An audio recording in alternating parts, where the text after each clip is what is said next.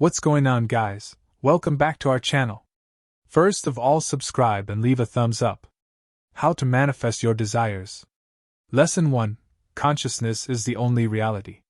This is going to be a very practical course.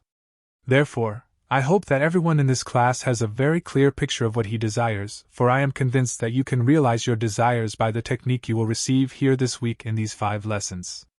That you may receive the full benefit of these instructions, let me state now that the Bible has no reference at all to any persons who ever existed or to any event that ever occurred upon earth. The ancient storytellers were not writing history but an allegorical picture lesson of certain basic principles which they clothed in the garb of history, and they adapted these stories to the limited capacity of a most uncritical and credulous people. The difference between the form of the Bible and its substance is as great as the difference between a grain of corn and the life germ without that grain. As our assimilative organs discriminate between food that can be built into our system and food that must be discarded, so do our awakened intuitive faculties discover beneath allegory and parable the psychological life germ of the Bible, and feeding on this, we too cast off the form which conveyed the message. The argument against the historicity of the Bible is too lengthy, consequently, it is not suitable for inclusion in this practical, psychological interpretation of its stories. Therefore, I will waste no time in trying to convince you that the Bible is not an historical fact. Tonight, I will take 4 stories and show you what the ancient storytellers intended that you and I should see in these stories. The ancient teachers attached psychological truths to phallic and solar allegories. They did not know as much of the physical structure of man as do modern scientists, either did they know as much about the heavens as do our modern astronomers. But the little they did know they used wisely, and they built phallic and solar frames to which they tied the great psychological truths that they had discovered. In the Old Testament you will find much of the phallic worship. Because it is not helpful, I am not going to emphasize it. I shall only show you how to interpret it. Before we come to the first of the psychological dramas that you and I may use in a practical sense, let me state the 2 outstanding names of the Bible, the one you and I translate as God or Jehovah, and the one we call His Son, which we has as Jesus. The ancients spelled these names by using little symbols. The ancient tongue, called the Hebraic language, was not a tongue that you exploded with the breath.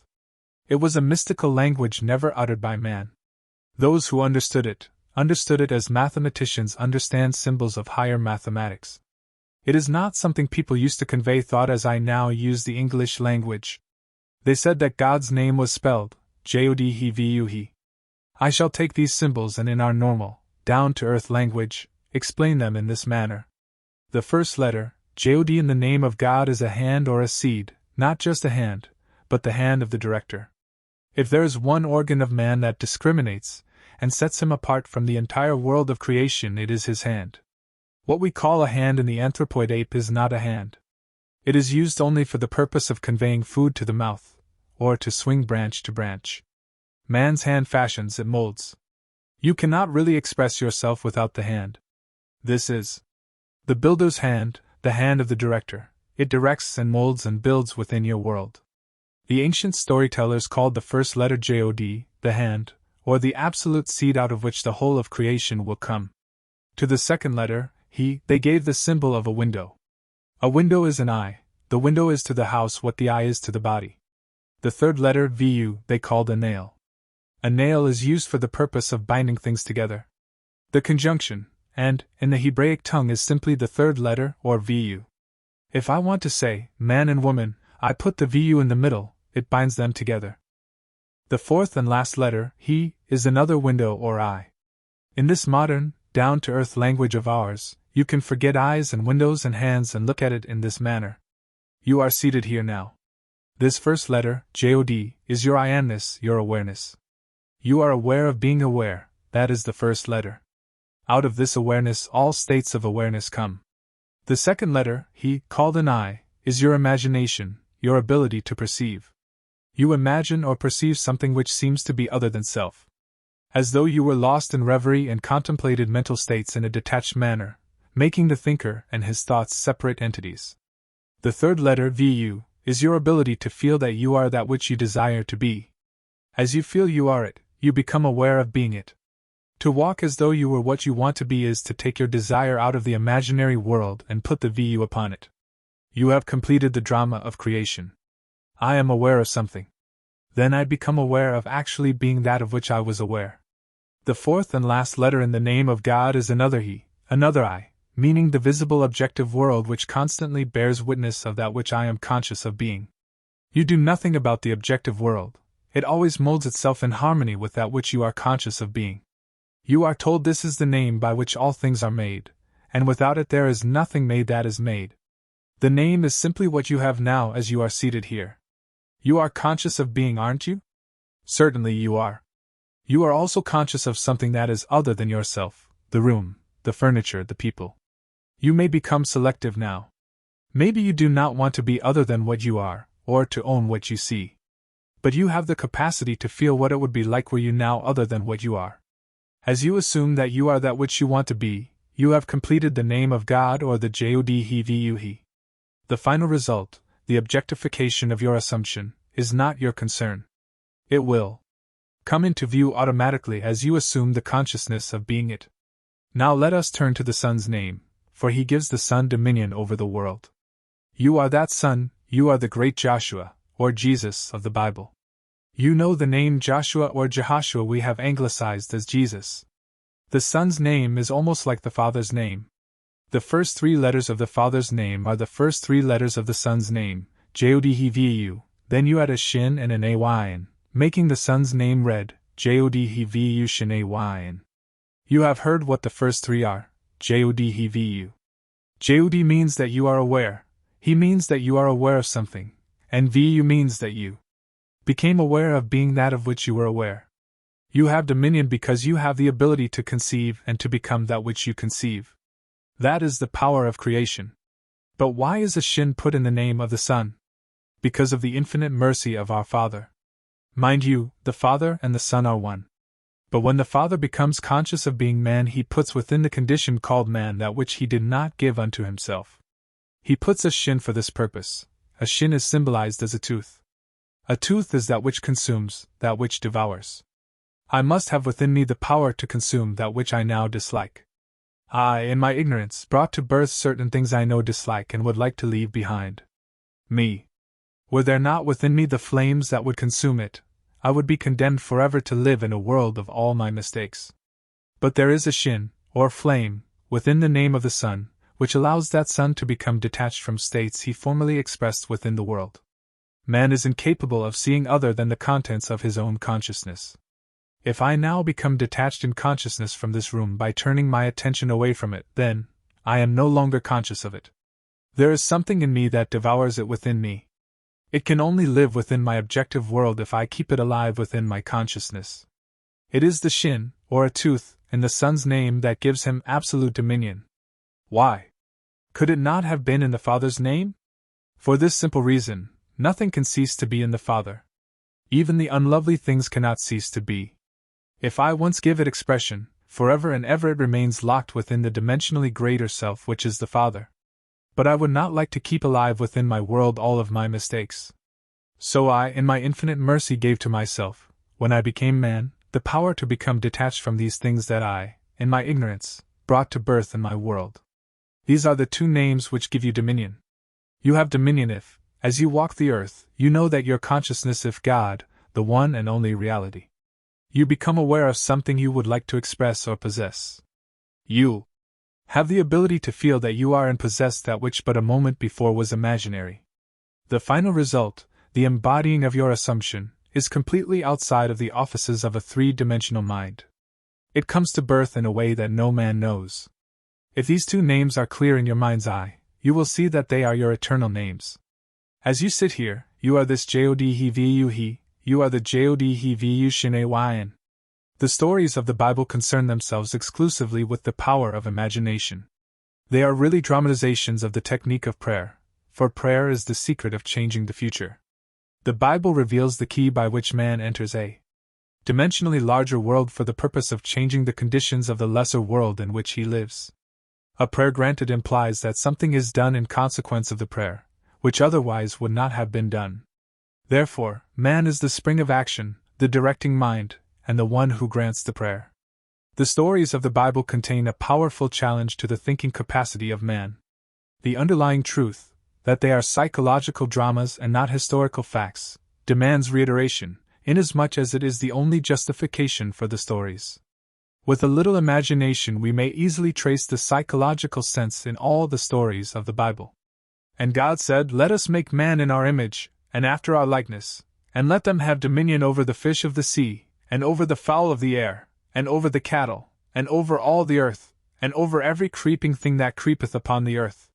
So, God created man in his own image, in the image of God created he him. Gen 1:26-27. Here in the first chapter of the Bible, the ancient teachers laid the foundation that God and man are one, and that man has dominion over all the earth. If God and man are one, then God can never be so far off as even to be near, for nearness implies separation. The question arises, what is God? God is man's consciousness, his awareness, his I-amness. The drama of life is a psychological one in which we bring circumstances to pass by our attitudes rather than by our acts. The cornerstone on which all things are based is man's concept of himself. He acts as he does, and has the experiences that he does, because of his concept of himself is what it is, and for no other reason. Had he a different concept of himself, he would act differently and have different experiences. Man, by assuming the feeling of his wish fulfilled, alters his future in harmony with his assumption, for assumptions, though false, if sustained, will harden into fact. The undisciplined mind finds it difficult to assume a state which is denied by the senses. But the ancient teachers discovered that sleep, or a state akin to sleep, aided man in making his assumption. Therefore, they dramatized the first creative act of man as one in which man was in a profound sleep. This not only sets the pattern for all future creative acts but shows us that man has but one substance that is truly his to use in creating his world, and that is himself. "And the Lord God, man, caused a deep sleep to fall upon Adam, and he slept. And he took one of his ribs and closed up the flesh instead thereof. And the rib, which the Lord God had taken from man, made he a woman." Gen 2:21-22. Before God fashions this woman for man, he brings unto Adam the beasts of the field, and the fowls of the air, and has Adam name them. Whatsoever Adam called every living creature, that was the name thereof. If you will take a concordance, or a Bible dictionary, and look up the word thigh as used in this story, you will see that it has nothing to do with the thigh. It is defined as the soft parts that are creative in a man, that hang upon the thigh of a man. The ancient storytellers used this phallic frame to reveal a great psychological truth. An angel is a messenger of God. You are God, as you have just discovered, for your consciousness is God, and you have an idea, a message. You are wrestling with an idea, for you do not know that you are already that which you contemplate, either do you believe you could become it. You would like to, but you do not believe you could. Who wrestles with the angel? Jacob. And the word Jacob, by definition, means the supplanter. You would like to transform yourself and become that which reason and your senses deny. As you wrestle with your ideal, trying to feel that you are it, this is what happens. When you actually feel that you are it, something goes out of you. You may use the words, "Who has touched me, for I perceive virtue has gone out of me." You become for a moment, after a successful meditation, incapable in the act, as though it were a physical creative act. You are just as impotent after you have prayed successfully as you are after the physical creative act. When satisfaction is yours, you no longer hunger for it. If the hunger persists, you did not explode the idea within you, you did not actually succeed in becoming conscious of being that which you wanted to be. There was still that thirst when you came out of the deep. If I can feel that I am that which but a few seconds ago I knew I was not, but desired to be, then I am no longer hungry to be it. I am no longer thirsty because I feel satisfied in that state. Then something shrinks within me, not physically but in my feeling, in my consciousness, for that is the creativeness of man. He so shrinks in desire, he loses the desire to continue in this meditation. He does not halt physically, he simply has no desire to continue the meditative act. When you pray, believe that you have received, and you shall receive. When the physical creative act is completed, the sinew which is upon the hollow of man's thigh shrinks, and man finds himself impotent, or is halted. In like manner, when a man prays successfully, he believes that he is already that which he desired to be, therefore he cannot continue desiring to be that which he is already conscious of being. At the moment of satisfaction, physical and psychological, something goes out which in time bears witness to man's creative power. Our next story is in the 38th chapter of the book of Genesis. Here is a king whose name is Judah, the first 3 letters of whose name also begins with Jodhvu. Tamar is his daughter-in-law. The word Tamar means a palm tree or the most beautiful, the most comely. She is gracious and beautiful to look on and is called a palm tree. A tall, stately palm tree blossoms even in the desert. Wherever it is, there is an oasis. When you see the palm tree in the desert, there will be found what you seek most in that parched land. There is nothing more desirable to a man moving across a desert than the sight of a palm tree. In our case, to be practical, our objective is the palm tree. That is the stately, beautiful one that we seek. Whatever it is that you and I want, what we truly desire, is personified in the story as Tamar the Beautiful. We are told she dresses herself in the veils of a harlot and sits in the public place. Her father-in-law, King Judah, comes by, and he is so in love with this one who is veiled that he offers her a kid to be intimate with her. She said, "What will you give me as a pledge that you will give me a kid?" Looking around, he said, "What do you want me to give as a pledge?" She answered, "Give me your ring, give me your bracelets, and give me your staff."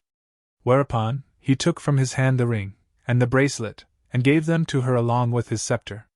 And he went in unto her and knew her, and she bore him a son. That is the story. Now for the interpretation. Man has one gift that is truly his to give, and that is himself. He has no other gift, as told you in the very first creative act of Adam begetting the woman out of himself. There was no other substance in the world but himself with which he could fashion the object of his desire. In like manner Judah had but one gift that was truly his to give, himself, as the ring, the bracelets, and the staff symbolized, for these were the symbols of his kingship. Man offers that which is not himself, but life demands that he give the one thing that symbolizes himself. "Give me your ring, give me your bracelet, give me your scepter." There make the king. When he gives them, he gives of himself. You are the great King Judah. Before you can know your Tamar and make her bear your likeness in the world, you must go in unto her and give of self. Suppose I want security. I cannot get it by knowing people who have it. I cannot get it by pulling strings. I must become conscious of being secure. Let us say I want to be healthy. Pills will not do it. Diet or climate will not do it. I must become conscious of being healthy by assuming the feeling of being healthy. Perhaps I want to be lifted up in this world. Merely looking at kings and presidents, and noble people and living in their reflection will not make me dignified. I must become conscious of being noble and dignified and walk as though I were that which I now want to be. When I walk in that light, I give of myself to the image that haunted my mind, and in time she bears me a child, which means I objectify a world in harmony with that which I am conscious of being. You are King Judah and you are also Tamar. When you become conscious of being that which you want to be, you are Tamar. Then you crystallize your desire within the world round about you. No matter what stories you read in the Bible, no matter how many characters these ancient storytellers introduced into the drama, there is one thing you and I must always bear in mind: they all take place within the mind of the individual man. All the characters live in the mind of the individual man.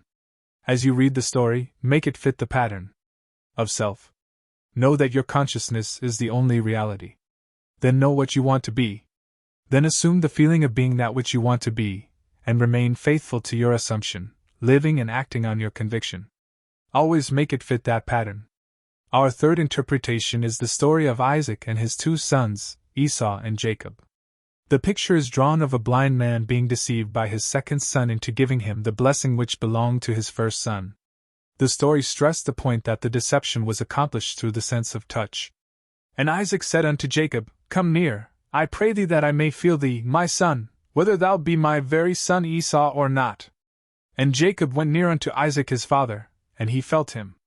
And it came to pass, as soon as Isaac had made an end of blessing Jacob, and Jacob was yet scarce gone out from the presence of Isaac his father, that Esau his brother came in from his hunting. Gen 27:21. This story can be very helpful if you will reenact it now.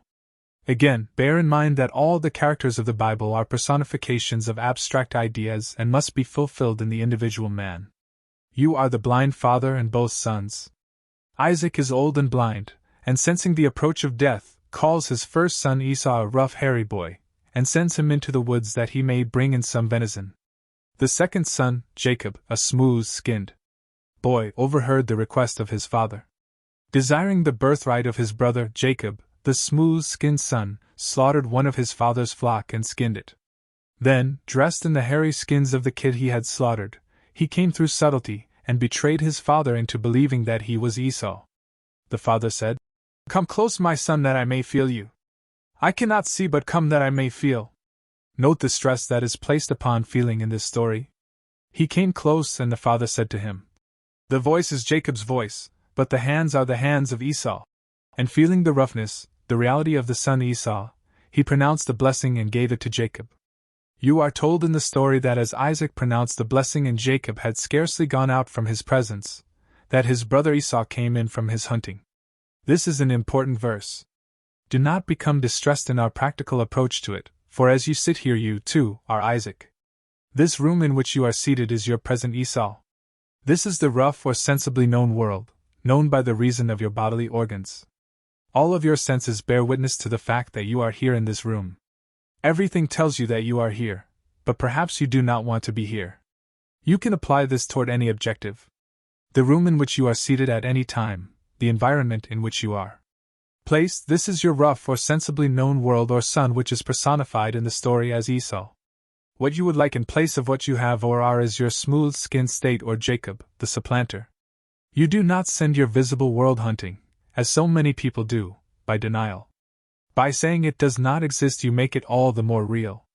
Instead, you simply remove your attention from the region of sensation which at this moment is the room round about you, and you concentrate your attention on that which you want to put in its place, that which you want to make real.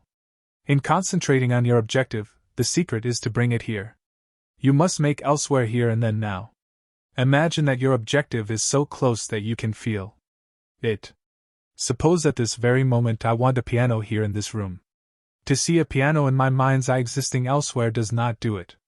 But to visualize it in this room as though it were here and to put my mental hand upon the piano and to feel it solidly real, is to take that subjective state personified as my second son Jacob and bring it so close that I can feel it.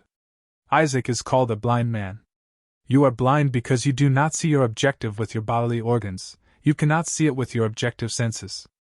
You only perceive it with your mind, but you bring it so close that you can feel it as though it were solidly real now. When this is done, and you lose yourself in its reality, and feel it to be real, open your eyes. When you open your eyes, what happens? The room that you had shut out but a moment ago returns from the hunt. You no sooner gave the blessing, felt the imaginary state to be real, than the objective world, which seemingly was unreal, returns. It does not speak to you with words as recorded of Esau, but the very room round about you tells you by its presence that you have been self-deceived. It tells you that when you lost yourself in contemplation, feeling that you were now what you wanted to be, feeling that you now possess what you desire to possess, that you were simply deceiving self. Look at this room. It denies that you are elsewhere. If you know the law, you now say, "Even though your brother came through subtlety and betrayed me and took your birthright, I gave him your blessing and I cannot retract." In other words, you remain faithful to this subjective reality, and you do not take back from it the power of birth. You gave it the right of birth, and it is going to become objective within this world of yours. There is no room in this limited space of yours for two things to occupy the same space at the same time. By making the subjective real, it resurrects itself within your world. Take the idea that you want to embody and assume that you are already it. Lose yourself in feeling this assumption is solidly real. As you give it this sense of reality, you have given it the blessing which belongs to the objective world, and you do not have to aid its birth any more than you have to aid the birth of a child or a seed you plant in the ground. The seed you plant grows unaided by a man, for it contains within itself all the power and all the plans necessary for self-expression. You can this night reenact the drama of Isaac blessing his second son, and see what happens in the immediate future in your world. Your present environment vanishes, all the circumstances of life change and make way for the coming of that to which you have given your life. As you walk, knowing that you are what you want it to be, you objectify it without the assistance of another. The fourth story for tonight is taken from the last of the books attributed to Moses. If you need proof that Moses did not write it, read the story carefully. It is found in the 34th chapter of the book of Deuteronomy. Ask any priest or rabbi, who is the author of this book, and they will tell you that Moses wrote it. In the 34th chapter of Deuteronomy you will read of a man writing his own obituary, that is, Moses wrote this chapter. A man may sit down and write what he would like to have placed upon his tombstone, but here is a man who writes his own obituary. And then he dies and so completely rubs himself out that he defies posterity to find where he has buried himself.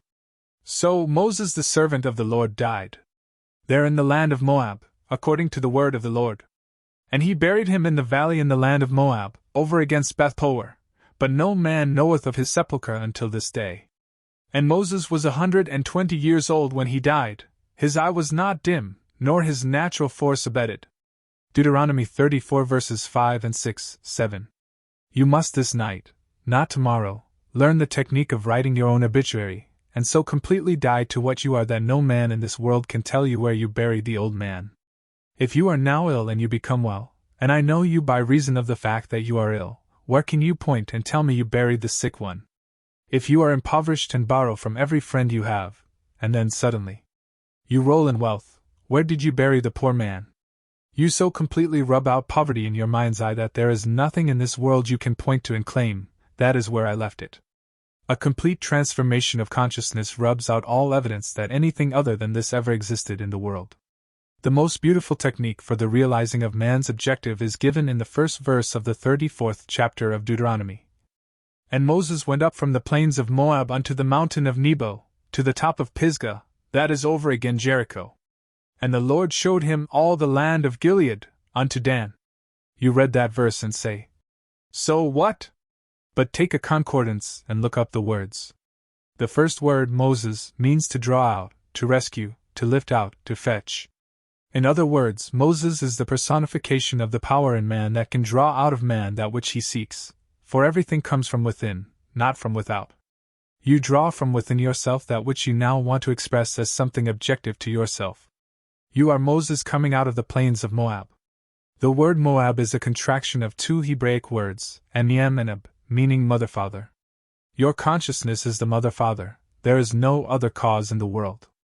Your I amness, your awareness, is this Moab or mother-father. You are always drawing something out of it. The next word is Nebo. In your concordance, Nebo is defined as a prophecy. A prophecy is something subjective. If I say, so and so will be, it is an image in the mind, it is not yet a fact. We must wait and either prove or disprove this prophecy. In our language, Nebo is your wish, your desire. It is called a mountain because it is something that appears difficult to ascend and is therefore seemingly impossible of realization. A mountain is something bigger than you are, it towers over you. Nebo personifies that which you want to be in contrast to that which you are. The word Pisgah, by definition, is to contemplate. Jericho is a fragrant odor. And Gilead means the hills of witnesses. The last word is Dan the prophet. Now put them all together in a practical sense, and see what the ancients tried to tell us. As I stand here, having discovered that my consciousness is God, and that I can, by simply feeling that I am what I want to be, transform myself into the likeness of that which I am assuming I am, I know now that I am all that it takes to scale this mountain. I define my objective. I do not call it Nebo. I call it my desire. Whatever I want, that is my Nebo, that is my great mountain that I am going to scale. I now begin to contemplate it, for I shall climb to the peak of Pisgah. I must contemplate my objective in such a manner that I get the reaction that satisfies.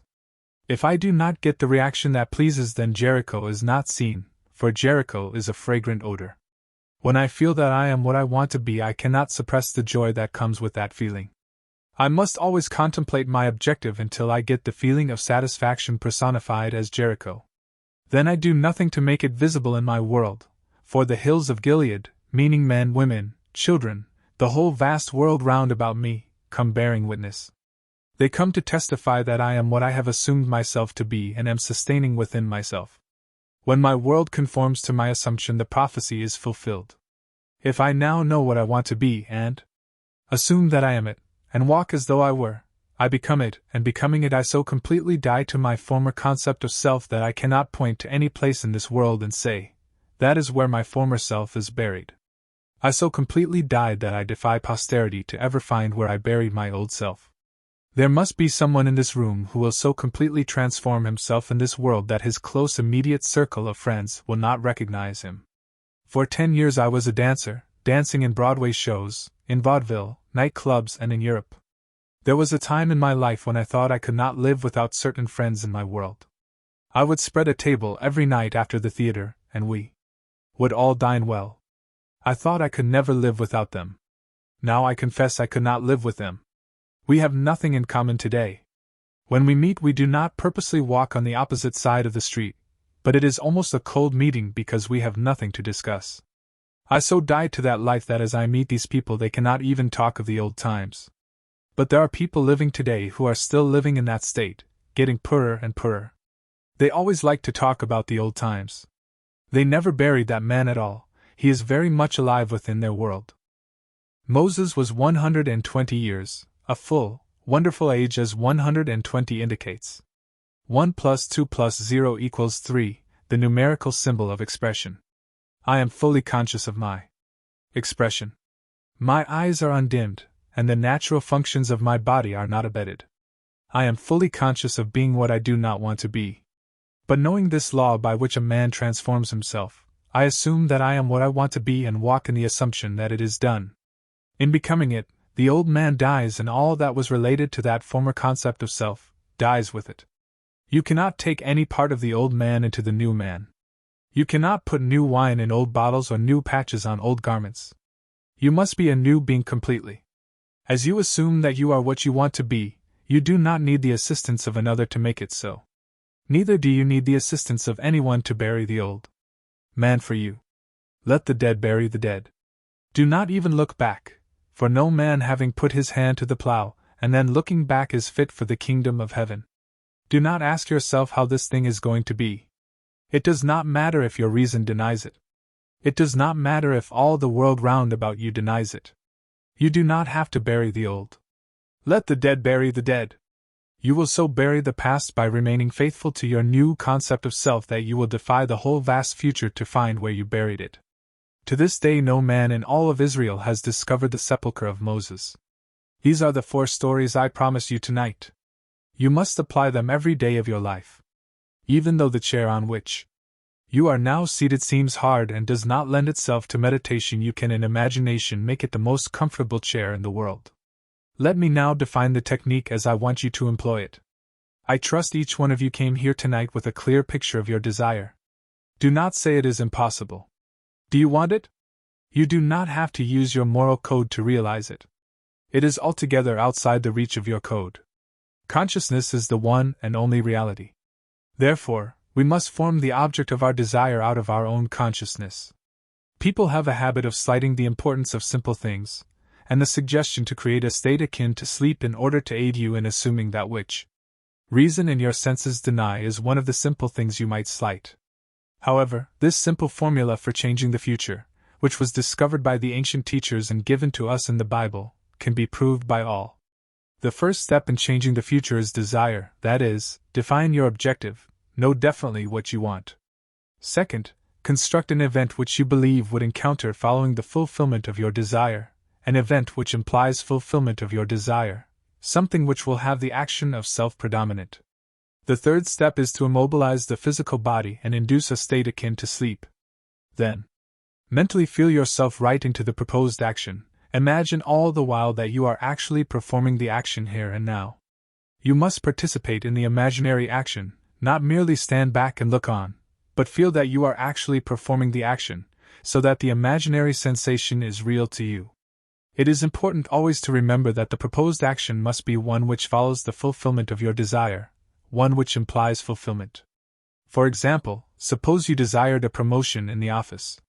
Then being congratulated would be an event you would encounter following the fulfillment of your desire.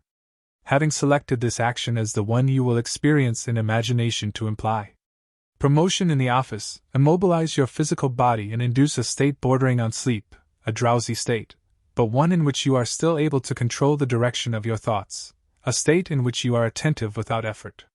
Then visualize a friend standing before you. Put your imaginary hand into his. Feel it to be solid and real and carry on an imaginary conversation with him in harmony with the feeling of having been promoted. You do not visualize yourself at a distance in point of space and at a distance in point of time being congratulated on your good fortune. Instead, you make elsewhere here and the future now. The difference between feeling yourself in action, here and now, and visualizing yourself in action, as though you were on a motion picture screen, is the difference between success and failure. The difference will be appreciated if you will visualize yourself climbing a ladder. Then, with eyelids closed, imagine that a ladder is right in front of you and feel yourself actually climbing it. Experience has taught me to restrict the imaginary action which implies fulfillment of the desire, to condense the idea into a single act, and to reenact it over and over again until it has the feeling of reality. Otherwise, your attention will wander off along an associational track, and hosts of associated images will be presented to your attention, and in a few seconds, they will lead you hundreds of miles away from your objective in point of space and years away in point of time. If you decide to climb a particular flight of stairs, because that is the likely event to follow the fulfillment of your desire, then you must restrict the action to climbing that particular flight of stairs. Should your attention wander off, bring it back to climbing that flight of stairs, and keep on doing so until the imaginary action has all the solidity and distinctness of reality. The idea must be maintained in the mind without any sensible effort on your part. You must, with the minimum of effort, permeate the mind with the feeling of the wish fulfilled. Drowsiness facilitates change because it favors attention without effort, but it must not be pushed to the state of sleep in which you no longer are able to control the movements of your attention, but a moderate degree of drowsiness in which you are still able to direct your thoughts. A most effective way to embody a desire is to assume the feeling of the wish fulfilled and then, in a relaxed and drowsy state, repeat over and over again like a lullaby any short phrase which implies fulfillment of your desire, such as, "Thank you, thank you, thank you," as though you addressed a higher power for having given you that which you desired. I know that when this course comes to an end on Friday, many of you here will be able to tell me you have realized your objectives. 2 weeks ago, I left the platform and went to the door to shake hands with the audience. I am safe in saying at least 35 out of a class of 135 told me that which they desired when they joined this class they had already realized. This happened only 2 weeks ago. I did nothing to bring it to pass save to give them this technique of prayer. You need do nothing to bring it to pass, save apply this technique of prayer. With your eyes closed and your physical body immobilized, induce a state akin to sleep and enter into the action as though you were an actor playing the part. Experience in imagination what you would experience in the flesh were you now in possession of your objective. Make elsewhere here and then now. And the greater you, using the larger focus, will use all means, and call them good, which tend toward the production of that which you have assumed. You are relieved of all responsibility to make it so, because as you imagine and feel that it is, so your dimensionally larger self determines the means. Do not think for one moment that someone is going to be injured in order to make it so, or that someone is going to be disappointed. It is still not your concern. I must drive this home. Too many of us, schooled in different walks of life, are so concerned about the other. You ask, if I get what I want, will it not imply injury to another? There are ways you know not of, so do not be concerned. Close your eyes now because we are going to be in a long silence. Soon you will become so lost in contemplation, feeling that you are what you want to be, that you will be totally unconscious of the fact that you are in this room with others. You will receive a shock when you open your eyes and discover we are here. It should be a shock when you open your eyes and discover that you are not actually that which, a moment before, you felt you were, or felt you possessed. Now we will go into the deep silence period. I need not remind you that you are now that which you have assumed that you are. Do not discuss it with anyone, not even self. You cannot take thought as to the how, when you know that you are already. Your three-dimensional reasoning, which is a very limited reasoning indeed, should not be brought into this drama. It does not know. What you have just felt to be true is true. Let no man tell you that you should not have it. What you feel that you have, you will have. And I promise you this much, after you have realized your objective, on reflection you will have to admit that this conscious reasoning mind of yours could never have devised the way. You are that and have that which this very moment you appropriated. Do not discuss it. Do not look to someone for Encouragement because the thing might not come. It has come. Go about your Father's business doing everything normally and let these things happen in your world. Lesson 2. Assumptions harden into fact. The Bible of ours has nothing to do with history. Some of you may yet be inclined tonight to believe that, although we can give it a psychological interpretation, it still could be left in its present form and be interpreted literally. You cannot do it. The Bible has no reference at all to people or to events as you have been taught to believe. The sooner you begin to rub out that picture, the better. We are going to take a few stories tonight, and again I am going to remind you that you must reenact all of these stories within your own mind. Bear in mind that although they seem to be stories of people fully awake, the drama is really between you, the sleeping one, the deeper you, and the conscious waking you. They are personified as people, but when you come to the point of application you must remember the importance of the drowsy state. All creation, as we told you last night, takes place in the state of sleep, or that state which is akin to sleep, the sleepy, drowsy state. We told you last night the first man is not yet awakened. You are Adam, the first man, still in the profound sleep.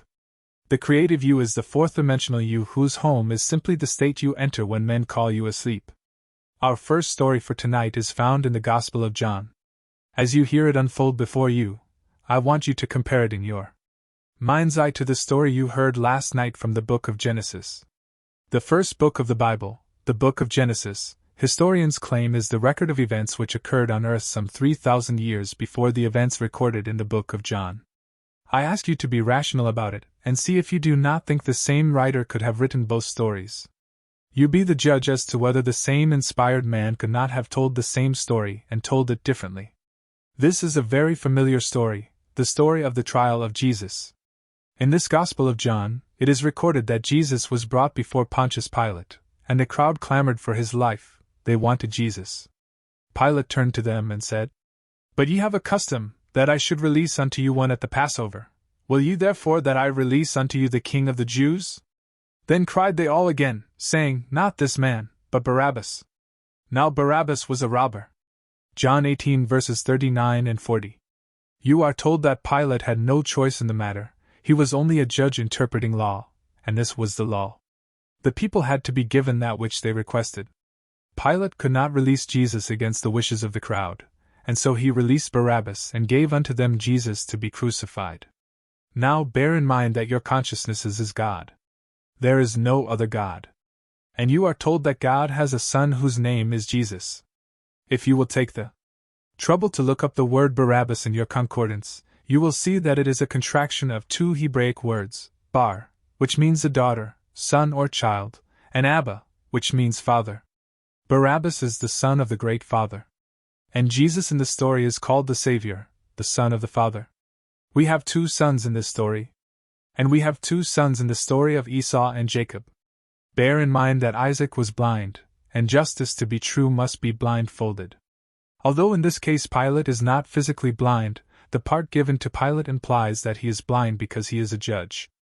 On all the great law buildings of the world we see the lady, or the man who represents justice, as being blindfolded. Judge not according to the appearance, but judge righteous judgment. John 7 verse 24. Here we find Pilate playing the same part as Isaac. There are two sons. All the characters as they appear in this story can apply to your own life. You have a son that is robbing you this very moment of that which you could be. If you came to this meeting tonight conscious of wanting something, desiring something, you walked in the company of Barabbas. For to desire is to confess that you do not now possess what you desire, and because all things are yours, you rob yourself by living in the state of desire. My Savior is my desire. As I want something, I am looking into the eyes of my Savior. But if I continue wanting it, I deny my Jesus, my Savior, for as I want I confess I am not, and except ye believe that I am he, ye die in your sins. I cannot have and still continue to desire what I have. I may enjoy it, but I cannot continue wanting it. Here is the story. This is the feast of the Passover. Something is going to change right now, something is going to pass over. Man is incapable of passing over from one state of consciousness into another unless he releases from consciousness that which he now entertains, for it anchors him where he is. You and I may go to physical feasts year after year as the sun enters the great sign of Aries, but it means nothing to the true mystical Passover. To keep the feast of the Passover, the psychological feast, I pass from one state of consciousness into another. I do it by releasing Barabbas, the thief and robber that robs me of that state which I could embody within my world. The state I seek to embody is personified in the story as Jesus the Savior. If I become what I want to be, then I am saved from what I was. If I do not become it, I continue to keep locked within me a thief who robs me of being that which I could be. These stories have no reference to any persons who lived nor to any event that ever occurred upon earth. These characters are everlasting characters in the mind of every man in the world. You and I perpetually keep alive either Barabbas or Jesus. You know at every moment of time who you are entertaining. Do not condemn a crowd for clamoring that they should release Barabbas and crucify Jesus. It is not a crowd of people called Jews. They had nothing to do with it. If we are wise, we too should clamor for the release of that state of mind that limits us from being what we want to be, that restricts us, that does not permit us to become the ideal that we seek and strive to attain in this world. I am not saying that you are not tonight embodying Jesus. I only remind you that if at this very moment you have an unfulfilled ambition, then you are entertaining that which denies the fulfillment of the ambition, and that which denies it is Barabbas. To explain the mystical, psychological transformation known as the Passover, or the crossing over, you must now become identified with the ideal that you would serve, and you must remain faithful to the ideal. If you remain faithful to it, you not only crucify it by your faithfulness, but you resurrect it unaided by a man. As the story goes, no man could rise early enough to roll away the stone. Unaided by a man, the stone was removed, and what seemingly was dead and buried was resurrected unassisted by a man. You walk in the consciousness of being that which you want to be. No one sees it as yet, but you do not need a man to roll away the problems and the obstacles of life in order to express that which you are conscious of being. That state has its own unique way of becoming embodied in this world, of becoming flesh that the whole world may touch it. Now you can see the relationship between the story of Jesus and the story of Isaac and his two sons, where one transplanted the other, where one was called the supplanter of the other. Why do you think those who compiled the 60-odd books of our Bible made Jacob the forefather of Jesus? They took Jacob, who was called the supplanter, and made him father of 12, then they took Judah or Praise, the fifth son, and made him the fourth of Joseph, who is supposed to have fathered in some strange way this one called Jesus. Jesus must supplant Barabbas as Jacob must supplant and take the place of Esau. Tonight you can sit right here and conduct the trial of your two sons, one of whom you want released. You can become the crowd who clamors for the release of the thief, and the judge who willingly releases Barabbas, and sentences Jesus to fill his place. He was crucified on Golgotha, the place of the skull, the seat of the imagination.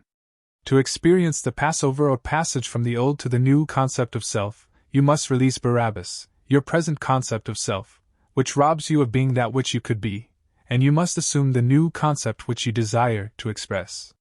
The best way to do this is to concentrate your attention upon the idea of identifying yourself with your ideal. Assume you are already that which you seek, and your assumption, though false, if sustained, will harden into fact. You will know when you have succeeded in releasing Barabbas, your old concept of self, and when you have successfully crucified Jesus, or fixed the new concept of self, by simply looking mentally at the people you know. If you see them as you formerly saw them, you have not changed your concept of self, for all changes of concepts of self result in a changed relationship to your world. We always seem to others the embodiment of the ideal we inspire. Therefore, in meditation, we must imagine that others see us as they would see us were we what we desire to be. You can release Barabbas and crucify and resurrect Jesus if you will first define your ideal. Then relax in a comfortable armchair, induce a state of consciousness akin to sleep, and experience in imagination what you would experience in reality were you already that which you desire to be. By this simple method of experiencing in imagination what you would experience in the flesh were you the embodiment of the ideal you serve, you release Barabbas who robbed you of your greatness, and you crucify and resurrect your Savior, or the ideal you desire to express. Now let us turn to the story of Jesus in the Garden of Gethsemane. Bear in mind that a garden is a properly prepared plot of ground, it is not a wasteland. You are preparing this ground called Gethsemane by coming here and studying and doing something about your mind.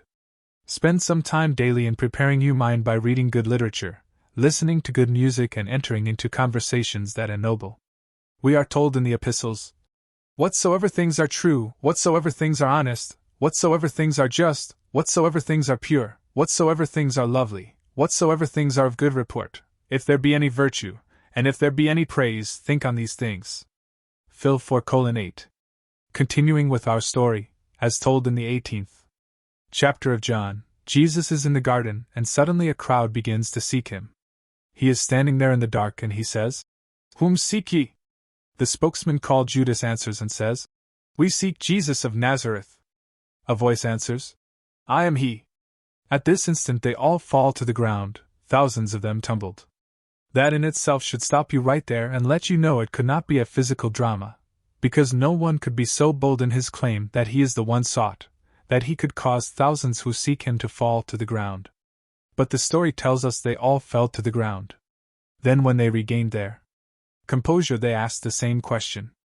Jesus answered, "I have told you that I am he. If therefore ye seek me, let these go their way." John 18:8. Then said Jesus unto him, "That thou doest, do quickly." John 13:27. Judas, who has to do it quickly, goes out and commits suicide. Now to the drama. You are in your Garden of Gethsemane or prepared mind if you can. While you are in a state akin to sleep, control your attention and not let it wander away from its purpose. If you can do that, you are definitely in the garden. Very few people can sit quietly and not enter a reverie or a state of uncontrolled thinking. When you can restrict the mental action and remain faithful to your watch, not permitting your attention to wander all over the place but hold it without effort within a limited field of presentation to the state you are contemplating, then you are definitely this disciplined presence in the Garden of Gethsemane. The suicide of Judas is nothing more than changing your concept of yourself. When you know what you want to be, you have found your Jesus or Savior. When you assume that you are what you want to be, you have died to your former concept of self. Judas committed suicide, and are not living as Jesus. You can become at will detached from the world round about you and attached to that which you want to embody within your world. Now that you have found me, now that you have found that which would save you from what you are, let go of that which you are and all that it represents in the world. Become completely detached from it. In other words, go out and commit suicide. You completely die to what you formerly expressed in this world, and you now completely live to that which no one saw as true of you before. You are as though you had died by your own hand, as though you had committed suicide. You took your own life by becoming detached in consciousness from what you formerly kept alive, and you begin to live to that which you have discovered in your garden. You have found your Savior. It is not men falling, not a man betraying another, but you detaching your attention and refocusing your attention in an entirely new direction. From this moment on, you walk as though you were that which you formerly wanted to be. Remaining faithful to your new concept of yourself, you die or commit suicide. No one took your life, you laid it down yourself. You must be able to see the relation of this to the death of Moses, where he so completely died that no one could find where he was buried. You must see the relationship of the death of Judas.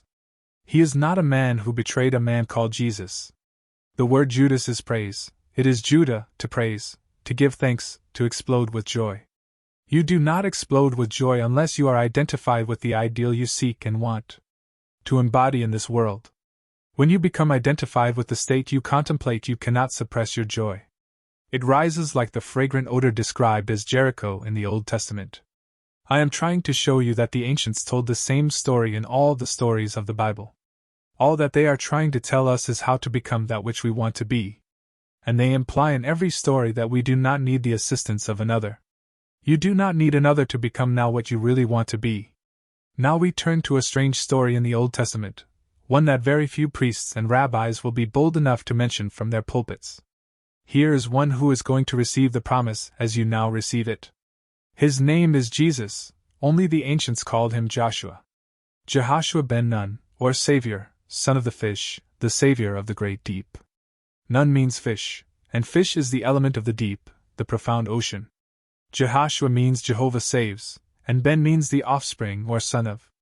So, he was called the one who brought the fish age. This story is in the 6th book of the Bible, the book of Joshua. A promise is made to Joshua as it is made to Jesus in the anglicized form in the Gospels of Matthew, Mark, Luke and John.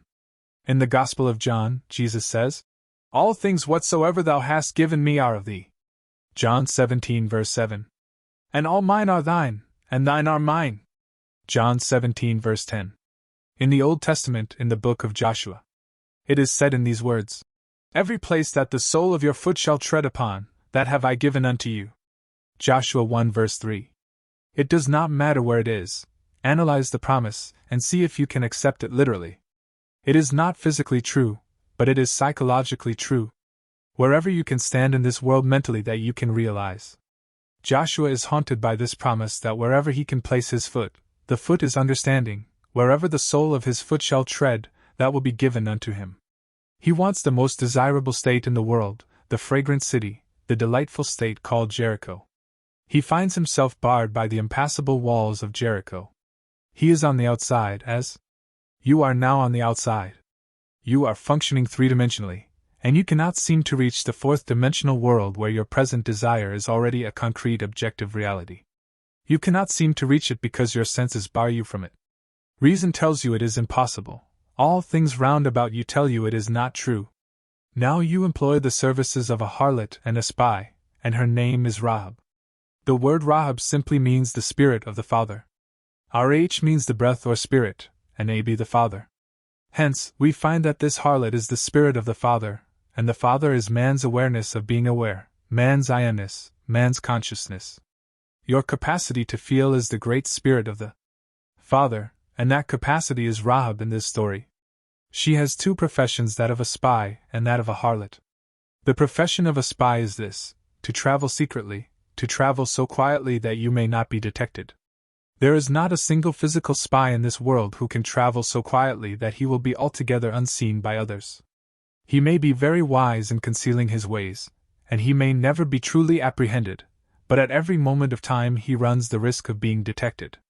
When you are sitting quietly with your thoughts, there is no man in the world so wise that he can look at you and tell you where you are mentally dwelling. I can stand here and place myself in London. Knowing London quite well, I can close my eyes and assume that I am actually standing in London. If I remain within this state long enough, I will be able to surround myself with the environment of London as though it were a solid, concrete, objective fact. Physically I am still here, but mentally I am thousands of miles away and I have made elsewhere here. I do not go there as a spy, I mentally make elsewhere here, and then now. You cannot see me dwelling there, so you think I have just gone to sleep and that I am still here in this world, this three-dimensional world that is now San Francisco. As far as I am physically concerned, I am here, but no one can tell me where I am when I enter the moment of meditation. Rahab's next profession was that of a harlot, which is to grant unto men what they ask of her without asking man's right to ask. If she be an absolute harlot, as her name implies, then she possesses all and can grant all that man asks of her. She is there to serve, and not to question man's right to seek what he seeks of her. You have within you the capacity to appropriate a state without knowing the means that will be employed to realize that end, and you assume the feeling of the wish fulfilled without having any of the talents that men claim you must possess in order to do so. When you appropriate it in consciousness, you have employed the spy, and because you can embody that state within yourself by actually giving it to yourself, you are the harlot, for the harlot satisfies the man who seeks her. You can satisfy self by appropriating the feeling that you are what you want to be. And this assumption, though false, that is, although reason and the senses deny it, if persisted in, will harden into fact. By actually embodying that which you have assumed you are, you have the capacity to become completely satisfied. Unless it becomes a tangible, concrete reality, you will not be satisfied, you will be frustrated. You are told in this story that when Rahab went into the city to conquer it, the command given to her was to enter the heart of the city, the heart of the matter, the very center of it, and there remain until I come. Do not go from house to house, do not leave the upper room of the house into which you enter. If you leave the house and there be blood upon your head, it is upon your head. But if you do not leave the house and there be blood, it shall be upon my head. Rahab goes into the house, rises to the upper floor, and there she remains while the walls crumble. That is, we must keep a high mood if we would walk with the highest. In a very veiled manner, the story tells you that when the walls crumbled, and Joshua entered, the only one who was saved in the city was the spy and the harlot whose name was Rahab. This story tells what you can do in this world. You will never lose the capacity to place yourself elsewhere and make it here. You will never lose the ability to give unto yourself what you are bold enough to appropriate as true of self. It has nothing to do with the woman who played that part. The explanation of the crumbling of the walls is simple. You are told that he blew upon the trumpet 7 times, and at the 7th blast the walls crumbled, and he entered victoriously into the state that he sought. 7 is a stillness, a rest, the Sabbath. It is the state when man is completely unmoved in his conviction that the thing is. When I can assume the feeling of my wish fulfilled and go to sleep, unconcerned, undisturbed, I am at rest mentally, and am keeping the Sabbath or am blowing the trumpet 7 times. And when I reach that point the walls crumble. Circumstances alter then remold themselves in harmony with my assumption. As they crumble I resurrect that which I have appropriated within. The walls, the obstacles, the problems, crumble of their own weight if I can reach the point of stillness within me. The man who can fix within his own mind's eye an idea, even though the world would deny it, if he remains faithful to that idea he will see it manifested. There is all the difference in the world between holding the idea and being held by the idea. Become so dominated by an idea that it haunts the mind as though you were it. Then, regardless of what others may say, you are walking in the direction of your fixed attitude of mind. You are walking in the direction of the idea that dominates the mind. As we told you last night, you have but one gift that is truly yours to give, and that is yourself. There is no other gift. You must press it out of yourself by an appropriation. It is there within you now, for creation is finished. There is nothing to be that is not now. There is nothing to be created, for all things are already yours, they are finished. Although man may not be able to stand physically upon a state, he can always stand mentally upon any desired state. By standing mentally I mean that you can now, this very moment, close your eyes and visualize a place other than your present one, and assume that you are actually there.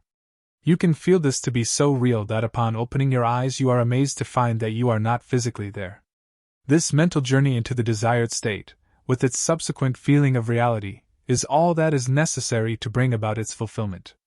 Your dimensionally greater self has ways that the lesser, or three-dimensional you, know not of. Furthermore, to the greater you, all means are good which promote the fulfillment of your assumption. Remain in the mental state defined as your objective until it has the feeling of reality, and all the forces of heaven and earth will rush to aid its embodiment. Your greater self will influence the actions and words of all who can be used to aid the production of your fixed mental attitude. Now we turn to the book of Numbers, and here we find a strange story. I trust that some of you have had this experience, as described in the book of Numbers. They speak of the building of a tabernacle at the command of God, that God commanded Israel to build him a place of worship. He gave them all the specifications of the tabernacle. It had to be an elongated, movable place of worship, and it had to be covered with skin. Need you be told anything more? Isn't that man? Know ye not that ye are the temple of God, and that the Spirit of God dwelleth in you? 1 Cor 3:16. There is no other temple. Not a temple made with hands, but a temple eternal in the heavens. This temple is elongated, and it is covered with skin, and it moves across the desert.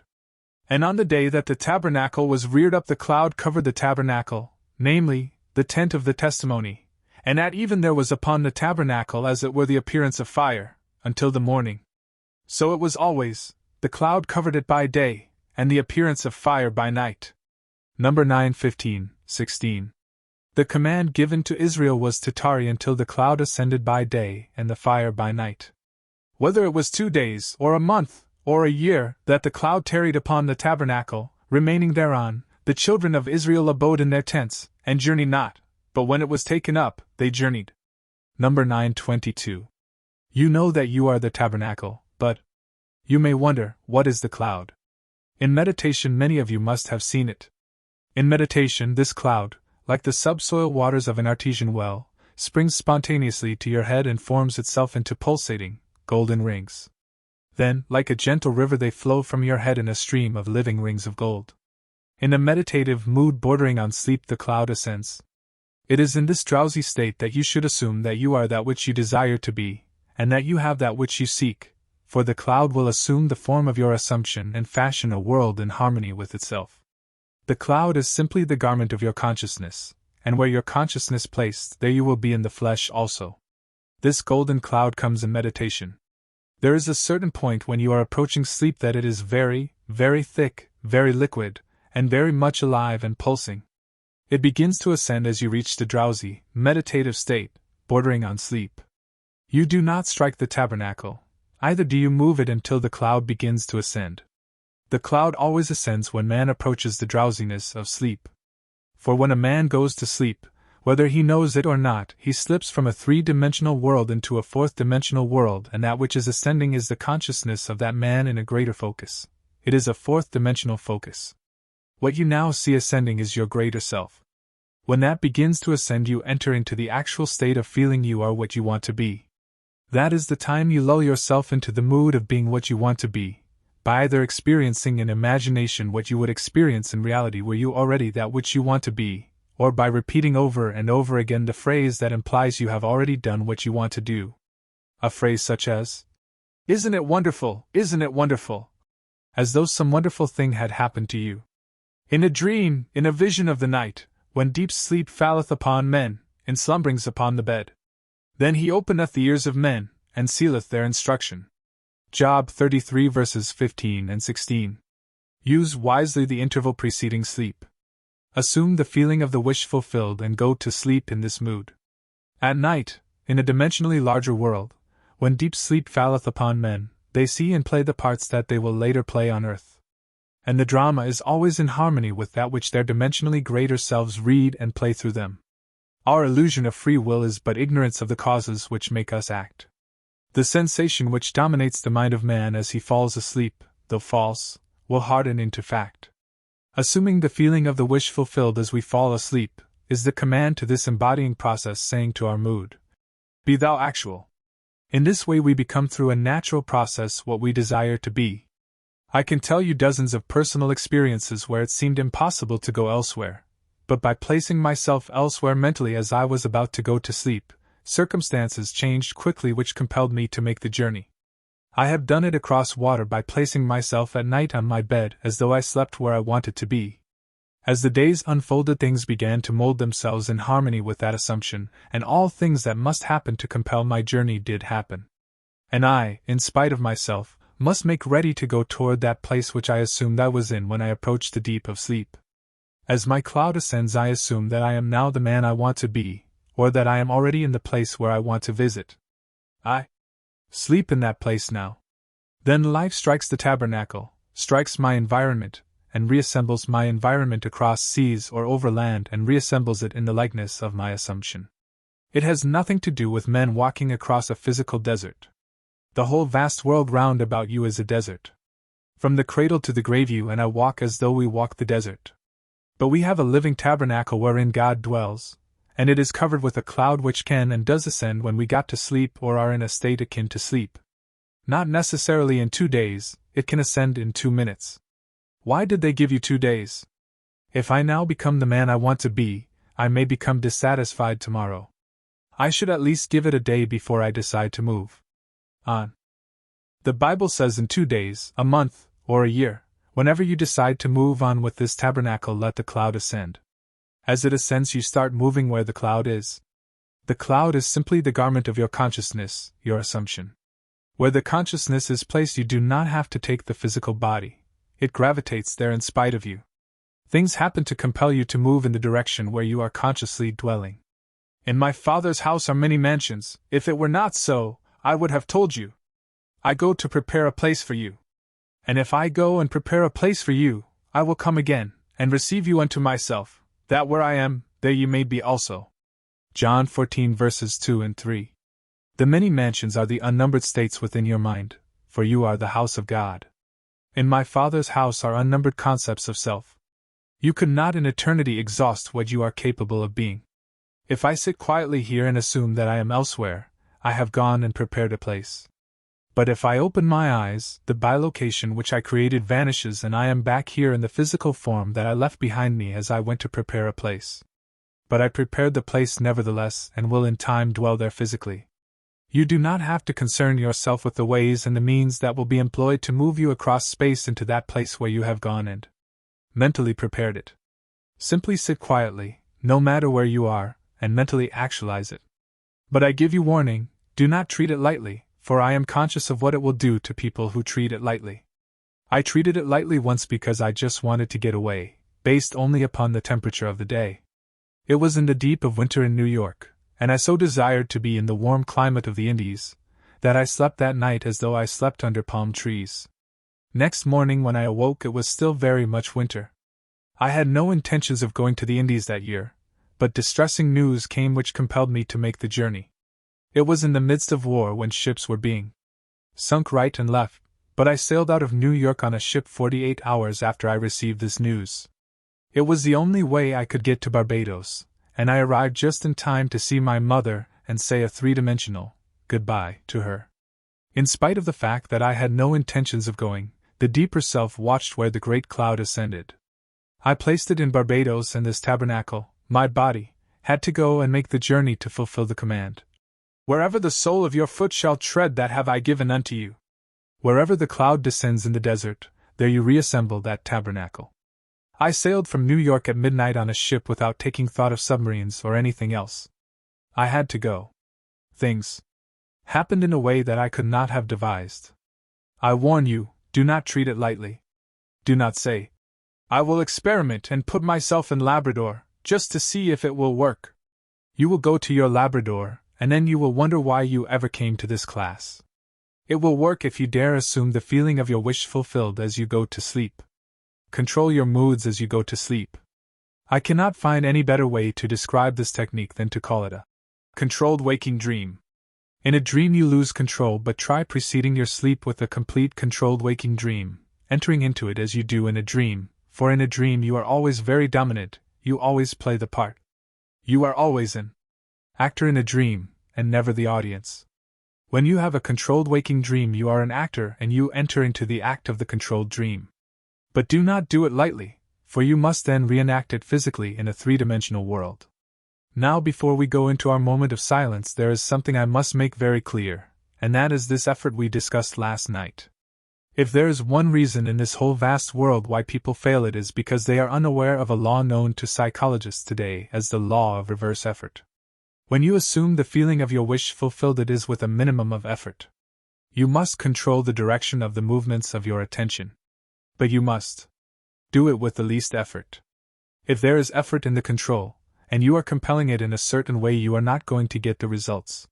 You will get the opposite results, whatever they might be.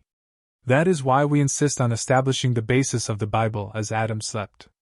That is the first creative act, and there is no record where he was ever awakened from this profound sleep. While he sleeps, creation stops. You change your future best when you are in control of your thoughts while in a state akin to sleep, for then effort is reduced to its minimum. Your attention seems to completely relax, and then you must practice holding your attention within that feeling, without using force, and without using effort. Do not think for a moment that it is willpower that does it. When you release Barabbas and become identified with Jesus, you do not will yourself to be it, you imagine that you are it. That is all you do. Now, as we come to the vital part of the evening, the interval devoted to prayer, let me again clarify this technique. Know what you want. Then construct a single event, an event which implies fulfillment of your wish. Restrict the event to a single act. For instance, if I single out as an event, shaking a man's hand, then that is the only thing I do. I do not shake it, then light a cigarette, and do 1,000 other things.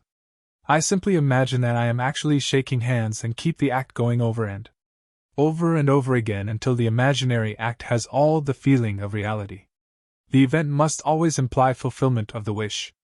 Always construct an event which you believe you would naturally encounter following the fulfillment of your desire. You are the judge of what event you really want to realize. There is another technique I gave you last night. If you cannot concentrate on an act, if you cannot snuggle into your chair and believe the chair is elsewhere, just as though elsewhere were here, then do this.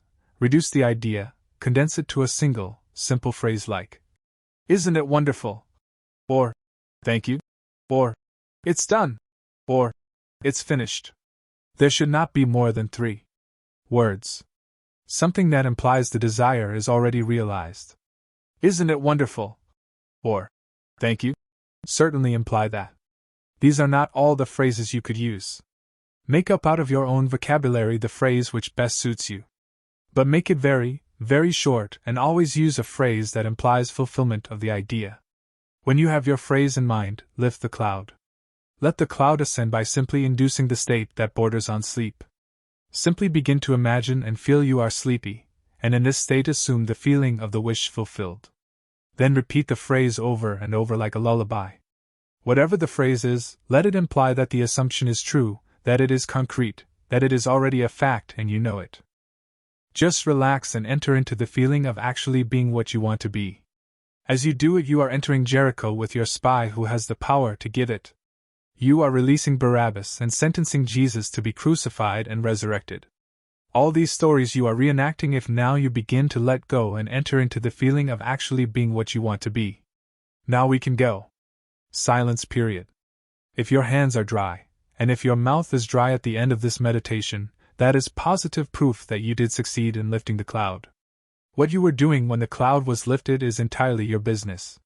But you did lift the cloud if your hands are dry. I will give you another phenomena that is very strange and one I cannot analyze. It happens if you really go into the deep. You will find on waking that you have the most active pair of kidneys in the world. I have discussed it with doctors and they cannot explain it. Another thing you may observe in meditation is a lovely liquid blue light. The nearest thing on earth to which I can compare it is burning alcohol. You know when you put alcohol on the plum pudding at Christmas time and set it aflame, the lovely liquid blue flame that envelopes the pudding until you blow it out. That flame is the nearest thing to the blue light which comes on the forehead of a man in meditation. Do not be distressed. You will know it when you see it. It is like two shades of blue, a darker and a lighter blue in constant motion, just like burning alcohol, which is unlike the constant flame of a gas jet. This flame is alive, just as spirit would be alive. Another thing that may come to you as it did to me. You will see spots before your eyes. They are not liver spots as some people will tell you who know nothing about it. These are little things that float in space like a mesh, little circles all tied together. They start with a single cell and come in groups in different geometrical patterns, like worms, like trailers, and they float all over your face. When you close your eyes you still see them, proving that they are not from without, they are from within. When you begin to expand in consciousness, all these things come. They may be your bloodstream objectified by some strange trick of man that man does not quite understand. I am not denying that it is your bloodstream made visible, but do not be distressed by thinking it is liver spots or some other silly thing that people will tell you. If these various phenomena come to you, do not think you are doing something wrong. It is the normal, natural expansion that comes to all men who take themselves in tow and try to develop the Garden of Gethsemane. The minute you begin to discipline your mind by observing your thoughts and watching your thoughts throughout the day, you become the policeman of your thoughts. Refuse to enter into conversations that are unlovely. Refuse to listen attentively to anything that tears you down. Begin to build within your own mind's eye the vision of the perfect virgin rather than the vision of the foolish virgin. Listen only to the things that bring joy when you hear them. Do not give a willing ear to that which is unlovely, which when you heard it you wish you had not. That is listening and seeing things without oil in your lamp, or joy in your mind.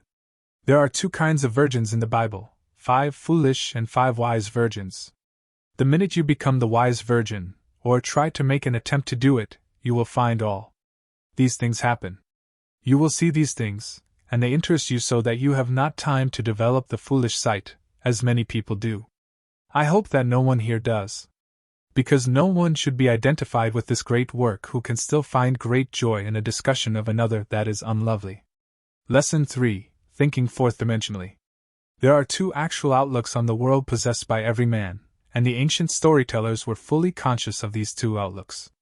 They called one the carnal mind, and the other the mind of Christ.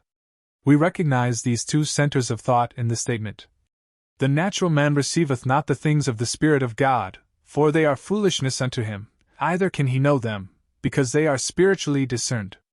1 Cor 2:14. To the natural mind, reality is confined to the instant called now. This very moment seems to contain the whole of reality. Everything else is unreal.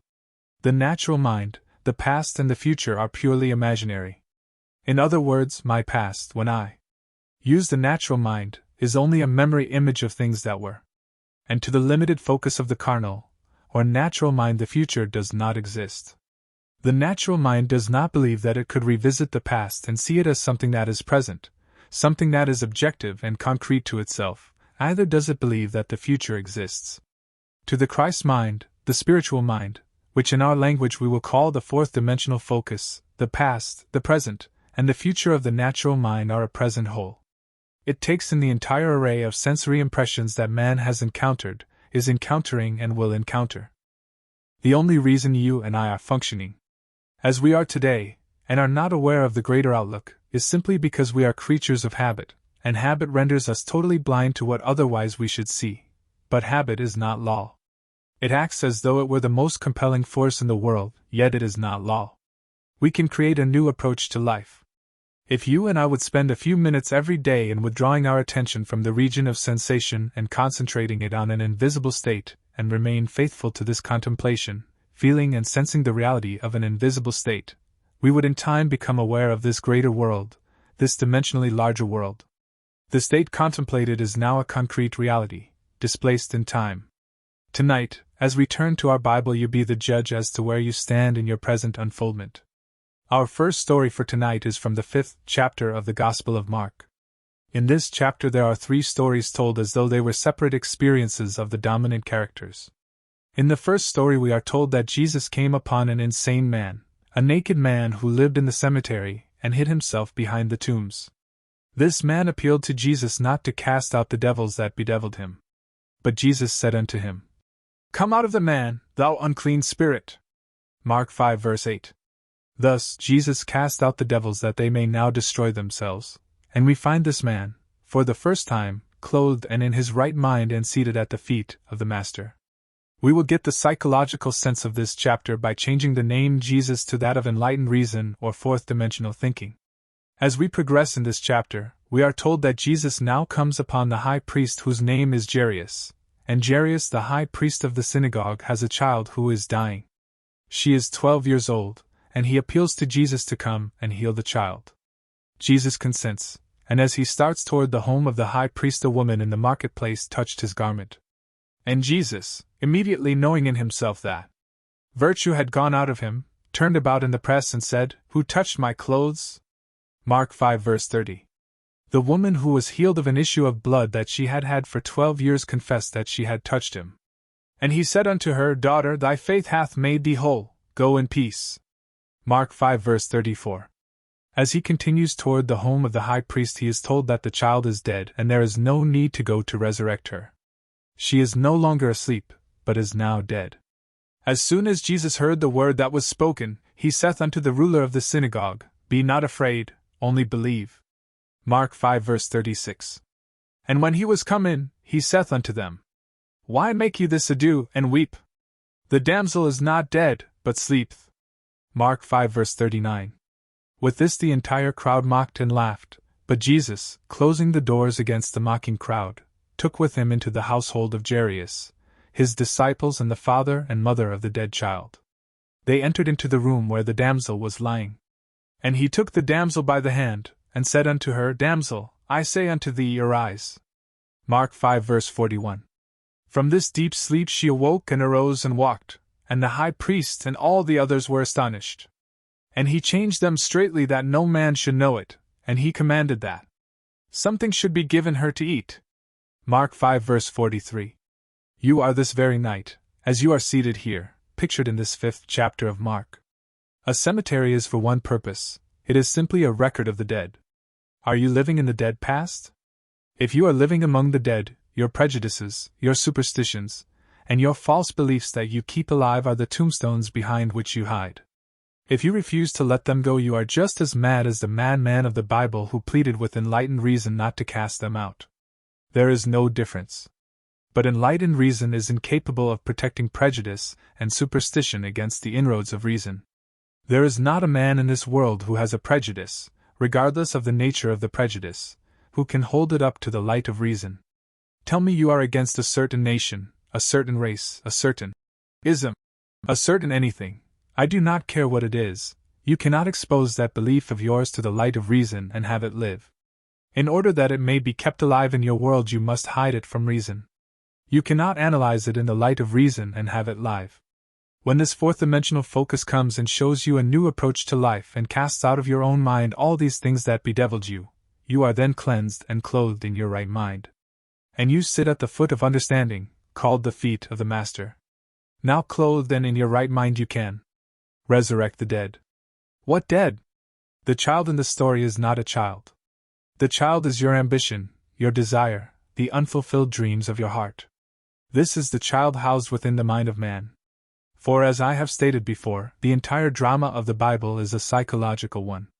The Bible has no reference at all to any person who ever existed, or any event that ever occurred upon earth. All the stories of the Bible unfold in the minds of the individual man. In this story, Jesus is the awakened intellect of man. When your mind functions outside of the range of your present senses, when your mind is healed of all the former limitations, then you are no longer the insane man, but you are this presence personified as Jesus, the power that can resurrect the longings of the heart of man. You are now the woman with the issue of blood. What is this issue of blood? A running womb is not a productive womb. She held it for 12 years, she was incapable of conceiving. She could not give form to her longing because of the running of the issue of blood. You are told her faith closed it. As the womb closes, it can give form to the seed or idea. As your mind is cleansed of your former concept of self, you assume you are what you want to be, and remaining faithful to this assumption, you give form to your assumption or resurrect your child. You are the woman cleansed of the issue of blood, and you move towards the house of the dead child. The child or state you desired is now your fixed concept of yourself. But now, having assumed that I am what formerly I desired to be, I cannot continue desiring what I am conscious of being. So I do not discuss it. I talk to no one concerning what I am. It is so obvious to me that I am what I wanted to be that I walk as though I were. Walking as though I am what I formerly wanted to be, my world of limited focus does not see it and thinks I no longer desire it. The child is dead within their world, but I, who know the law, say, the child is not dead. The damsel is not dead, she but sleepeth.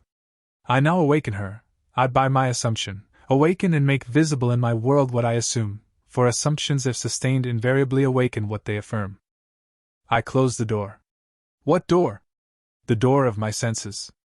I simply shut out completely all that my senses reveal. I deny the evidence of my senses. I suspend the limited reason of the natural man, and walk in this bold assertion that I am what my senses deny. With the door of my senses closed, what do I take into that disciplined state? I take no one into that state but the parents of the child and my disciples.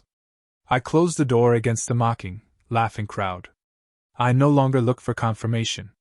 I completely deny the evidence of my senses, which mock my assumption, and do not discuss with others whether my assumption is possible or not. Who are the parents?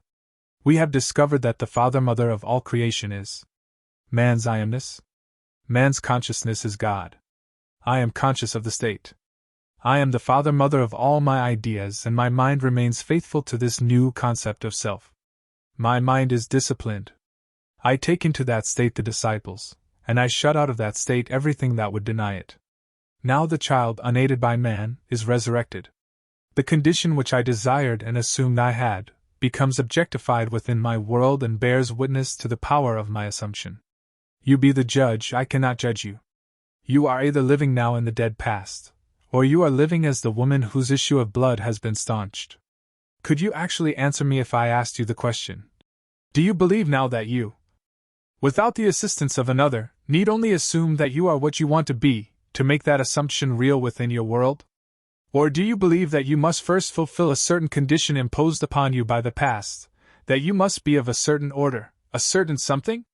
I am not being critical of certain churches or groups, but there are those who believe that anyone outside of their church or group is not yet saved. I was born a Protestant. You talk to a Protestant, there is only one Christian, a Protestant. You talk to a Catholic, why there is nothing in the world that is a Christian but a Catholic. You talk to a Jew, and the Christians are heathens, and the Jews are the chosen. You talk to a Mohammedan, Jews and Christians are the infidels. You talk to someone else and all these are the untouchables. It does not matter to whom you talk, they are always the chosen ones. If you believe that you must be one of these in order to be saved, you are still an insane man hiding behind these superstitions and these prejudices of the past, and you are begging not to be cleansed. Some of you say to me, "Do not ask me to give up my belief in Jesus the man, or in Moses the man, or in Peter the man. When you ask me to give up my belief in these characters, you are asking too much. Leave me these beliefs because they comfort me. I can believe that they lived upon earth and still follow your psychological interpretation of their stories. I say, come out of the dead past. Come out of that cemetery and walk, knowing that you and your Father are one, and your Father, whom men call God, is your own consciousness. That is the only creative law in the world. Of what are you conscious of being? Although you cannot see your objective with the limited focus of your three-dimensional mind, you are now that which you have assumed you are. Walk in the assumption and remain faithful to it. Time in this dimension of your being beats slowly, and you may not, even after you objectify your assumption, remember there was a time when this present reality was but an attitude of mind. Because of the slowness of the beat of time here, you often fail to see the relationship between your inner nature and the outer world that bears witness to it. You be the judge of the position you now occupy in this 5th chapter of Mark. Are you resurrecting the dead, child? Are you still in need of having that womb of your mind closed? Is it still running and therefore cannot be fertile? Are you now the insane man living in the dead past? Only you can be the judge and answer these questions. Now we turn to a story in the 5th chapter of the Gospel of John. This will show you how beautifully the ancient storytellers told of the two distinct outlooks on this world, one, the limited three-dimensional focus, and the other, the fourth-dimensional focus. This story tells of an impotent man who is quickly healed. Jesus comes to a place called Bethesda, which by definition means the house of 5 porches. On these 5 porches are unnumbered impotent folk, lame, blind, halt, withered, and others. Tradition had it that at certain seasons of the year an angel would descend and disturb the pool which was near these 5 porches. As the angel disturbed the pool, the first one in was always healed. But only the first one, not the second. Jesus, seeing a man who was lame from his mother's womb, said to him, "Wilt thou be made whole?" John 5 verse 6. The impotent man answered him, "Sir, I have no man, when the water is troubled, to put me into the pool, but while I am coming, another steppeth down before me." John 5 verse 7. Jesus saith unto him, "Rise, take up thy bed, and walk." John 5 verse 8. And immediately the man was made whole, and took up his bed, and walked, and on the same day was the Sabbath. John 5 verse 9. You read this story and you think some strange man who possessed miraculous power suddenly said to the lame man, "Rise and walk." I cannot repeat too often that the story, even when it introduces numberless individualities, takes place within the mind of the individual man. The pool is your consciousness. The angel is an idea, called the messenger of God. Consciousness being God, when you have an idea you are entertaining an angel. The minute you are conscious of a desire, your pool has been disturbed. Desire disturbs the mind of man. To want something is to be disturbed. The very moment you have an ambition, or a clearly defined objective, the pool has been disturbed by the angel, which was the desire. You are told that the first one into the disturbed pool is always healed. My closest companions in this world, my wife and my little girl, are to me when I address them, second. I must speak to my wife as you are. I must speak to anyone, no matter how close they are, as you are. And after that the third person. He is. There is only one person in this world with whom I can use the first person present, and that is self. I am can be said only of myself, it cannot be said of another. Therefore, when I am conscious of some desire that I want to be, but seemingly am not, the pool being disturbed, who can get into that pool before me? I alone possess the power of the first person. I am that which I want to be. Except I believe I am what I want to be, I remain as I formerly was and die in that limitation. In this story you need no man to put you into the pool as your consciousness is disturbed by desire. All you need do is to assume you are already that which formerly you wanted to be and you are in it, and no man can get in before you. What man can get in before you when you become conscious of being that which you want to be? No one can be before you when you alone possess the power to say I am. These are the two outlooks. You are now what your senses would deny. Are you bold enough to assume that you are already that which you want to be? If you dare assume you are already that which your reason and your senses now deny, then you are in the pool and, unaided by a man, you, too, will rise and take your couch and walk. You are told it happened on the Sabbath. The Sabbath is only the mystical sense of stillness, when you are unconcerned, when you are not anxious, when you are not looking for results, knowing that signs follow and do not precede. The Sabbath is the day of stillness wherein there is no working. When you are not working to make it so, you are in the Sabbath. When you are not at all concerned about the opinion of others, when you walk as though you were, you cannot raise one finger to make it so, you are in the Sabbath. I cannot be concerned as to how it will be, and still say I am conscious of being it. If I am conscious of being free, secure, healthy, and happy, I sustain these states of consciousness without effort or labor on my part. Therefore, I am in the Sabbath, and because it was the Sabbath he rose and walked.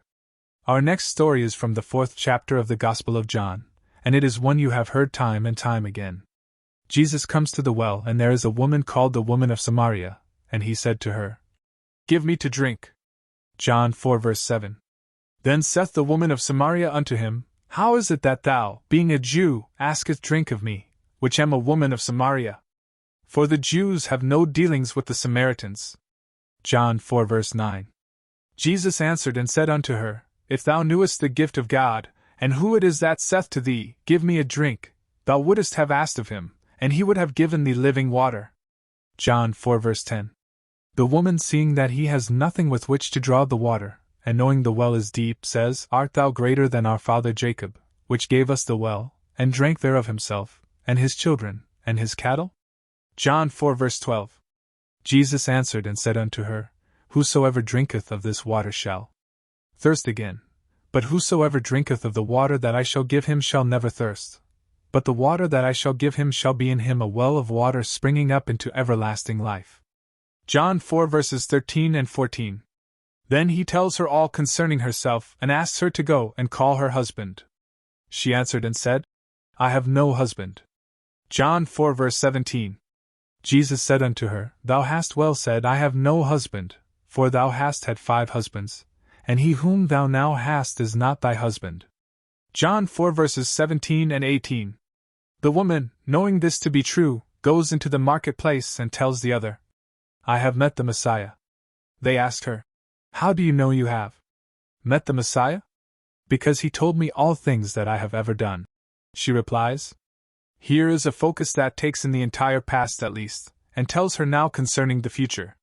Continuing with the story, the disciples come to Jesus and say, Master, eat. John 4 verse 31. But he said unto them, I have meat to eat that ye know not of. John 4 verse 32. When they speak of a harvest in 4 months, Jesus replies, Say not ye, there are yet 4 months, and then cometh harvest? Behold, I say unto you, lift up your eyes, and look on the fields, for they are white already in harvest. John 4 verse 35. He sees things that people wait for months for or wait 4 years for. He sees them as in a dimensionally larger world, existing now, taking place now. Let us go back to the first part of the story. The woman of Samaria is the 3-dimensional you, and Jesus at the well is the 4th-dimensional you. The argument starts between what you want to be, and what reason tells you that you are. The greater you tells you that if you would dare assume you are already what you want to be, you would become it. The lesser you, with its limited focus, tells you, why you haven't a bucket, you haven't a rope, and the well is deep. How could you ever reach the depth of this state without the means to that end? You answer and say, if you only knew who asks of you to drink, you would ask of him. If you only knew what in yourself is urging upon the embodiment of the state you now seek, you would suspend your little sight and let him do it for you. Then he tells you that you have 5 husbands, and you deny it. But he knows far better than you that your 5 senses impregnate you morning, noon, and night with their limitations. They tell you what children you will bear tonight, tomorrow, and the days to come. For your 5 senses act like 5 husbands who constantly impregnate your consciousness, which is the great womb of God, and morning, noon, and night they suggest to you, and dictate to you that which you must accept as true. He tells you the one you would like to have. For your husband is not your husband. In other words, the 6th has not yet impregnated you. What you would like to be is denied by these 5, and they hold the power, they dictate what you will accept as true. What you would like to accept has not yet penetrated your mind and impregnated your mind with its reality. He whom you call husband is really not your husband. You are not bearing his likeness. To bear his likeness is proof that you are his wife, at least you have known him intimately. You are not bearing the likeness of the sixth, you are only bearing the likeness of the five. Then one turns to me and tells me all that I have ever known. I go back in my mind's eye and reason tells me that all through my life I have always accepted the limitations of my senses. I have always looked upon them as fact, and morning, noon, and night I have borne witness to this acceptance. Reason tells me I have only known these five from the time I was born. Now I would like to step outside the limitation of my senses, but I have not yet found within myself the courage to assume I am what these five would deny that I am. So here I remain, conscious of my task, but without the courage to step beyond the limitations of my senses, and that which my reason denies. He tells these, I have meat ye know not of. I am the bread that droppeth down from heaven. I am the wine. I know what I want to be, and because I am that bread I feast upon it. I assume that I am, and instead of feasting upon the fact that I am in this room talking to you and you are listening to me, and that I am in Los Angeles, I feast upon the fact that I am elsewhere and I walk here as though I am elsewhere. And gradually I become what I feast upon. Let me give you two personal stories. When I was a boy I lived in a very limited environment, in a little island called Barbados. Feed for animals was very, very scarce and very expensive because we had to import it. I am one of a family of 10 children and my grandmother lived with us, making 13 at the table. Time and again I can remember my mother saying to the cook in the early part of the week, I want you to put away 3 ducks for Sunday's dinner. This meant that she would take from the flock in the yard 3 ducks and coop them up in a very small cage and feed them, stuff them morning, noon, and night with corn and all the things she wanted the ducks to feast upon. This was an entirely different diet from what we regularly fed the ducks, because we kept those birds alive by feeding them fish. We kept them alive and fat on fish because fish were very cheap and plentiful, but you could not eat a bird that fed upon fish, not as you and I like a bird. The cook would take 3 ducks, put them in a cage, and for 7 days stuff them with corn, sour milk, and all the things we wanted to taste in the birds. Then when they were killed and served for dinner 7 days later, they were luscious, milk-fed, corn-fed birds. But occasionally the cook forgot to put away the birds, and my father, knowing we were having ducks, and believing that she had carried out the command, did not send anything else for dinner, and 3 ducks came to the table. You could not touch those birds, for they were so much the embodiment of what they fed upon. Man is a psychological being, a thinker. It is not what he feeds upon physically, but what he feeds upon mentally that he becomes. We become the embodiment of that which we mentally feed upon. Now those ducks could not be fed corn in the morning and fish in the afternoon, and something else at night. It had to be a complete change of diet. In our case we cannot have a little bit of meditation in the morning, curse at noon, and do something else in the evening. We have to go on a mental diet. For a week we must completely change our mental food. Whatsoever things are true, whatsoever things are honest, whatsoever things are just, whatsoever things are pure, whatsoever things are of good report, if there be any virtue, and if there be any praise, think on these things. Phil 4:8. As a man thinketh in his heart, so is he. If I could now single out the kind of mental food I want to express within my world and feast upon it, I would become it. Let me tell you why I am doing what I am doing today. It was back in 1933 in the city of New York, and my old friend Abdullah, with whom I studied Hebrew for 5 years, was really the beginning of the eating of all my superstitions. When I went to him, I was filled with superstitions. I could not eat meat, I could not eat fish, I could not eat chicken, I could not eat any of these things that were living in the world. I did not drink, I did not smoke, and I was making a tremendous effort to live a celibate life. Abdullah said to me, I am not going to tell you you are crazy, Neville, but you are, you know. All these things are stupid. But I could not believe they were stupid. In November 1933, I bade goodbye to my parents in the city of New York as they sailed for Barbados. I had been in this country 12 years with no desire to see Barbados. I was not successful, and I was ashamed to go home to successful members of my family. After 12 years in America, I was a failure in my own eyes. I was in the theater and made money 1 year and spent it the next month. I was not what I would call by their standards nor by mine, a successful person. Mind you, when I said goodbye to my parents in November, I had no desire to go to Barbados. The ship pulled out, and as I came up the street, something possessed me with a desire to go to Barbados. It was the year 1933, I was unemployed and had no place to go except a little room on 75th Street. I went straight to my old friend Abdullah and said to him, the strangest feeling is possessing me. For the first time in 12 years I want to go to Barbados. If you want to go, Neville, you have gone, he replied. That was a very strange language to me. I am in New York City on 72nd Street, and he tells me I have gone to Barbados. I said to him, What do you mean, I have gone, Abdallah? He said, Do you really want to go? I answered, Yes. He then said to me, As you walk through this door now, you are not walking on 72nd Street, you are walking on palm-lined streets, coconut-lined streets. This is Barbados. Do not ask me how you are going to go. You are in Barbados.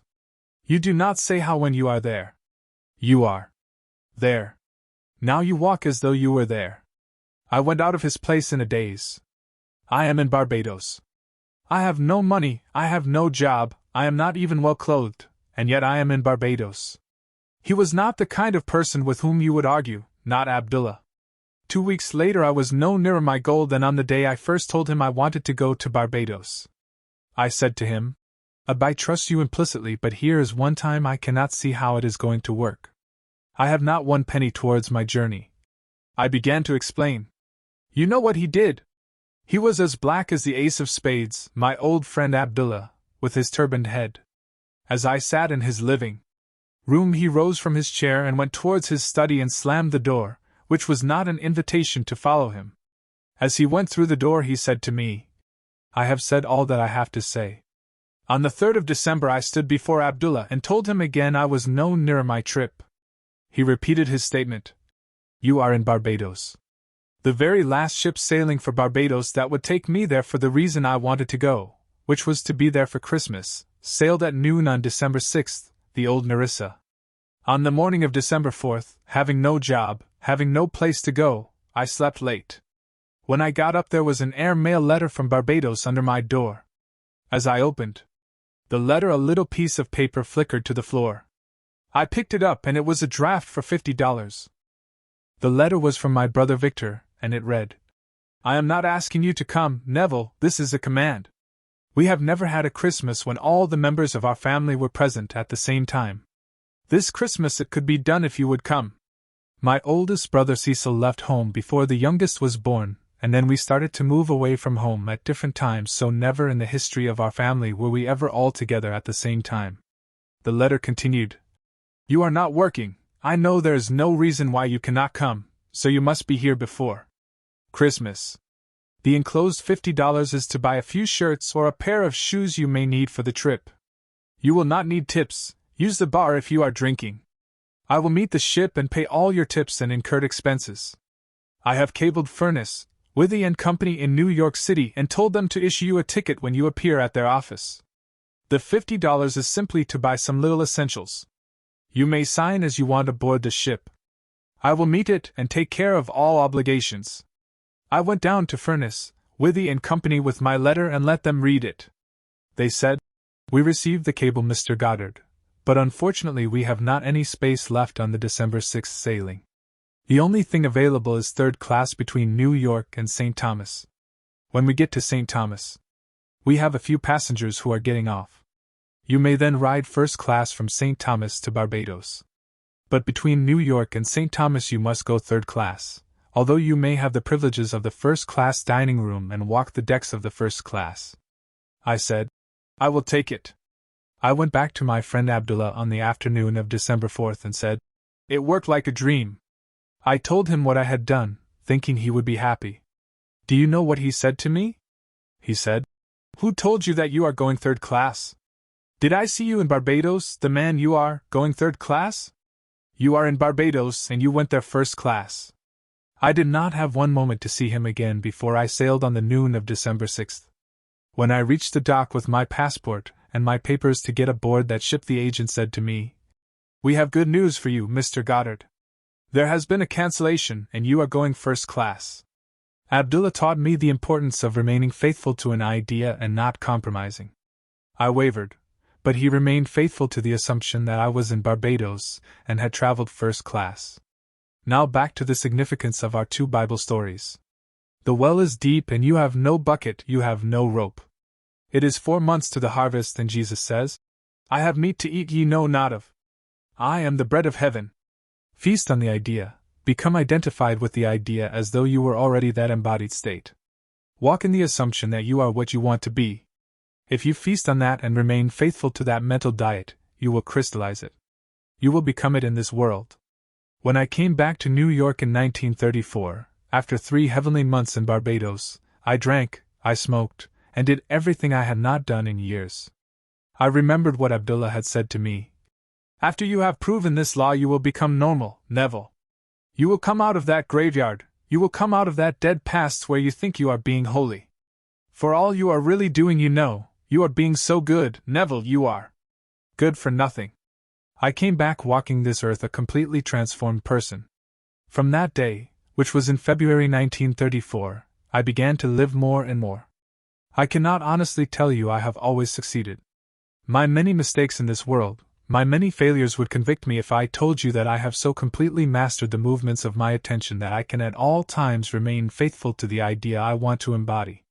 But I can say with the ancient teacher, although I seem to have failed in the past, I move on and strive day after day to become that which I want to embody in this world.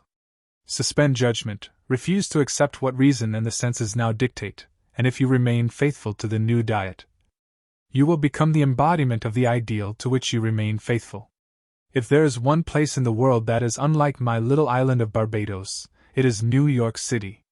In Barbados, the tallest building is 3 stories, and the streets are lined with palm trees and coconut trees and all sorts of tropical things. In New York City, you must go to a park to find a tree. Yet I had to walk the streets of New York as though I walked the streets of Barbados. To one's imagination, all things are possible. I walked, feeling that I was actually walking in the streets of Barbados, and in that assumption, I could almost smell the odor of the coconut-lined lanes. I began to create within my mind's eye the atmosphere I would physically encounter were I in Barbados. As I remained faithful to this assumption, somebody cancelled passage and I received it. My brother in Barbados, who never thought of my coming home, has the commanding urge to write me a strange letter. He had never dictated to me, but this time he dictated, and thought that he originated the idea of my visit. I went home and had 3 heavenly months, returned first class, and brought back quite a sum of cash in my pocket, a gift. My trip, had I paid for it, would have been $3,000, yet I did it without a nickel in my pocket. I have ways ye know not of. My ways are past finding out.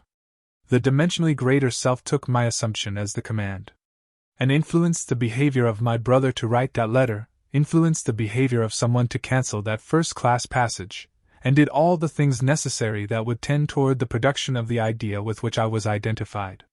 I was identified with the feeling of being there. I slept as though I were there, and the entire behavior of man was molded in harmony with my assumption. I did not need to go down to Furness, Withy and Company and beg them for passage, asking them to cancel someone who was booked first class. I did not need to write my brother and beg him to send me some money or buy me a passage. He thought he originated the act. Actually, to this day, he believes that he initiated the desire to bring me home. My old friend Abdullah simply said to me, "You are in Barbados, Neville. You want to be there. Where you want to be, there you are. Live as though you are and that you shall be." These are the 2 outlooks on the world possessed by every man. I do not care who you are. Every child born of woman, regardless of race, nation, or creed, possesses 2 distinct outlooks on the world. You are either the natural man who receiveth not the things of the Spirit of God, because to you in the natural focus they are foolishness unto you. Or you are the spiritual man who perceiveth things outside of the limitations of your senses because all things are now realities in a dimensionally larger world. There is no need to wait 4 months to harvest. You are either the woman of Samaria or Jesus at the well. You are the man waiting on the 5 porches for the disturbance, and someone to push him in. Or you are the one who can command yourself to rise and walk in spite of others who wait. Are you the man behind the tombstones in the cemetery waiting and begging not to be clean, because you do not want to be cleansed of your prejudices? One of the most difficult things for man to give up is his superstitions, his prejudice. He holds on to these as though they were the treasure of treasures. When you do become cleansed and you are free, then the womb, your own mind, is automatically healed. It becomes the prepared ground where seeds, your desires, can take root and grow into manifestation. The child you now bear in your heart is your present objective.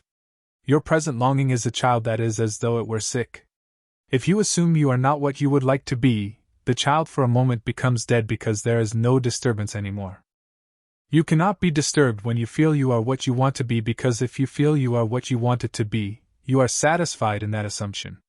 To others who judge superficially, you seem no longer to desire, so to them the desire or damsel is dead. They think you have lost your ambition because you no longer discuss your secret ambition.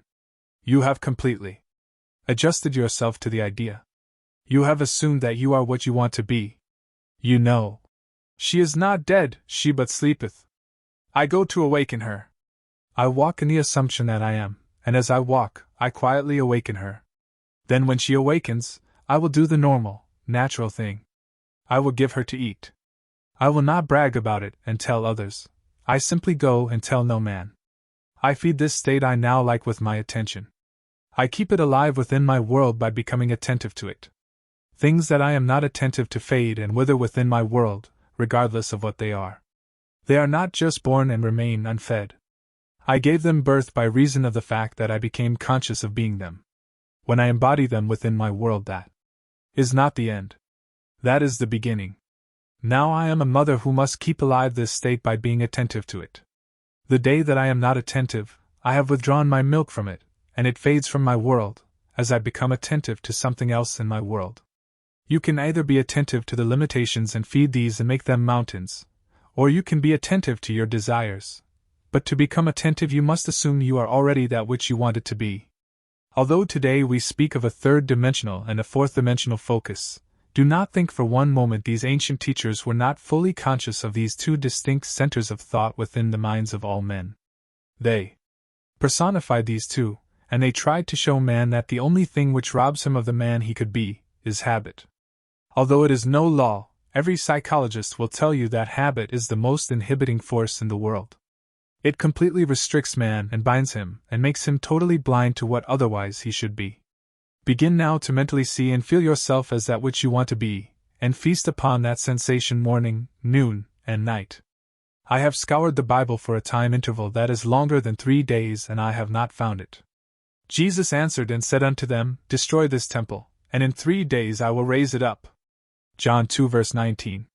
Prepare your victuals, for within 3 days ye shall pass over this Jordan, to go in to possess the land, which the Lord your God giveth you to possess it. Joshua 1 verse 11. If I could completely saturate my mind with one sensation and walk as though it were already a fact, I am promised, and I cannot find any denial of it in this great book, that I do not need more than a 3-day diet if I remain faithful to it. But I must be honest about it. If I change my diet in the course of the day, I extend the time interval. You asked me, but how do I know about the interval? You yourself determine the interval. We have today in our modern world a little word which confuses most of us. I know it confused me until I dug deeper. The word is action. Action is supposed to be the most fundamental thing in the world. It is not an atom, it is more fundamental. It is not a part of an atom like an electron, it is more fundamental than that. They call it the fourth-dimensional unit. The most fundamental thing in the world is action. You ask, what is action?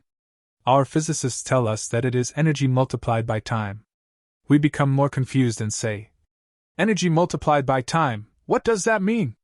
They answer, there is no response to a stimulus, no matter how intense the stimulus, unless it endures for a certain length of time. There must be a minimum endurance to the stimulus or there is no response.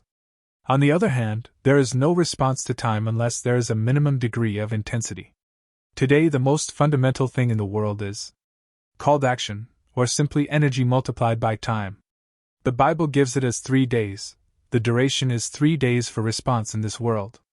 If I would now assume I am what I want to be, and if I am faithful to it, and walk as though I were, the very longest stretch given for its realization is 3 days. If there is something tonight that you really want in this world, then experience in imagination what you would experience in the flesh were you to realize your goal and deafen your ears and blind your eyes to all that denies the reality of your assumption. If you do this, you would be able to tell me before I leave this city of Los Angeles that you have realized what was only a wish when you came here. It will be my joy to rejoice with you in the knowledge that the child which was seemingly dead is now alive. This damsel really was not dead, she was only asleep. You fed her in this silence because you have meat no one else knows of. You gave her food and she became a resurrected living reality within your world. Then you can share your joy with me and I can rejoice in your joy. The purpose of these lessons is to remind you of the law of your own being, the law of consciousness. You are that law. You were only unconscious of its operation. You fed and kept alive the things you did not wish to express within this world. Take my challenge and put this philosophy to the test. If it does not work, you should not use it as a comforter. If it is not true, you must completely discard it. I know it is true. You will not know it until you try either to prove or disprove it. Too many of us have joined isms, and we are afraid to put them to the test because we feel we might fail, and then, where are we? Not really wanting to know the truth concerning it, we hesitate to be bold enough to put it to the test. You say, I know it would work in some other way. I do not want to really test it. While I have not yet disproved it, I can still be comforted by it. Now do not fool yourself, do not think for 1 second that you are wise. Prove or disprove this law. I know that if you attempt to disprove it, you will prove it, and I will be the richer for your proving it, not in dollars, not in things, but because you become the living fruit of what I believe I am teaching in this world. It is far better to have you a successful, satisfied person after 5 days of instruction than to have you go out dissatisfied. I hope you will be bold enough to challenge this instruction and either prove or disprove it. Now, before we go into the silence period, I shall briefly explain the technique again. We have 2 techniques in applying this law. Everyone here must now know exactly what he wants. You must know that if you do not get it tonight, you will still be as desirous tomorrow concerning this objective. When you know exactly what you want, construct in your mind's eye a single, simple event which implies fulfillment of your desire, an event wherein self predominates. Instead of sitting back and looking at yourself as though you were on the screen, you be the actor in the drama. Restrict the event to one single action. If you are going to shake a hand because that implies fulfillment of your desire, then do that and that only. Do not shake hands and then wander off in your imagination to a dinner party or to some other place. Restrict your action to simply shaking hands and do it over and over again, until that handshake takes on the solidity and the distinctness of reality. If you feel you cannot remain faithful to an action, I want you now to define your objective, and then condense the idea, which is your desire, into a single phrase, a phrase which implies fulfillment of your desire, some phrase such as, "Isn't it wonderful?" Or if I felt thankful because I thought someone was instrumental in bringing my desire to pass, I could say, "Thank you," and repeat it with feeling over and over again like a lullaby until my mind was dominated by the single sensation of thankfulness. We will now sit quietly in these chairs with the idea which implies fulfillment of our desire condensed to a single phrase, or to a single act. We will relax and immobilize our physical bodies. Then let us experience in imagination the sensation which our condensed phrase or action affirms. If you imagine yourself shaking another person's hand, do not use your physical hand, let it remain immobilized. But imagine that housed within your hand is a more subtle, more real hand, which can be extracted in your imagination. Put your imaginary hand into the imaginary hand of your friend who stands before you and feel the handshake. Keep your physical body immobilized even though you become mentally active in what you are now about to do. Now we will go into the silence. Lesson 4. No one to change but self. May I take just a minute to clarify what was said last night? A lady felt from what I said last night that I am anti-one nation. I do hope that I am not anti any nation, race or belief. If perchance I used a nation, it was only to illustrate a point. What I tried to tell you was this: we become what we contemplate. For it is the nature of love, as it is the nature of hate, to change us into the likeness of that which we contemplate. Last night I simply read a news item to show you that when we think we can destroy our image by breaking the mirror, we are only fooling ourselves.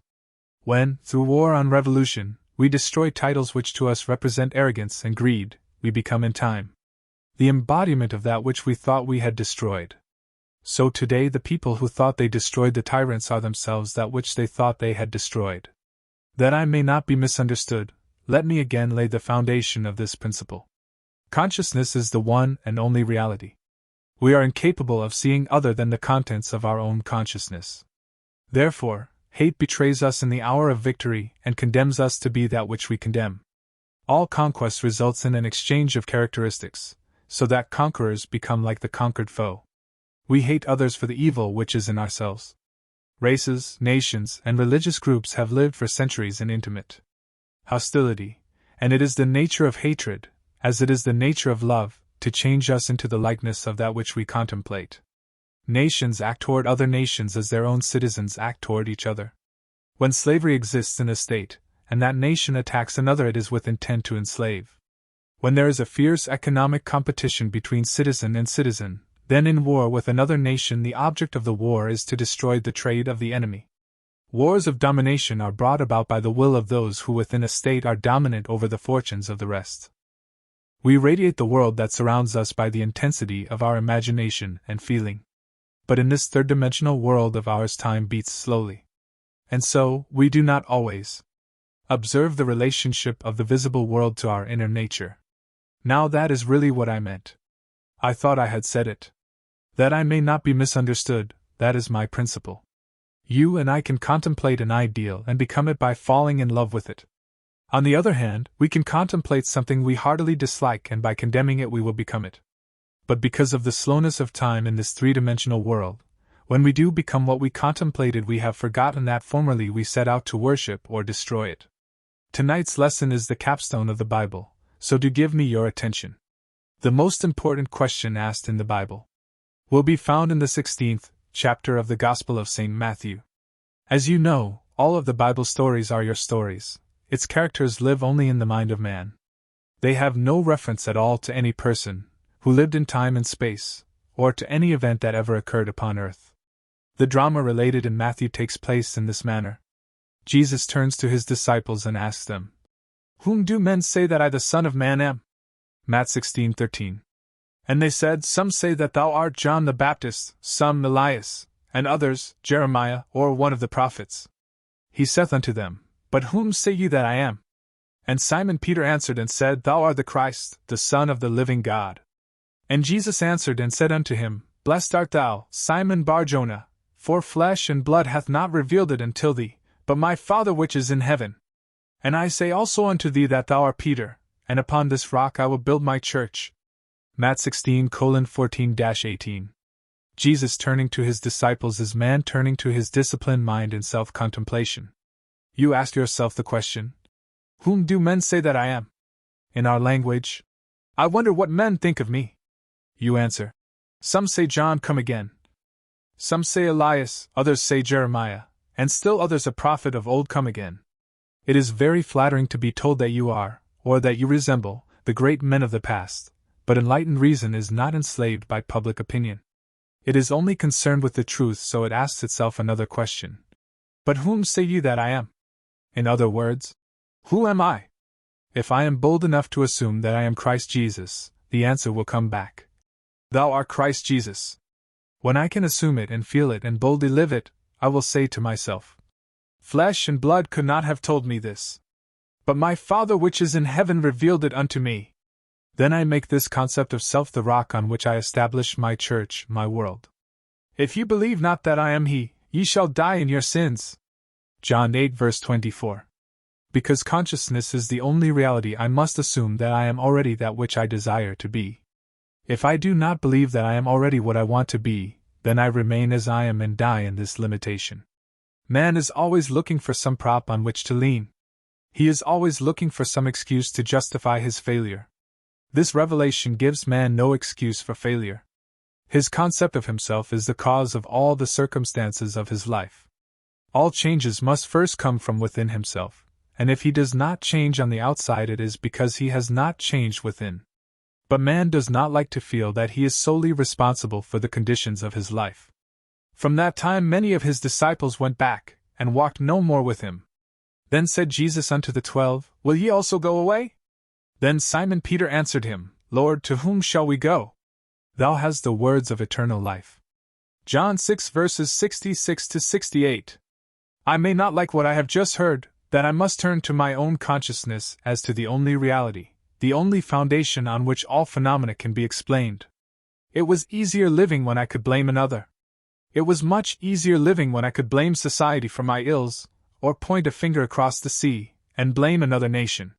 It was easier living when I could blame the weather for the way I feel.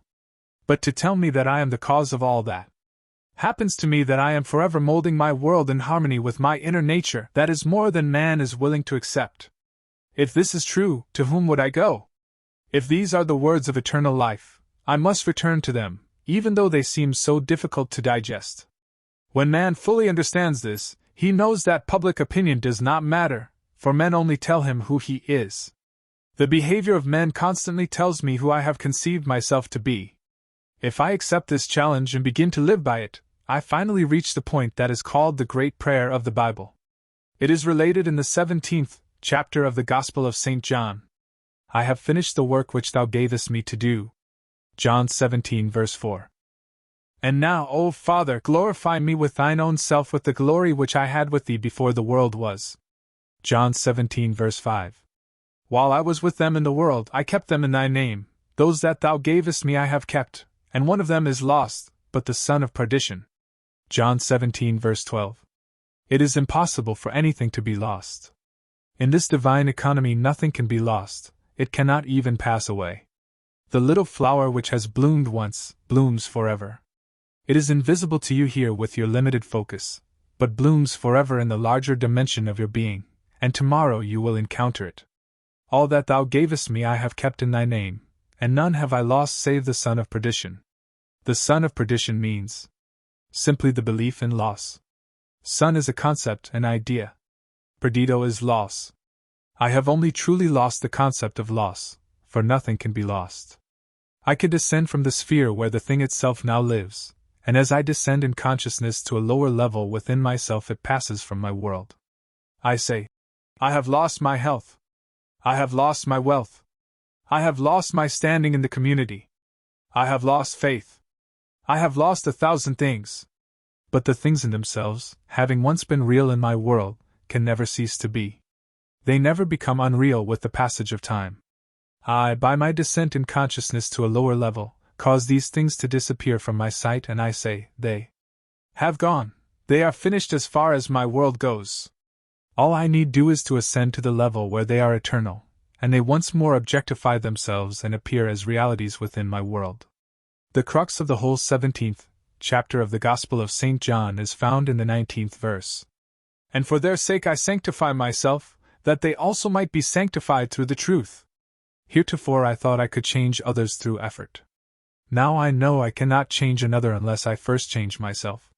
To change another within my world I must first change my concept of that other, and to do it best I changed my concept of self. For it was the concept I held of self that made me see others as I did. Had I a noble, dignified concept of myself, I never could have seen the unlovely in others. Instead of trying to change others through argument and force, let me but ascend in consciousness to a higher level and I will automatically change others by changing myself. There is no one to change but self. That self is simply your awareness, your consciousness, and the world in which it lives is determined by the concept you hold of self. It is to consciousness that we must turn as to the only reality. For there is no clear conception of the origin of phenomena except that consciousness is all and all is consciousness. You need no helper to bring you what you seek. Do not for 1 second believe that I am advocating escape from reality when I ask you to simply assume you are now the man or the lady that you want to be. If you and I could feel what it would be like were we now that which we want to be, and live in this mental atmosphere as though it were real, then, in a way we do not know, our assumption would harden into fact. This is all we need do in order to ascend to the level where our assumption is already an objective, concrete reality. I need change no man, I sanctify myself, and in so doing I sanctify others. To the pure all things are pure. There is nothing unclean of itself, but to him that esteemeth anything to be unclean, to him it is unclean. Rom 14:14. There is nothing in itself unclean, but you, by your concept of self, see things either clean or unclean. I and my Father are one. John 10 verse 30. If I do not the works of my Father, believe me not. But if I do, though ye believe not me, believe the works, that ye may know, and believe, that the Father is in me, and I in him. John 10 verses 37 and 38. He made himself one with God and thought it not strange or robbery to do the works of God. You always bear fruit in harmony with what you are. It is the most natural thing in the world for a pear tree to bear pears, an apple tree to bear apples, and for man to mold the circumstances of his life in harmony with his inner nature. I am the vine, ye are the branches. John 15:5. A branch has no life save it be rooted in the vine. All I need do to change the fruit is to change the vine. You have no life in my world save that I am conscious of you. You are rooted in me and, like fruit, you bear witness of the vine that I am. There is no reality in the world other than your consciousness. Although you may now seem to be what you do not want to be, all you need do to change it, and to prove the change by circumstances in your world, is to quietly assume that you are that which you now want to be, and in a way you do not know you will become it. There is no other way to change this world. I am the way. My I amness, my consciousness is the way by which I change my world. As I change my concept of self, I change my world. When men and women help or hinder us, they only play the part that we, by our concept of self, wrote for them, and they play it automatically. They must play the parts they are playing because we are what we are. You will change the world only when you become the embodiment of that which you want the world to be. You have but one gift in this world that is truly yours to give, and that is yourself. Unless you yourself are that which you want the world to be, you will never see it in this world. Except ye believe not that I am He, ye shall die in your sins. John 8 verse 24. Do you know that no two in this room live in the same world? We are going home to different worlds tonight. We close our doors on entirely different worlds.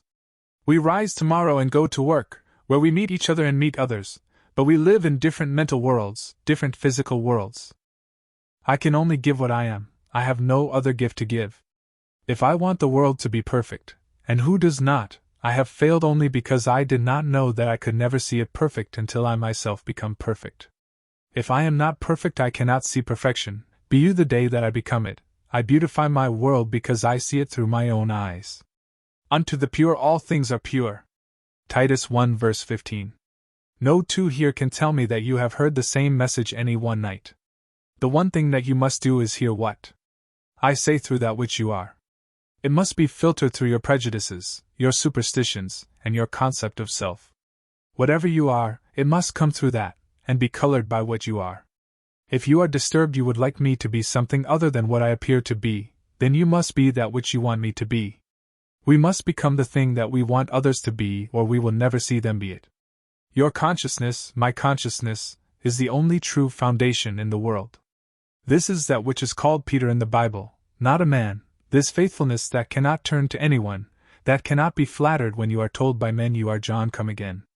That is very flattering to be told you are John the Baptist come again, or the great prophet Elias, or Jeremiah. Then I deafen my ears to this very flattering little bit of news men would give me, and I ask myself, but honestly, who am I? If I can deny the limitations of my birth, my environment, and the belief that I am but an extension of my family tree, and feel within myself that I am Christ, and sustain this assumption until it takes a central place and forms the habitual center of my energy, I will do the works attributed to Jesus. Without thought or effort I will mold a world in harmony with that perfection which I have assumed and feel springing within me. When I open the eyes of the blind, unstop the ears of the deaf, give joy for mourning, and beauty for ashes, then and only then, have I truly established this vine deep within. That is what I would automatically do were I truly conscious of being Christ.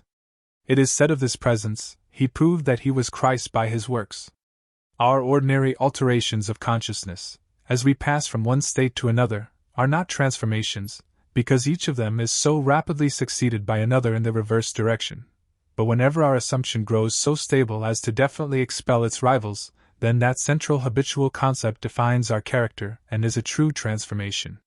Jesus, or enlightened reason, saw nothing unclean in the woman taken in adultery. He said to her, Hath no man condemned thee? John 8 verse 10. She said, No man, Lord. And Jesus said unto her, Neither do I condemn thee, go, and sin no more. John 8 verse 11. No matter what is brought before the presence of beauty, it sees only beauty. Jesus was so completely identified with the lovely that he was incapable of seeing the unlovely. When you and I really become conscious of being Christ, we too will straighten the arms of the withered, and resurrect the dead hopes of men. We will do all the things that we could not do when we felt ourselves limited by our family tree. It is a bold step and should not be taken lightly, because to do it is to die. John, the man of 3 dimensions, is beheaded, or loses his 3-dimensional focus that Jesus, the 4th-dimensional self, may live. Any enlargement of our concept of self involves a somewhat painful parting with strongly rooted hereditary conceptions. The ligaments are strong that hold us in the womb of conventional limitations. All that you formerly believed, you no longer believe. You know now that there is no power outside of your own consciousness. Therefore, you cannot turn to anyone outside of self. You have no ears for the suggestion that something else has power in it. You know the only reality is God, and God is your own consciousness. There is no other God. Therefore, on this rock you build the everlasting church and boldly assume you are this divine being, self-begotten because you dare to appropriate that which was not given to you in your cradle, a concept of self not formed in your mother's womb, a concept of self conceived outside of the offices of man. The story is beautifully told us in the Bible using the 2 sons of Abraham, one blessed, Isaac, born outside of the offices of man, and the other, Ishmael, born in bondage. Sarah was much too old to beget a child, so her husband Abraham went in unto the bond-servant Hagar, the pilgrim, and she conceived of the old man and bore him a son called Ishmael. Ishmael's hand was against every man, and every man's hand against him. Every child born of woman is born into bondage, born into all that his environment represents, regardless of whether it be the throne of England, the White House, or any great place in the world. Every child born of woman is personified as this Ishmael, the child of Hagar. But asleep in every child is the blessed Isaac, who is born outside of the offices of man, and is born through faith alone. This second child has not earthly father. He is self-begotten. What is the second birth? I find myself man, I cannot go back into my mother's womb, and yet I must be born a second time. Except a man be born again, he cannot enter the kingdom of God. John 3 verse 3. I quietly appropriate that which no man can give me, no woman can give me. I dare to assume that I am God. This must be of faith, this must be of promise. Then I become the blessed, I become Isaac. As I begin to do the things that only this presence could do, I know that I am born out of the limitations of Ishmael, and I have become heir to the kingdom. Ishmael could not inherit anything, although his father was Abraham, or God. Ishmael did not have both parents of the godly. His mother was Hagar the bondwoman, and so he could not partake of his father's estate. You are Abraham and Sarah, and contained within your own consciousness there is one waiting for recognition. In the Old Testament it is called Jesus, and it is born without the aid of man. No man can tell you that you are Christ Jesus, no man can tell you and convince you that you are God. You must toy with the idea and wonder what it would be like to be God. No clear conception of the origin of phenomena is possible except that consciousness is all and all is consciousness. Nothing can be evolved from man that was not potentially involved in his nature. The ideal we serve and hope to attain could never be evolved from us were it not potentially involved in our nature. Let me now retell and emphasize an experience of mine printed by me 2 years ago under the title, The Search. I think it will help you to understand this law of consciousness and show you that you have no one to change but self, for you are incapable of seeing other than the contents of your own consciousness. Once in an idle interval at sea, I meditated on the perfect state, and wondered what I would be were I of too pure eyes to behold iniquity, if to me all things were pure and were I without condemnation. As I became lost in this fiery brooding, I found myself lifted above the dark environment of the senses. So intense was the feeling, I felt myself a being of fire dwelling in a body of air. Voices, as from a heavenly chorus, with the exultation of those who had been conquerors in a conflict with death, were singing, "He is risen, he is risen! and intuitively I knew they meant me. Then I seemed to be walking in the night. I soon came upon a scene that might have been the ancient pool of Bethesda, for in this place lay a great multitude of impotent folk, blind, halt, withered, waiting not for the moving of the water as of tradition, but waiting for me. As I came near, without thought or effort on my part, they were one after the other, molded as by the magician of the beautiful. Eyes, hands, feet, all missing members, were drawn from some invisible reservoir and molded in harmony with that perfection which I felt springing within me. When all were made perfect, the chorus exulted, "It is finished!" I know this vision was the result of my intense meditation upon the idea of perfection, for my meditations invariably bring about union with the state contemplated.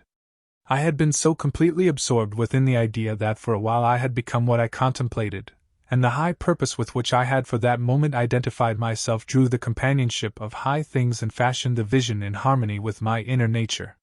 The ideal with which we are united works by association of ideas to awaken 1,000 moods to create a drama in keeping with the central idea. My mystical experiences have convinced me that there is no way to bring about the perfection we seek other than by the transformation of ourselves. As soon as we succeed in transforming ourselves, the world will melt magically before our eyes and reshape itself in harmony with that which our transformation affirms. We fashion the world that surrounds us by the intensity of our imagination and feeling, and we illuminate or darken our lives by the concepts we hold of ourselves.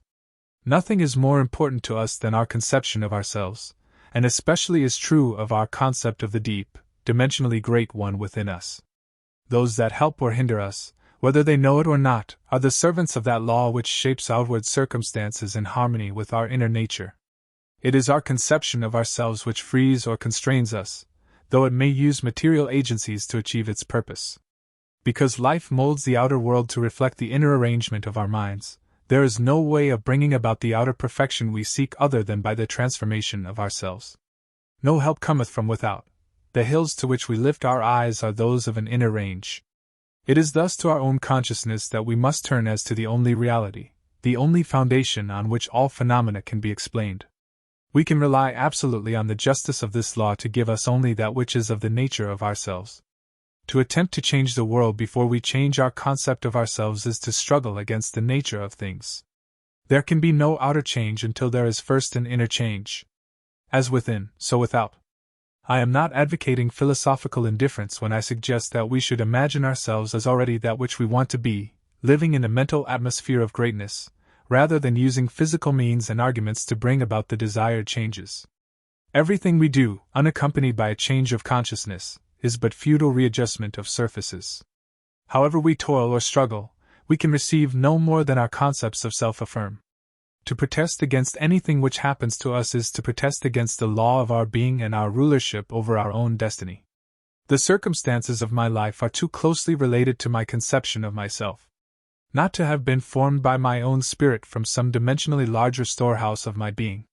If there is pain to me in these happenings, I should look within myself for the cause, for I am moved here and there and made to live in a world in harmony with my concept of myself. If we would become as emotionally aroused over our ideas as we become over our dislikes, we would ascend to the plane of our ideal as easily as we now descend to the level of our hates. Love and hate have a magical transforming power, and we grow through their exercise into the likeness of what we contemplate. By intensity of hatred we create in ourselves the character we imagine in our enemies. Qualities die for want of attention. So the unlovely states might best be rubbed out by imagining beauty for ashes and joy for mourning, rather than by direct attacks on the state from which we would be free. Whatsoever things are lovely and of good report, think on these things. For we become that with which we are en rapport. There is nothing to change but our concept of self. As soon as we succeed in transforming self, our world will dissolve and reshape itself in harmony with that which our change affirms. I, by descent in consciousness, have brought about the imperfection that I see. In the divine economy nothing is lost. We cannot lose anything save by descent in consciousness from the sphere where each thing has its natural life. And now, O Father, glorify thou me with thine own self with the glory which I had with thee before the world was. John 17 verse 5. As I ascend in consciousness, the power and glory that was mine return to me, and I too will say, I have finished the work thou gavest me to do. The work is to return from my descent in consciousness, from the level wherein I believed that I was a son of man, to the sphere where I know that I am one with my Father and my Father's God. I know beyond all doubt that there is nothing for man to do but to change his own concept of himself to assume greatness and sustain this assumption. If we walk as though we were already the ideal we serve, we will rise to the level of our assumption and find a world in harmony with our assumption. We will not have to lift a finger to make it so, for it is already so. It was always so. You and I have descended in consciousness to the level where we now find ourselves, and we see imperfection because we have descended. When we being to ascend while here in this three-dimensional world, we find that we move in an entirely different environment, we have entirely different circles of friends, and an entirely different world while still living here. We know the great myself of the statement, I am in the world but not of it. Instead of changing things, I would suggest to all to identify themselves with the ideal. They contemplate. What would the feeling be like were you of too pure eyes to behold iniquity if to you all things were pure and you were without condemnation? Contemplate the ideal state and identify yourself with it, and you will ascend to the sphere where you as Christ have your natural life. You are still in that state where you were before the world was. The only thing that has fallen is your concept of self. You see the broken parts which really are not broken. You are seeing them through distorted eyes, as though you were in one of those peculiar amusement galleries where a man walks before a mirror, and he is elongated, yet he is the same man. Or he looks into another mirror, and he is all big and fat. These things are seen today. Because man is what he is. Toy with the idea of perfection. Ask no man to help you, but let the prayer of the 17th chapter of the Gospel of St. John be your prayer. Appropriate the state that was yours before the world was. Know the truth of the statement. None have I lost save the son of perdition. Nothing is lost in all my holy mountain. The only thing that you lose is the belief in loss or the son of perdition. And for their sake I sanctify myself, that they also might be sanctified through the truth. John 17 verse 19. There is no one to change but self. All you need do to make men and women holy in this world is to make yourself holy. You are incapable of seeing anything that is unlovely when you establish within your own mind's eye the fact that you are lovely. It is far better to know this than to know anything else in the world. It takes courage, boundless courage, because many this night, after having heard this truth, will still be inclined to blame others for their predicament. Man finds it so difficult to turn to himself, to his own consciousness, as to the only reality. Listen to these words. No man can come to me, except the Father which hath sent me to draw him. John 6 verse 44. I and my Father are one. John 10 verse 30. A man can receive nothing, except it be given him from heaven. John 3 verse 27. Therefore doth my Father love me, because I lay down my life, that I might take it again. No man taketh it from me, but I lay it down of myself. John 10 verses 17 and 18. You did not choose me, I have chosen you. My concept of myself molds a world in harmony with itself, and draws men to tell me constantly by their behavior who I am. The most important thing in this world to you is your concept of self. When you dislike your environment, the circumstances of life and the behavior of men, ask yourself, who am I? It is your answer to this question that is the cause of your dislikes. If you do not condemn self, there will be no man in your world to condemn you. If you are living in the consciousness of your ideal, you will see nothing to condemn. To the pure all things are pure. Now I would like to spend a little time making as clear as I can what I personally do when I pray, what I do when I want to bring about changes in my world. You will find it interesting, and you will find that it works. No one here can tell me they cannot do it. It is so very simple, everyone can do it. This technique is not difficult to follow, but you must want to do it. You cannot approach it with the attitude of mind, oh well, I'll try it. You must want to do it, because the mainspring of action is desire. Desire is the mainspring of all action. Now, what do I want? I must define my objective. For example, suppose I wanted now to be elsewhere. This very moment I really desire to be elsewhere. I need not go through the door, I need not sit down. I need do nothing but stand just where I am and with my eyes closed. Assume that I am actually standing where I desire to be. Then I remain in this state until it has the feeling of reality. Were I now elsewhere, I could not see the world as I now see it from here. The world changes in his relationship to me as I change my position in space. So, I stand right here, close my eyes, and imagine I am seeing what I would see were I there. I remain in it long enough to feel it to be real. I cannot touch the walls of this room from here, but when you close your eyes and become still you can imagine and feel that you touch it. You can stand where you are and imagine you are putting your hand on that wall. To prove you really are, put it there and slide it up and feel the wood. You can imagine you are doing it without getting off your seat. You can do it and you will actually feel it if you become still enough and intense enough. I stand where I am and I allow the world that I want to see and to enter physically, to come before me as though I were there now. In other words, I bring elsewhere here by assuming that I am there. Is that clear? I let it come up, I do not make it come up. I simply imagine I am there and then let it happen. If I want a physical presence, I imagine he is standing here, and I touch him. All through the Bible I find these suggestions. He placed his hands upon them. He touched them. If you want to comfort someone, what is the automatic feeling? To put your hand on them, you cannot resist it. You meet a friend and the hand goes out automatically. You either shake hands or put your hand on his shoulder. Suppose you were now to meet a friend that you have not seen for a year and he is a friend of whom you are very fond. What would you do? You would embrace him, wouldn't you? Or you would put your hand upon him. In your imagination bring him close enough to put your hand upon him and feel him to be solidly real. Restrict the action to just that. You will be amazed at what happens. From then on things begin to move. Your dimensionally greater self will inspire, in all, the ideas and actions necessary to bring you into physical contact. It works that way. Every day I put myself into the drowsy state. It is a very easy thing to do. But habit is a strange thing in man's world. It is not law, but habit acts as though it were the most compelling law in the world. We are creatures of habit. If you create an interval every day into which you put yourself into the drowsy state, say at 3 o'clock in the afternoon, do you know at that moment every day you will feel drowsy? You try it for 1 week and see if I am not right. You sit down for the purpose of creating a state akin to sleep, as though you were sleepy, but do not push the drowsiness too far, just far enough to relax and leave you in control of the direction of your thoughts. You try it for 1 week, and every day at that hour, no matter what you are doing, you will hardly be able to keep your eyes open. If you know the hour when you will be free, you can create it. I would not suggest you do it lightly, because you will feel very sleep and you may not want to. I have another way of praying.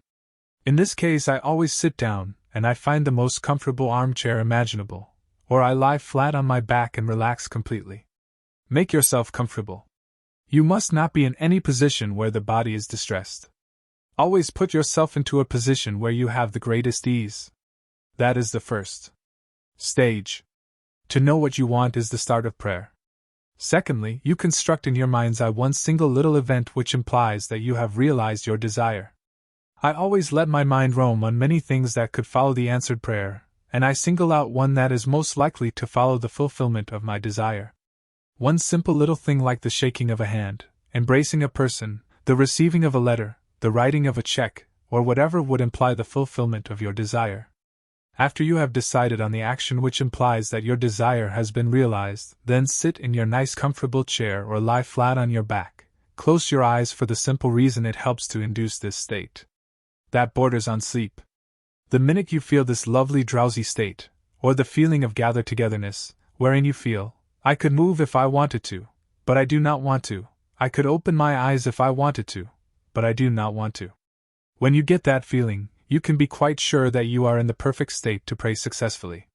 In this feeling, it is easy to touch anything in this world. You take the simple little restricted action which implies fulfillment of your prayer, and you feel it or you enact it. Whatever it is, you enter into the action as though you were an actor in the part. You do not sit back and visualize yourself doing it. You do it. With the body immobilized, you imagine that the greater you, inside the physical body, is coming out of it, and that you are actually performing the proposed action. If you are going to walk, you imagine that you are walking. Do not see yourself walk, feel that you are walking. If you are going to climb stairs, feel that you are climbing the stairs. Do not visualize yourself doing it, feel yourself doing it. If you are going to shake a man's hand, do not visualize yourself shaking his hand, Imagine your friend is standing before you and shake his hand. But leave your physical hands immobilized and imagine that your greater hand, which is your imaginary hand, is actually shaking his hand. All you need to do is to imagine that you are doing it. You are stretched out in time, and what you are doing, which seems to be a controlled daydream, is an actual act in the greater dimension of your being.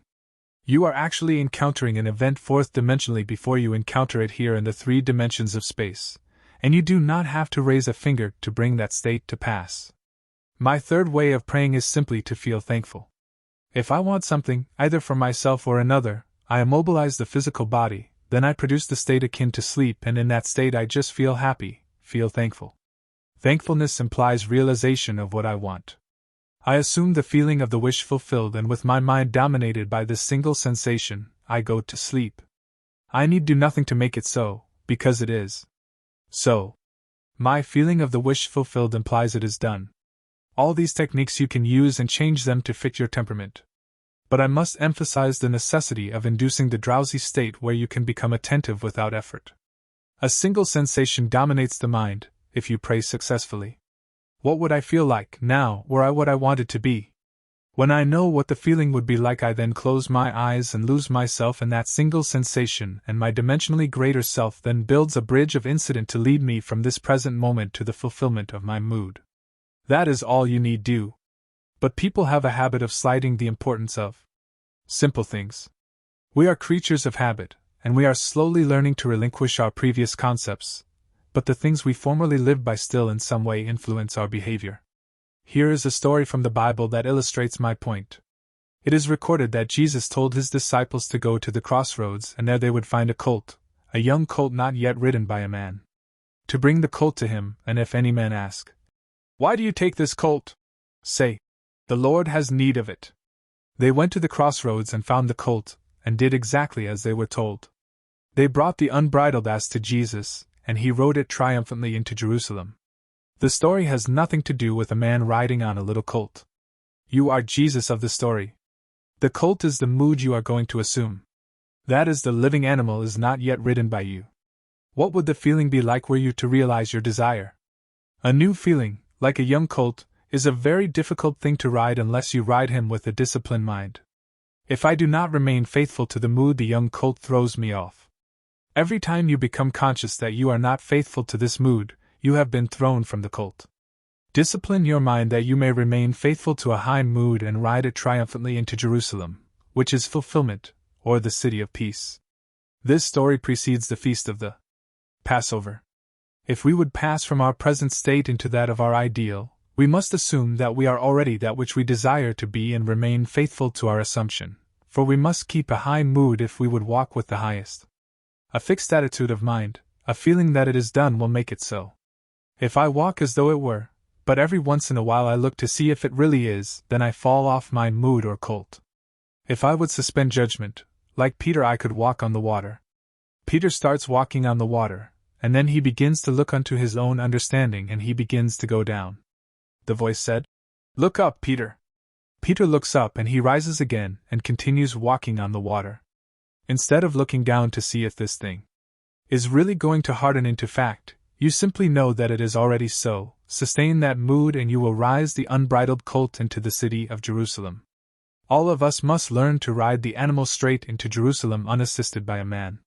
You do not need another to help you. The strange thing is that as we keep the high mood and do not fall, others cushion the blows. They spread the palm leaves before me to cushion my journey. I do not have to be concerned. The shocks will be softened as I move into the fulfillment of my desire. My high mood awakens in others the ideas and actions which tend towards the embodiment of my mood. If you walk faithful to a high mood, there will be no opposition and no competition. The test of a teacher, or a teaching, is to be found in the faithfulness of the taught.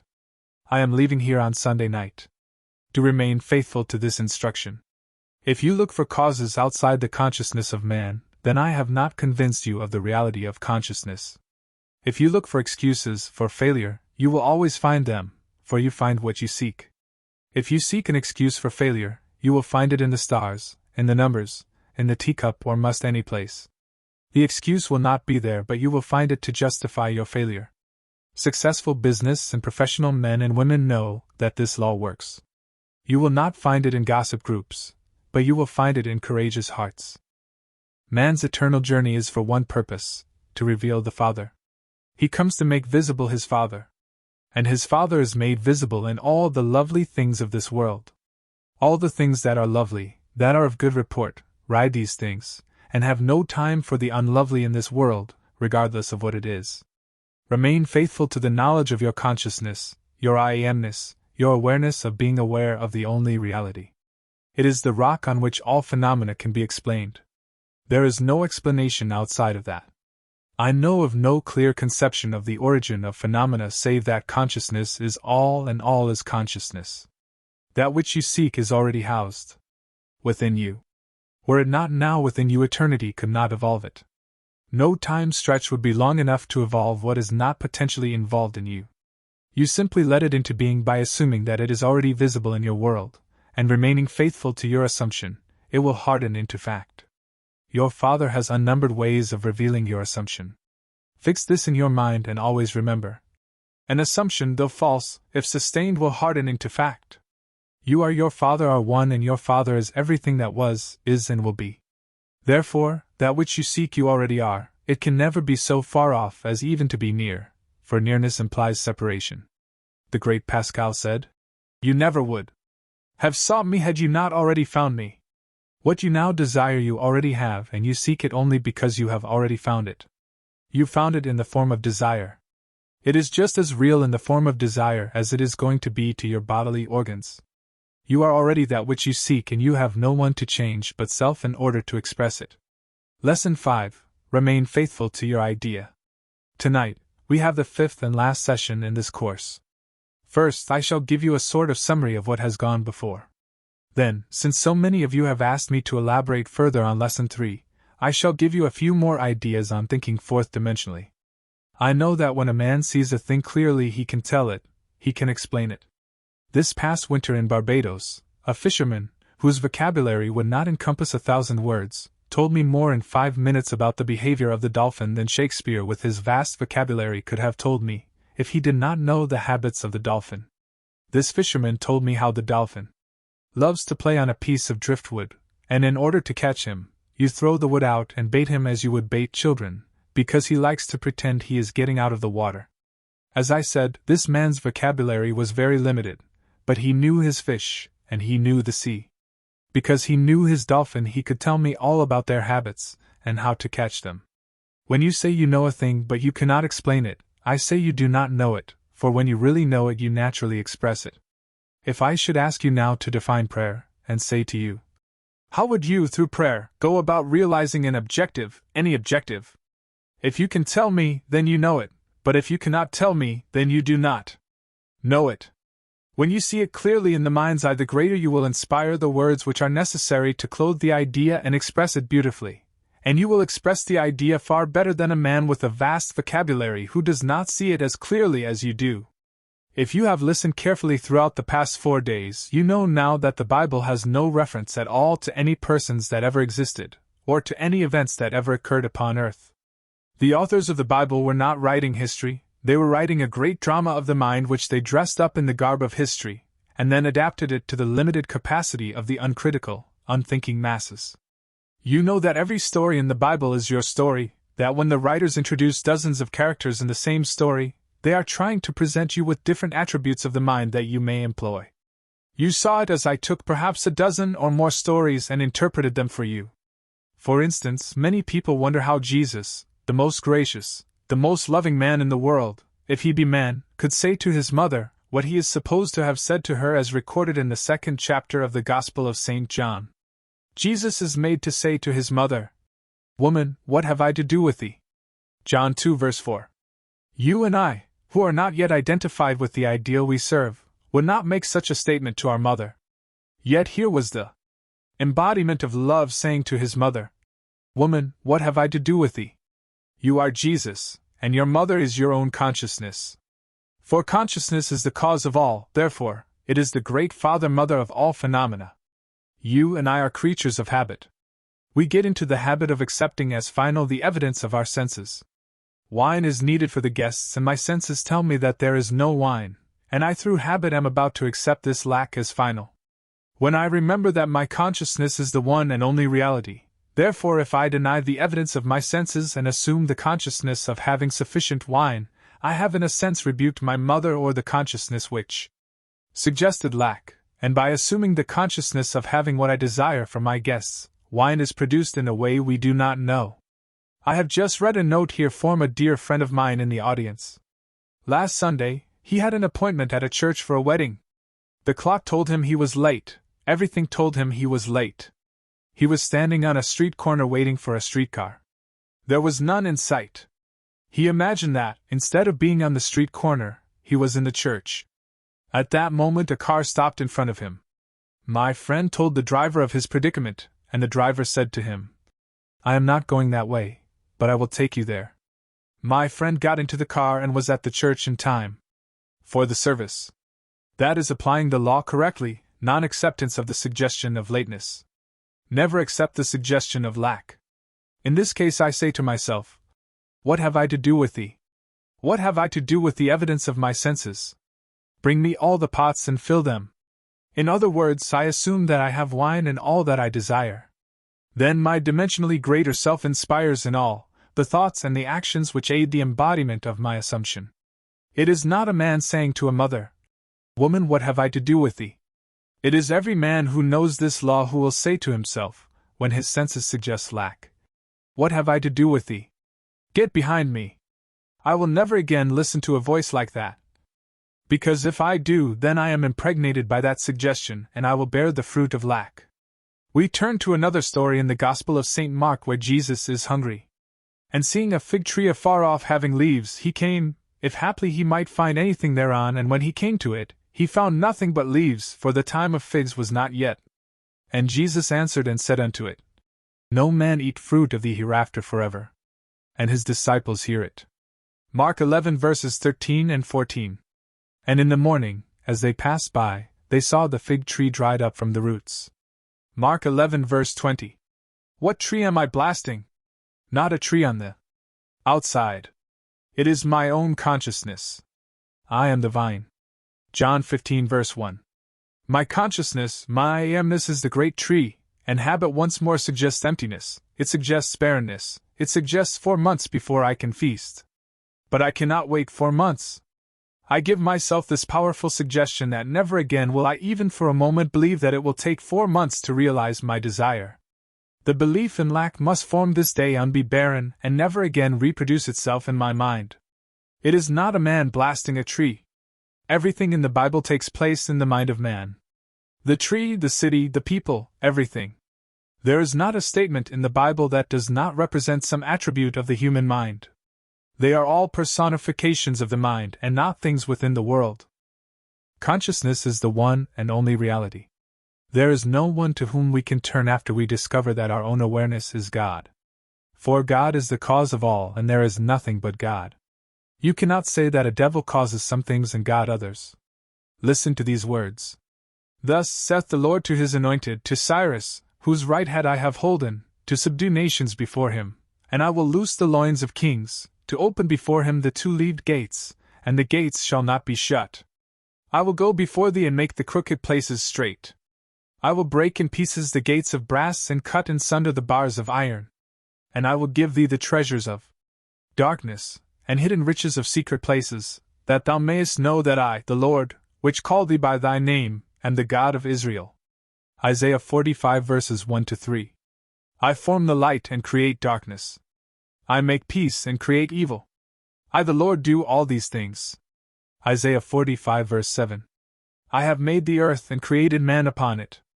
I, even my hands, have stretched out the heavens, and all their hosts have I commanded. I have raised him up in righteousness, and I will direct all his ways. He shall build my city, and he shall let go my captives, not for price nor reward, saith the Lord of hosts. Isaiah 45 verses 12-13. I am the Lord, and there is none else. There is no God beside me. Isaiah 45 verse 5. Read these words carefully. They are not my words, they are the inspired words of men who discovered that consciousness is the only reality. If I am hurt, I am self-hurt. If there is darkness in my world, I created the darkness and the gloom and the depression. If there is light and joy, I created the light and the joy. There is no one but this I amness that does all. You cannot find a cause outside of your own consciousness. Your world is a grand mirror constantly telling you who you are. As you meet people, they tell you by their behavior who you are. Your prayers will not be less devout because you turn to your own consciousness for help.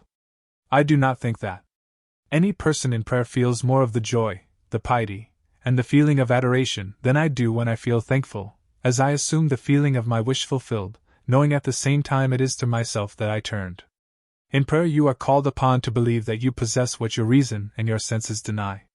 When you pray, believe that you have and you shall receive. The Bible states it in this way. Therefore I say unto you, what things soever ye desire, when ye pray, believe that ye receive them, and ye shall have them. And when ye stand praying, forgive, if ye have aught against any, that your Father also which is in heaven may forgive you your trespasses. But if ye do not forgive, neither will your Father which is in heaven forgive your trespasses. Mark 11 verses 24 to 26. That is what we must do when we pray. If I hold something against another, be it a belief of sickness, poverty, or anything else, I must lose it and let it go, not by using words of denial but by believing him to be what he desires to be. In that way I completely forgive him. I changed my concept of him. I had aught against him, and I forgave him. Complete forgetfulness is forgiveness. If I do not forget, then I have not forgiven. I only forgive something when I truly forget. I can say to you until the end of time, I forgive you. But if every time I see you or think of you, I am reminded of what I held against you, I have not forgiven you at all. Forgiveness is complete forgetfulness. You go to a doctor, and he gives you something for your sickness. He is trying to take it from you, so he gives you something in place of it. Give yourself a new concept of self for the old concept. Give up the old concept completely. A prayer granted implies that something is done in consequence of the prayer which otherwise would not have been done. Therefore, I myself am the spring of action, the directing mind, and the one who grants the prayer. Anyone who prays successfully turns within, and appropriates the state sought. You have no sacrifice to offer. Do not let anyone tell you that you must struggle and suffer. You need not struggle for the realization of your desire. Read what it says in the Bible. To what purpose is the multitude of your sacrifices unto me, saith the Lord? I am full of the burnt offerings of rams, and the fat of fed beasts, and I delight not in the blood of bullocks, or of lambs, or of goats. When ye come to appear before me, who hath required that at your hand, to tread my courts? Bring no more vain oblations. Incense is an abomination unto me, the new moons and Sabbaths, the calling of assemblies. I cannot endure iniquity and solemn assembly. Your new moons and your appointed feasts my soul hates. They have become a burden to me, I am weary of bearing them. Isaiah 1 verses 11 to 14. You shall have a song as in the night when a holy solemnity is kept, and gladness of heart, as when one goeth with a pipe to come into the mountain of the Lord, to the mighty one of Israel. Isaiah 30 verse 29. Sing unto the Lord a new song, and his praise from the end of the earth. Isaiah 42 verse 10. Sing, O ye heavens, for the Lord hath done it. Shout, ye lower parts of the earth. Break forth into singing, ye mountains, O forest, and every tree therein, for the Lord hath redeemed Jacob, and glorified himself in Israel. Isaiah 44 verse 23. Therefore, the redeemed of the Lord shall return, and come with singing unto Zion, and everlasting joy shall be upon their head. They shall obtain gladness and joy, and sorrow and mourning shall flee away. Isaiah 51 verse 11. The only acceptable gift is a joyful heart. Come with singing and praise. That is the way to come before the Lord your own consciousness. Assume the feeling of your wish fulfilled, and you have brought the only acceptable gift. All states of mind other than that of the wish fulfilled are an abomination. They are superstition and mean nothing. When you come before me, rejoice, because rejoicing implies that something has happened which you desired. Come before me singing, giving praise, and giving thanks, for these states of mind imply acceptance of the state sought. Put yourself in proper mood and your own consciousness will embody it. If I could define prayer for anyone and put it just as clearly as I could, I would simply say, it is the feeling of the wish fulfilled. If you ask, what do you mean by that? I would say, I would feel myself into the situation of the answered prayer, and then I would live and act upon that conviction. I would try to sustain it without effort, that is, I would live and act as though it were already a fact, knowing that as I walk in this fixed attitude my assumption will harden into fact. Time does not permit me to go any further into the argument that the Bible is not history. But if you have listened attentively to my message these past 4 nights, I do not think you want any more proof that the Bible is not history. Apply what you have heard and you will realize your desires. And now that I have told you before it come to pass, that, when it is come to pass, ye might believe. John 14 verse 29. Many persons, myself included, have observed events before they occurred, that is, before they occurred in this world of 3 dimensions. Since man can observe an event before it occurs in the 3 dimensions of space, then life on Earth proceeds according to plan, and this plan must exist elsewhere in another dimension, and is slowly moving through our space. If the occurring events were not in this world when they were observed, then to be perfectly logical they must have been out of this world. And whatever is there to be seen before it occurs here must be predetermined from the point of view of man awake in a 3-dimensional world. Yet the ancient teachers taught us that we could alter the future, and my own experience confirms the truth of their teaching. Therefore, my object in giving this course is to indicate the possibilities inherent in man, to show that man can alter his future, but thus altered, it forms again a deterministic sequence starting from the point of interference, a future that will be consistent with the alteration. The most remarkable feature of man's future is its flexibility. The future, although prepared in advance in every detail, has several outcomes. We have at every moment of our lives the choice before us which of several futures we will have. There are 2 actual outlooks on the world possessed by everyone, a natural focus and a spiritual focus. The ancient teachers called one the carnal mind, and the other the mind of Christ.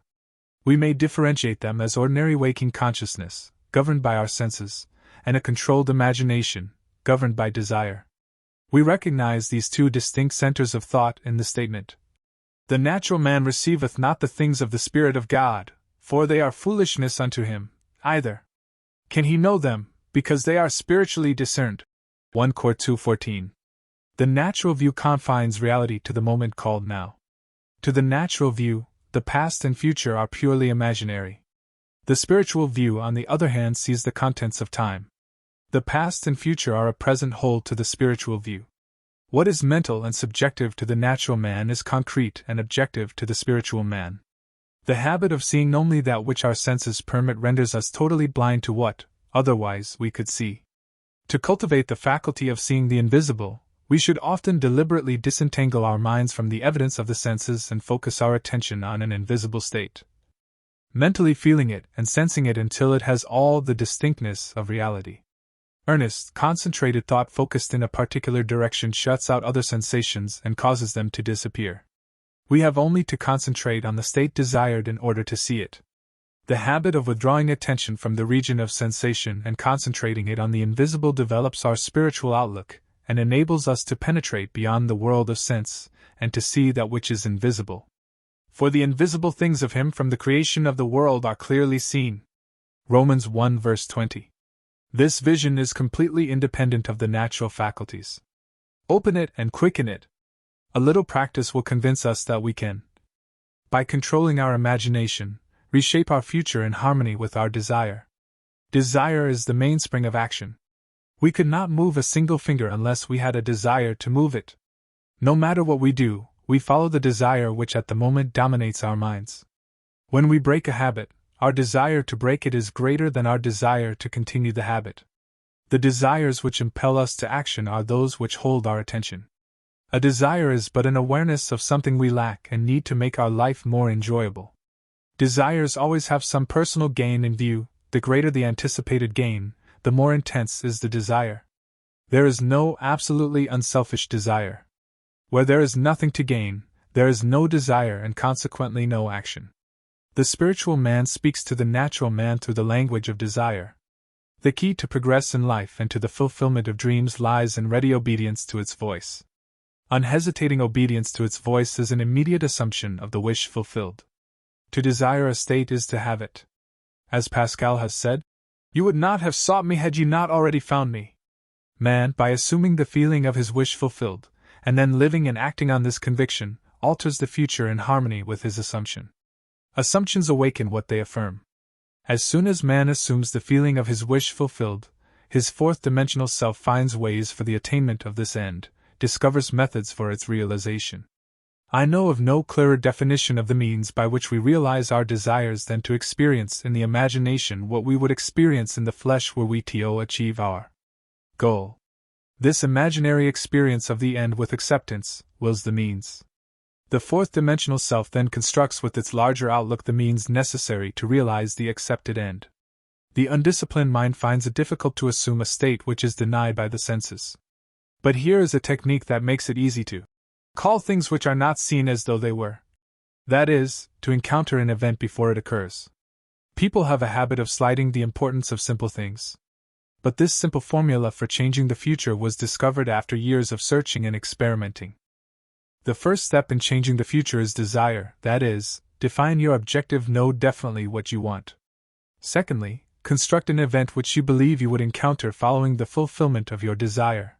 An event which implies fulfillment of your desire, something which will have the action of self predominant. Thirdly, immobilize the physical body, and induce a condition akin to sleep by imagining that you are sleepy.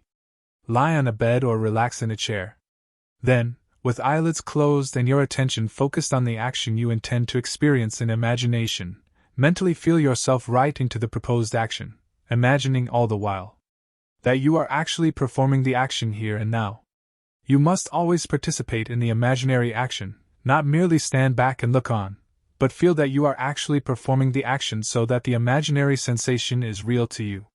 It is important always to remember that the proposed action must be one which follows the fulfillment of your desire. Also, you must feel yourself into the action until it has all the vividness and distinctness of reality. For example, suppose you desire promotion in your office. Being congratulated would be an event you would encounter following the fulfillment of your desire. Having selected this action as the one you will experience in imagination, immobilize the physical body and induce a state akin to sleep, a drowsy state, but one in which you are still able to control the direction of your thoughts, a state in which you are attentive without effort. Then visualize a friend standing before you. Put your imaginary hand into his. Feel it to be solid and real, and carry on an imaginary conversation with him in harmony with the action. You do not visualize yourself at a distance in point of space and at a distance in point of time being congratulated on your good fortune. Instead, you make elsewhere here, and the future now. The future event is a reality now in a dimensionally larger world, and oddly enough, now in a dimensionally larger world is equivalent to here in the ordinary three-dimensional space of everyday life. The difference between feeling yourself in action, here and now, and visualizing yourself in action, as though you were on a motion picture screen, is the difference between success and failure. The difference will be appreciated if you will now visualize yourself climbing a ladder. Then, with eyelids closed, imagine that ladder is right in front of you and feel yourself actually climbing it. Desire, physical immobility bordering on sleep, and imaginary action in which self feelingly predominates here and now, are not only important factors in altering the future, but they are also essential conditions in consciously projecting the spiritual self. When the physical body is immobilized and we become possessed of the idea to do something, if we imagine that we are doing it here and now, and keep the imaginary action feelingly going right up until sleep ensues, we are likely to awaken out of the physical body to find ourselves in a dimensionally larger world with a dimensionally larger focus and actually doing what we desired and imagined we were doing in the flesh. But whether we awaken there or not, we are actually performing the action in the fourth-dimensional world, and will in the future reenact it here in the third-dimensional world. Experience has taught me to restrict the imaginary action, to condense the idea, which is to be the object of our meditation, into a single act, and to reenact it over and over again until it has the feeling of reality. Otherwise, the attention will wander off along an associational track, and hosts of associated images will be presented to our attention, and in a few seconds they will lead us hundreds of miles away from our objective in point of space, and years away in point of time. If we decide to climb a particular flight of stairs, because that is the likely event to follow the realization of our desire, then we must restrict the action to climbing that particular flight of stairs. Should the attention wander off, bring it back to its task of climbing that flight of stairs, and keep on doing so until the imaginary action has all the solidity and distinctness of reality. The idea must be maintained in the field of presentation without any sensible effort on our part. We must, with the minimum of effort, permeate the mind with the feeling of the wish fulfilled. Drowsiness facilitates change because it favors attention without effort, but it must not be pushed to the state of sleep, in which we shall no longer be able to control the movements of our attention, but a moderate degree of drowsiness in which we are still able to direct our thoughts.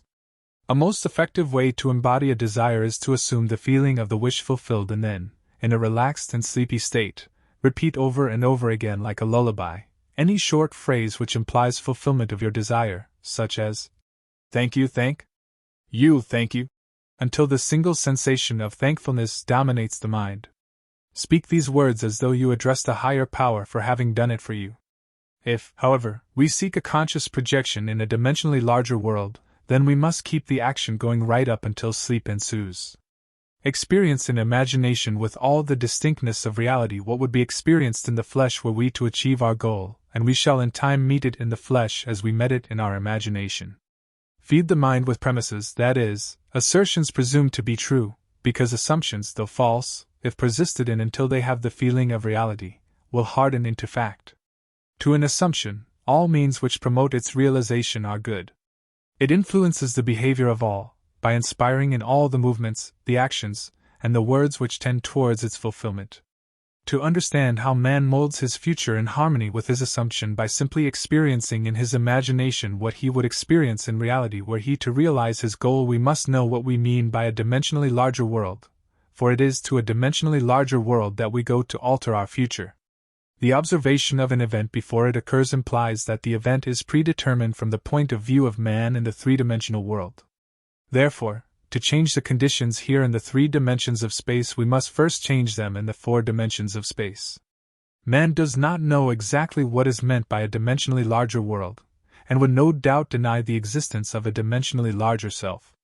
He is quite familiar with the 3 dimensions of length, width, and height, and he feels that if there were a 4th dimension, it should be just as obvious to him as the dimensions of length, width, and height. Now, a dimension is not a line. It is any way in which a thing can be measured that is entirely different from all other ways. That is, to measure a solid 4th dimensionally, we simply measure it in any direction except that of its length, width, and height. Now, is there another way of measuring an object other than those of its length, width, and height? Time measures my life without employing the 3 dimensions of length, width, and height. There is no such thing as an instantaneous object. Its appearance and disappearance are measurable. It endures for a definite length of time. We can measure its lifespan without using the dimensions of length, width, and height. Time is definitely a 4th way of measuring an object. The more dimensions an object has, the more substantial and real it becomes. A straight line, which lies entirely in one dimension, acquires shape, mass, and substance by the addition of dimensions. What new quality would time, the 4th dimension, give, which would make it just as vastly superior to solids, as solids are to surfaces and surfaces are to lines? Time is a medium for changes in experience, for all changes take time. His new quality is changeability. Observe that, if we bisect a solid, its cross-section will be a surface. By bisecting a surface, we obtain a line, and by bisecting a line, we get a point. This means that a point is but a cross-section of a line, which is, in turn, but a cross-section of a surface, which is, in turn, but a cross-section of a solid, which is, in turn, if carried to its logical conclusion, but a cross-section of a 4-dimensional object. We cannot avoid the inference that all 3-dimensional objects are but cross-sections of 4-dimensional bodies. Which means, when I meet you, I meet a cross-section of the 4-dimensional you, the 4-dimensional self that is not seen. To see the 4-dimensional self, I must see every cross-section or moment of your life from birth to death, and see them all as coexisting. My focus should take in the entire array of sensory impressions which you have experienced on earth, plus those you might encounter. I should see them, not in the order in which they were experienced by you, but as a present whole.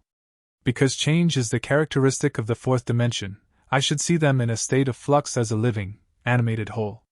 Now, if we have all this clearly fixed in our minds, what does it mean to us in this 3-dimensional world? It means that, If we can move along time's length, we can see the future and alter it if we so desire. This world, which we think so solidly real, is a shadow out of which and beyond which we may at any time pass. It is an abstraction from a more fundamental and dimensionally larger world, a more fundamental world abstracted from a still more fundamental and dimensionally larger world, and so on to infinity. For the absolute is unattainable by any means or analysis, no matter how many dimensions we add to the world. Man can prove the existence of a dimensionally larger world by simply focusing his attention on an invisible state, and imagining that he sees and feels it. If he remains concentrated in this state, his present environment will pass away, and he will awaken in a dimensionally larger world where the object of his contemplation will be seen as a concrete objective reality. I feel intuitively that, were he to abstract his thoughts from this dimensionally larger world and retreat still farther within his mind, he would again bring about an externalization of time. He would discover that, every time he retreats into his inner mind and brings about an externalization of time, space becomes dimensionally larger. And he would therefore conclude that both time and space are serial, and that the drama of life is but the climbing of a multitudinous dimensional time block. Scientists will one day explain why there is a serial universe. But in practice, how we use this serial universe to change the future is more important. To change the future, we need only concern ourselves with two worlds in the infinite series: the world we know by reason of our bodily organs, and the world we perceive independently of our bodily organs. I have stated that man has at every moment of time the choice before him which of several futures he will have. But the question arises: how is this possible when the experiences of man, awake in the three-dimensional world, are predetermined, as his observation of an event before it occurs implies? This ability to change the future will be seen if we liken the experiences of life on earth to this printed page. Man experiences events on earth singly and successively in the same way that you are now experiencing the words of this page. Imagine that every word on this page represents a single sensory impression. To get the context, to understand my meaning, you focus your vision on the first word in the upper left-hand corner, and then move your focus across the page from left to right, letting it fall on the words singly and successively. By the time your eyes reach the last word on this page, you have extracted my meaning. But suppose on looking at the page, with all the printed words thereon equally present, you decided to rearrange them. You could, by rearranging them, tell an entirely different story. In fact, you could tell many different stories. A dream is nothing more than uncontrolled four-dimensional thinking, or the rearrangement of both past and future sensory impressions. Man seldom dreams of events in the order in which he experiences them when awake. He usually dreams of two or more events which are separated in time, fused into a single sensory impression, or else he so completely rearranges his single waking sensory impressions that he does not recognize them when he encounters them in his waking state. For example, I dreamed that I delivered a package to the restaurant in my apartment building. The hostess said to me, "You can't leave that there." Whereupon, the elevator operator gave me a few letters, and as I thanked him for them, he, in turn, thanked me. At this point, the night elevator operator appeared and waved a greeting to me. The following day, as I left my apartment, I picked up a few letters which had been placed at my door. On my way down, I gave the day elevator operator a tip and thanked him for taking care of my mail, whereupon he thanked me for the tip. On my return home that day, I overheard a doorman say to a delivery man, "You can't leave that there." As I was about to take the elevator up to my apartment, I was attracted by a familiar face in the restaurant, and as I looked in, the hostess greeted me with a smile. That night I escorted my dinner guests to the elevator, and as I said goodbye to them, the night operator waved goodnight to me. By simply rearranging a few of the single sensory impressions I was destined to encounter, and by fusing two or more of them into single sensory impressions, I constructed a dream which differed quite a bit from my waking experience.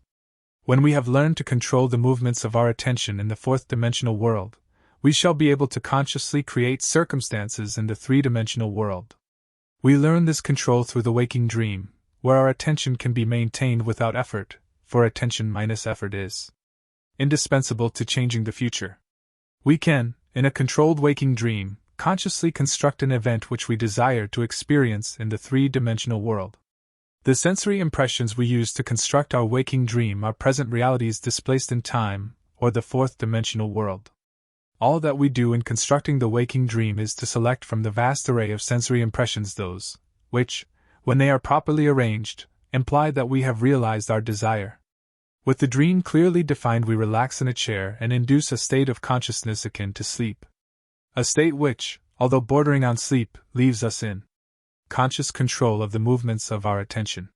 Then we experience in imagination what we would experience in reality were this waking dream an objective fact. In applying this technique to change the future, it is important always to remember that the only thing which occupies the mind during the waking dream is the waking dream, the predetermined action and sensation which implies the fulfillment of our desire. How the waking dream becomes physical fact is not our concern.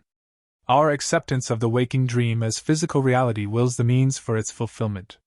Let me again lay the foundation of prayer, which is nothing more than a controlled waking dream. 1. Define your objective, know definitely what you want. 2. Construct an event which you believe you will encounter following the fulfillment of your desire, something which will have the action of self predominant, an event which implies the fulfillment of your desire. 3. Immobilize the physical body and induce a state of consciousness akin to sleep.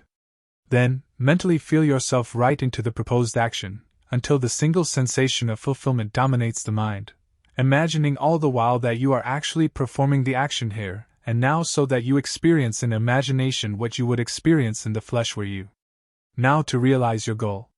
Experience has convinced me that this is the easiest way to achieve our goal.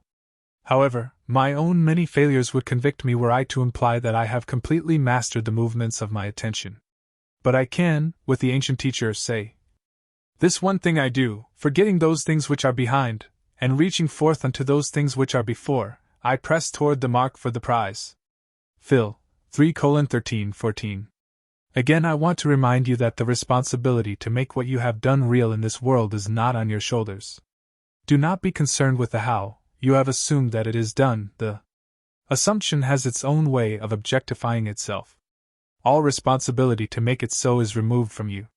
There is a little statement in the book of Exodus which bears this out.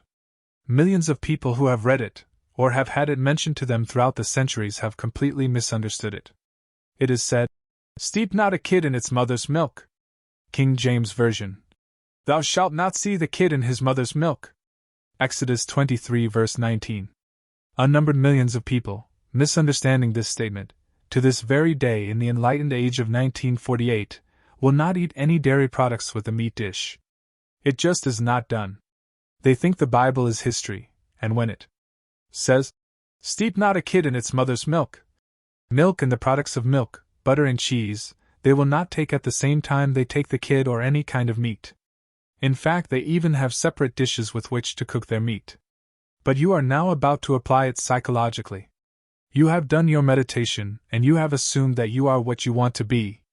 Consciousness is God. Your attention is like the very stream of life or milk itself that nurses and makes alive that which holds your attention. In other words, what holds your attention has your life. Throughout the centuries, a kid has been used as the symbol of sacrifice. You have given birth to everything in your world. But there are things that you no longer wish to keep alive, although you have mothered and fathered them. You are a jealous father that can easily consume, like Cronus, his children. It is your right to consume what formerly you expressed when you did not know better. Now you are detached in consciousness from that former state. It was your kid, it was your child, you embodied and expressed it in your world. But now that you have assumed that you are what you want to be, do not look back on your former state and wonder how it will disappear from your world. For if you look back and give attention to it, you are steeping once more that kid in its mother's milk. Do not say to yourself, "I wonder if I am really detached from that state," or "I wonder if so and so is true." Give all your attention to the assumption that the thing is so, because all responsibility to make it so is completely removed from your shoulders. You do not have to make it so, it is so. You appropriate what is already fact, and you walk in the assumption that it is, and in a way that you do not know, I do not know, no man knows, it becomes objectified in your world. Do not be concerned with the how, and do not look back on your former state. No man, having put his hand to the plow, and looking back, is fit for the kingdom of God. Luke 9 verse 62. Simply assume that it is done and suspend reason, suspend all the arguments of the conscious three-dimensional mind. Your desire is outside of the reach of the three-dimensional mind. Assume you are that which you wish to be, walk as though you were it, and as you remain faithful to your assumption it will harden into fact. Questions and answers. 1. Question. What is the meaning of the insignia on your book covers? Answer. It is an eye imposed upon a heart which, in turn, is imposed upon a tree laden with fruit, meaning that what you are conscious of, and accept as true, you are going to realize. As a man thinketh in his heart, so he is. 2. Question. I would like to be married but have not found the right man. How do I imagine a husband? Answer. Forever in love with ideals, it is the ideal state that captures the mind. Do not confine the state of marriage to a certain man, but a full, rich, and overflowing life. You desire to experience the joy of marriage. Do not modify your dream but enhance it by making it lovelier. Then, condense your desire into a single sensation, or act which implies its fulfillment. In this Western world, a woman wears a wedding ring on the third finger of her left hand. Motherhood need not imply marriage, intimacy need not imply marriage, but a wedding ring does. Relax in a comfortable armchair, or lie flat on your back and induce a state akin to sleep. Then assume the feeling of being married. Imagine a wedding band on your finger. Touch it. Turn it around the finger. Pull it off over the knuckle. Keep the action going until the ring has the distinctness and feeling of reality. Become so lost in feeling the ring on your finger that when you open your eyes, you will be surprised that it is not there. If you are a man who does not wear a ring, you could assume greater responsibility. How would you feel if you had a wife to care for? Assume the feeling of being a happily married man right now. 3. Question. What must I do to inspire creative thoughts such as those needed for writing? Answer. What must you do? Assume the story has already been written and accepted by a great publishing house. Reduce the idea of being a writer to the sensation of satisfaction. Repeat the phrase, "Isn't it wonderful?" or "Thank you, thank you, thank you," over and over again until you feel successful. Or imagine a friend congratulating you. There are unnumbered ways of implying success, but always go to the end. Your acceptance of the end wills its fulfillment. Do not think about getting in the mood to write, but live and act as though you are now the author you desire to be. Assume you have the talent for writing. Think of the pattern you want displayed on the outside. If you write a book and no one is willing to buy it, there is no satisfaction. Act as though people are hungry for your work. Live as though you cannot produce stories or books fast enough to meet the demand. Persist in this assumption, and all that is necessary to achieve your goal will quickly burst into bloom and you will express it. 4. Question. How do I imagine larger audiences for my talks? Answer. I can answer you best by sharing the technique used by a very able teacher I know. When this man first came to this country, he began speaking in a small hall in New York City.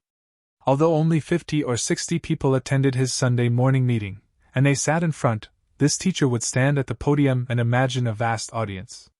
Then he would say to the empty space, "Can you hear me back there?" Today this man is speaking in Carnegie Hall in New York City to approximately 2,500 people every Sunday morning and Wednesday evening. He wanted to speak to crowds. He was not modest. He did not try to fool himself but built a crowd in his own consciousness, and crowds came. Stand before a large audience. Address this audience in your imagination. Feel you are on that stage and your feeling will provide the means. 5. Question. Is it possible to imagine several things at the same time, or should I confine my imagining to one desire? Answer. Personally, I like to confine my imaginal act to a single thought, but that does not mean I will stop there. During the course of a day I may imagine many things, but instead of imagining lots of small things, I would suggest that you imagine something so big it includes all the little things. Instead of imagining wealth, health, and friends, imagine being ecstatic. You could not be ecstatic and be in pain. You could not be ecstatic and be threatened with a dispossession notice. You could not be ecstatic if you were not enjoying a full measure of friendship and love. What would the feeling be like were you ecstatic without knowing what had happened to produce your ecstasy? Reduce the idea of ecstasy to the single sensation. Isn't it wonderful? Do not allow the conscious, reasoning mind to ask why, because if it does it will start to look for visible causes, and then the sensation will be lost. Rather, repeat over and over again. Isn't it wonderful? Suspend judgment as to what is wonderful. Catch the one sensation of the wonder of it all, and things will happen to bear witness to the truth of this sensation. And I promise you, it will include all the little things. 6. Question: how often should I perform the imaginal act? A few days or several weeks? Answer: in the book of Genesis the story is told of Jacob wrestling with an angel. This story gives us the clue we are looking for, that when satisfaction is reached, impotence follows. When the feeling of reality is yours, for the moment at least, you are mentally impotent. The desire to repeat the act of prayer is lost, having been replaced by the feeling of accomplishment. You cannot persist in wanting what you already have. If you assume you are what you desire to be to the point of ecstasy, you no longer want it. Your imaginal act is as much a creative act as a physical one wherein man halts, shrinks, and is blessed, for as man creates his own likeness, so does your imaginal act transform itself into the likeness of your assumption. If, however, you do not reach the point of satisfaction, repeat the action over and over again until you feel as though you touched it and virtue went out of you. 7. Question: I have been taught not to ask for earthly things, only for spiritual growth, yet money and things are what I need. Answer: you must be honest with yourself. All through Scripture the question is asked, what do you want of me? Some wanted to see, others to eat, and still others wanted to be made straight, or that my child live. Your dimensionally larger self speaks to you through the language of desire. Do not deceive yourself. Knowing what you want, claim you already have it, for it is your Father's good pleasure to give it to you, and remember, what you desire, that you have. 8. Question: when you have assumed your desire, do you keep in mind the ever-presence of this Greater One protecting and giving you your assumption?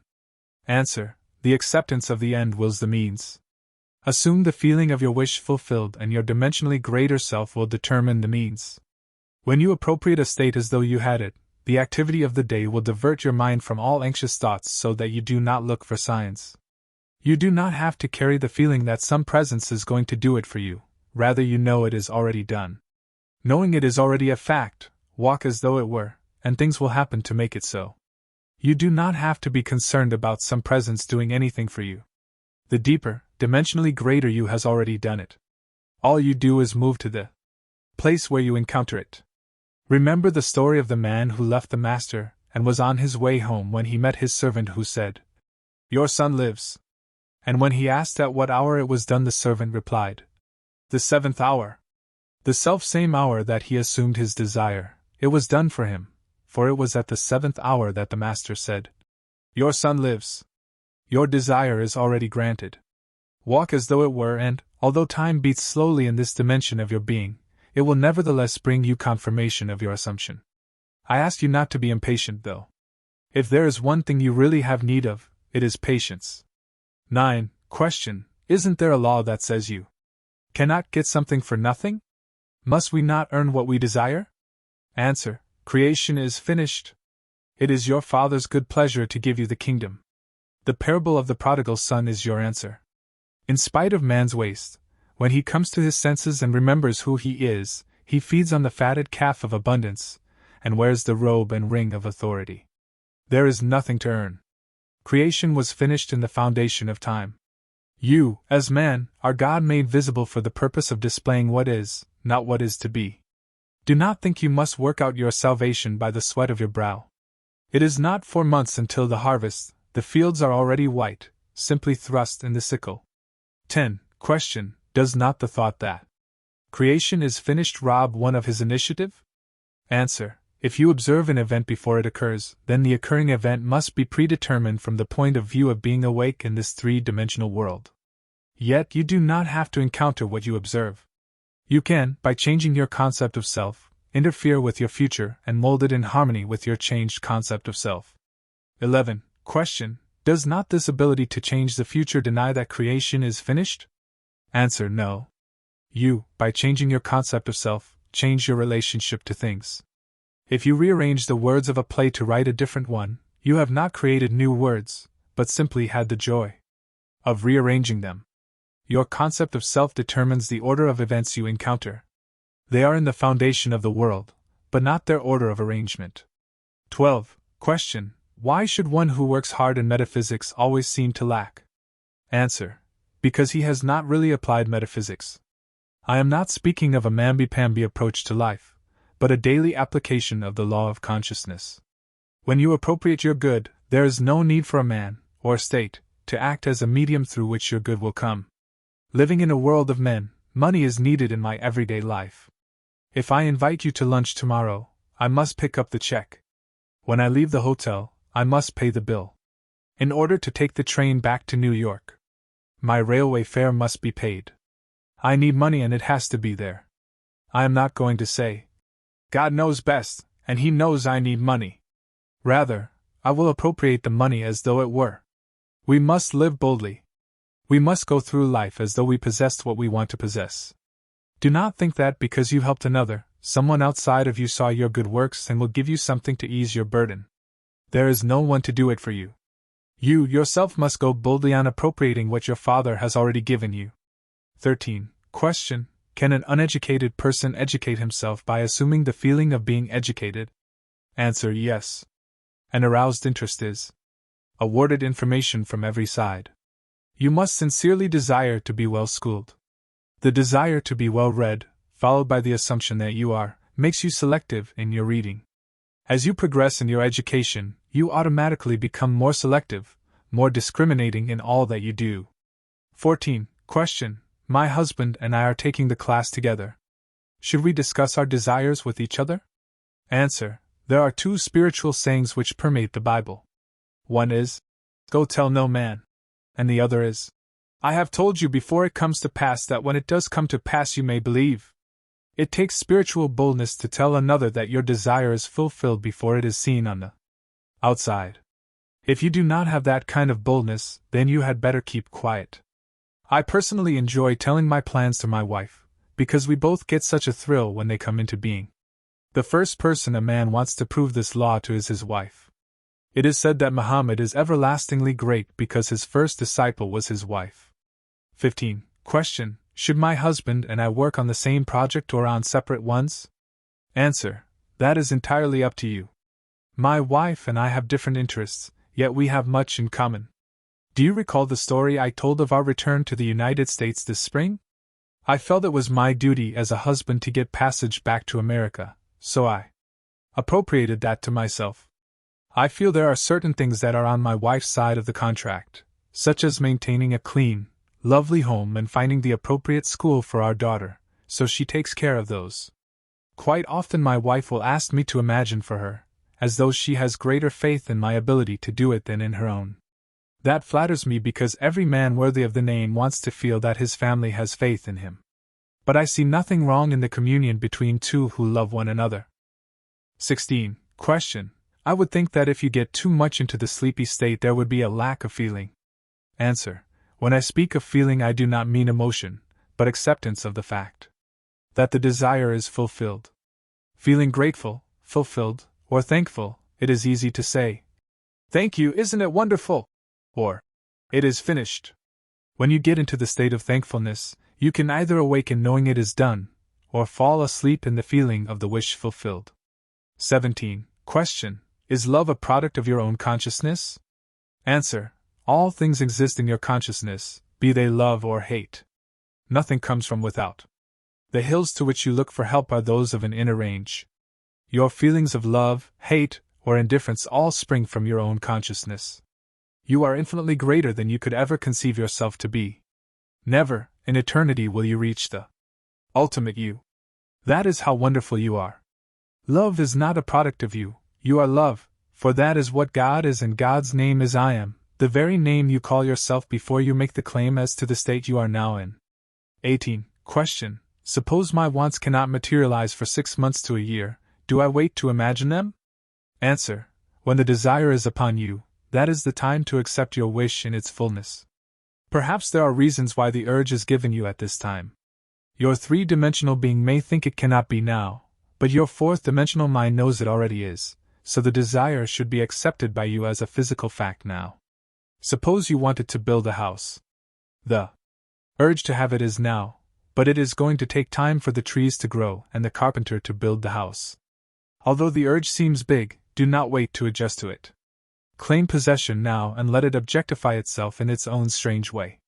Do not say it will take 6 months or a year.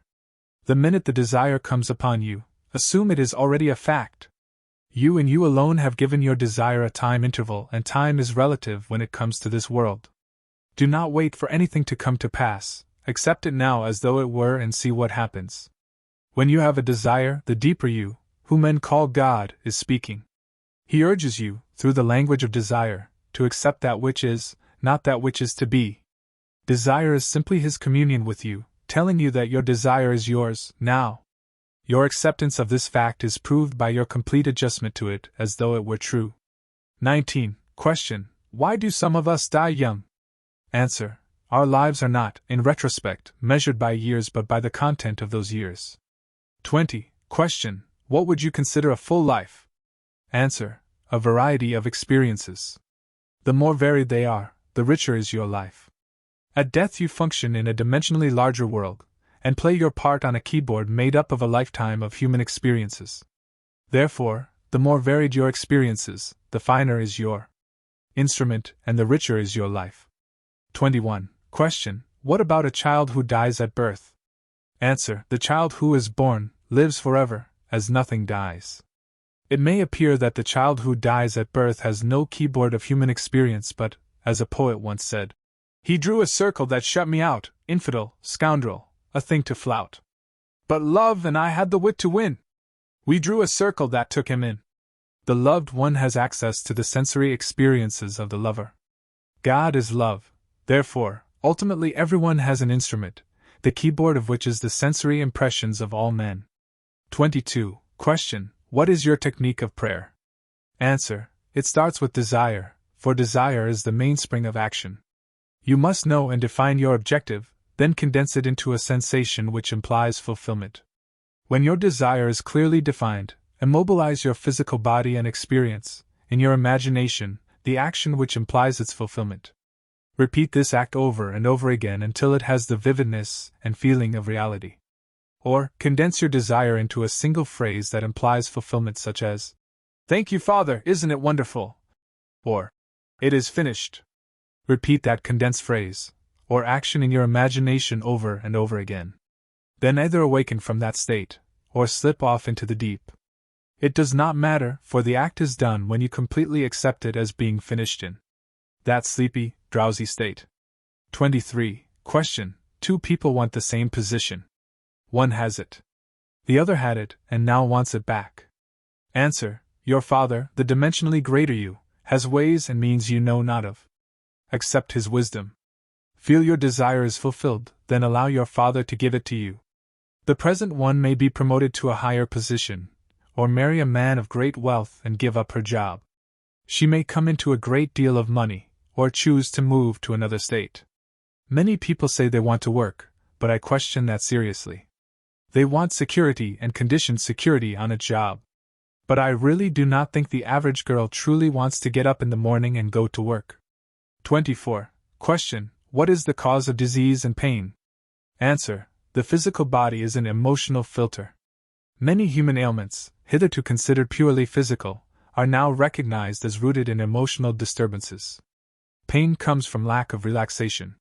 When you sleep, there is no pain. If you are under an anesthetic, there is no pain because you are relaxed, as it were. If you have pain, it is because you are tense and trying to force something.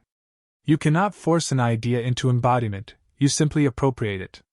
It is attention minus effort. Only practice will bring you to that point where you can be attentive and still be relaxed. Attention is tension toward an end, and relaxation is just the opposite. Here are two completely opposite ideas that you must blend until you learn, through practice, how to be attentive, but not tense. The word contention means attention minus effort. In the state of contention, you are held by the idea without tension. 25. Question: no matter how much I try to be happy, underneath, I have a melancholy feeling of being left out. Why? Answer: because you feel you are not wanted. Were I you, I would assume I am wanted. You know the technique.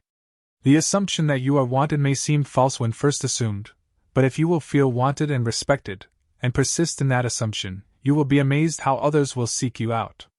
They will begin to see qualities in you they had never seen before. I promise you. If you will but assume you are wanted, you will be. 26. Question. If security came to me through the death of a loved one, did I bring about that death? Answer. Do not think for 1 second that you brought about a death by assuming security. The greater you is not going to injure anyone. It sees all and, knowing the length of life of all, it can inspire the other to give you that which can fulfill your assumption. You did not kill the person who named you in his will. If, a few days after your complete acceptance of the idea of security, Uncle John made his exit from this three-dimensional plane and left you his estate, it is only because it was time for Uncle John to go. He did not die 1 second before his time, however. The greater you saw the lifespan of John, and used him as the way to bring about the fulfillment of your feeling of security. The acceptance of the end wills the means toward the fulfillment of that end. Do not be concerned with anything save the end. Always bear in mind that the responsibility to make it so is completely removed from your shoulders. It is yours because you accept it as so.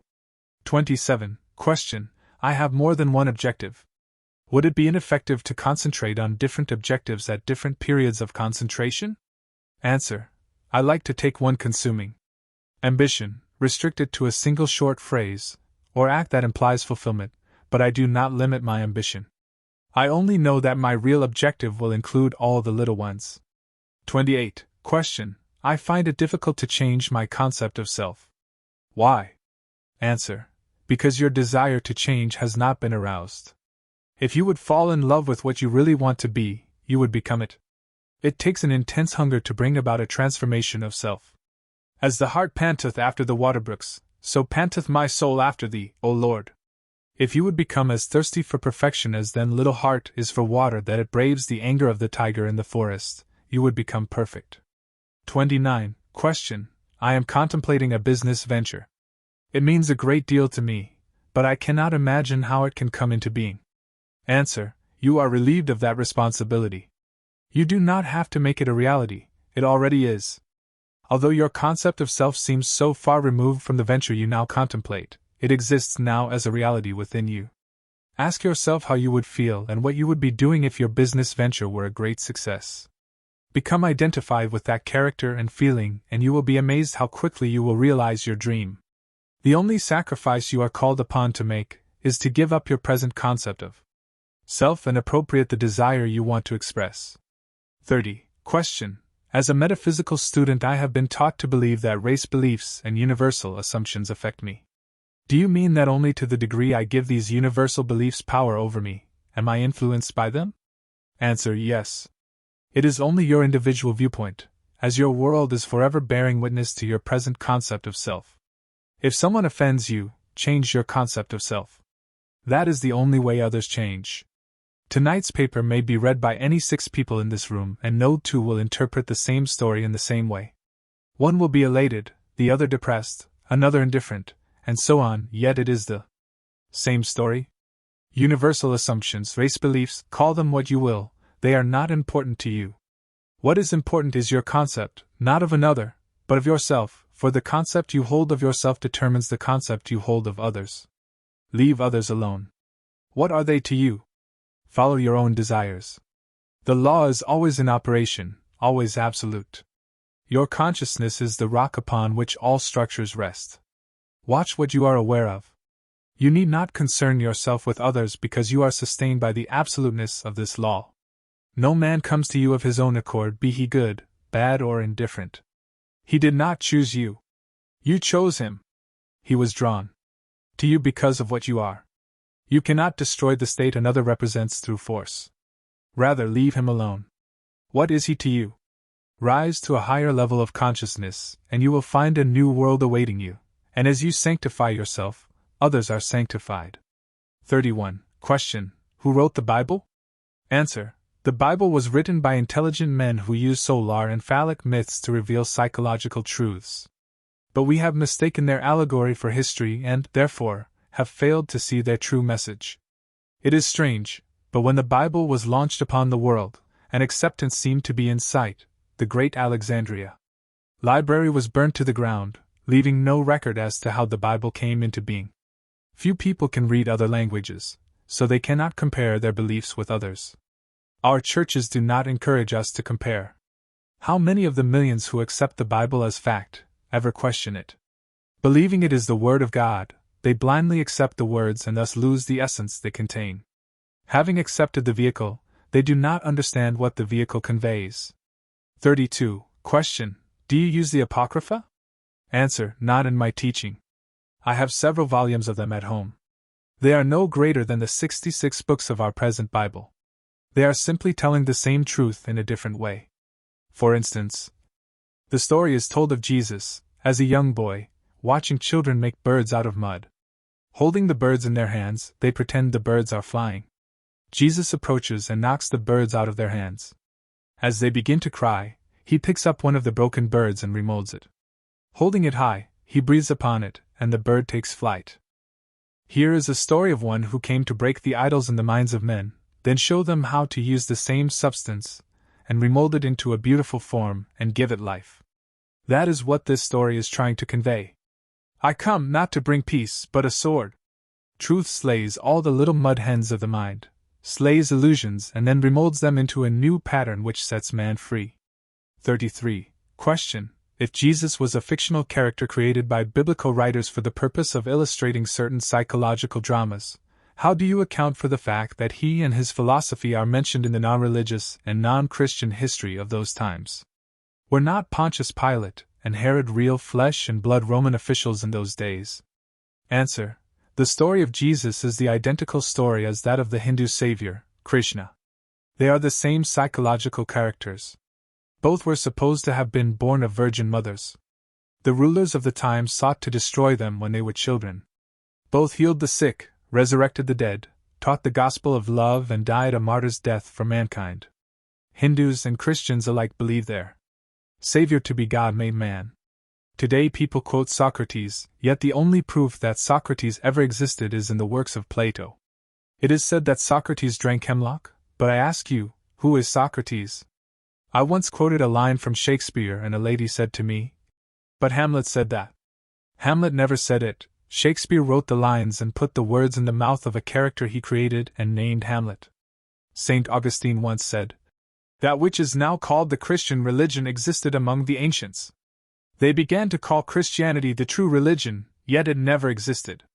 34. Question: do you use affirmations and denials? Answer: let us leave these schools of thought that use affirmations and denials. The best affirmation, and the only effective one, is an assumption which, in itself, implies denial of the former state. The best denial is total indifference.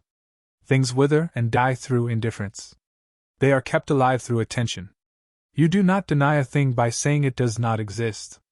Rather, you put feeling into it by recognizing it, and what you recognize as true is true to you, be it good, bad, or indifferent. 35. Question: is it possible for one to appear dead and still not be dead? Answer: General Lee was supposed to have been born 2 years after his mother, believed to be dead, was buried alive. Lucky for her, she was not embalmed or buried in the earth, but in a vault where someone heard her cry and released her. 2 years later, Mrs. Lee bore a son who became General Lee.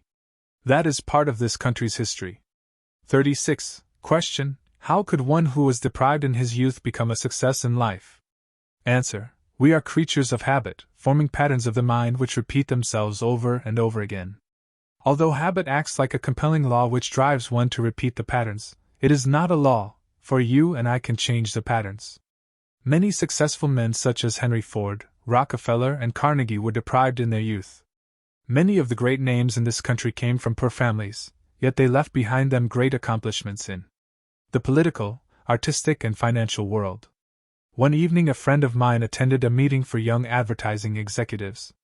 The speaker of the evening said to these young men, I have but one thing to say to you tonight, and that is to make yourself big and you cannot fail. Taking an ordinary fish bowl, he filled it with 2 bags, one of English walnuts and the other of small beans. Mixing them with his hand, he began to shake the bowl and said, This bowl is life. You cannot stop its shaking, as life is a constant pulsing, living rhythm, but watch. And as they watched, the big walnuts came to the top of the bowl as the little beans fell to the bottom. Looking into the bowl, the man asked, Which one of you is complaining, asking, Why?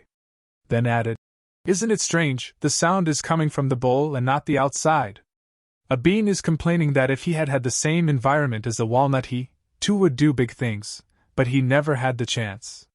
Then he took a little bean from the bottom of the bowl and placed him on top, saying, I can move the bean through sheer force, but I cannot stop the bowl of life from shaking. And as he shook the bowl, the little bean once again slid to the bottom. Hearing another voice of complaint, he asked, What's that I hear? You are saying that I should take one of those big fellows who thinks he is so big and put him on the bottom and see what happens to him? You believe he will be just as limited as you because he will be robbed of the opportunity of big things just as you are? Let's see. Then the speaker took one of the big walnuts and pushed him right down to the bottom of the bowl, saying, I still can't stop the bowl from shaking. And as the men watched, the big walnut came to the top again. Then the speaker added, Gentlemen, if you really want to be successful in life, make yourself big. My friend took this message to heart and began to assume he was a successful businessman. Today he is truly a big man if you judge success by dollars. He now employs over 1,000 people in the city of New York. Each one of you can do what he did. Assume you are what you want to be. Walk in that assumption and it will harden into fact. Brazen impudence. September 27, 1968.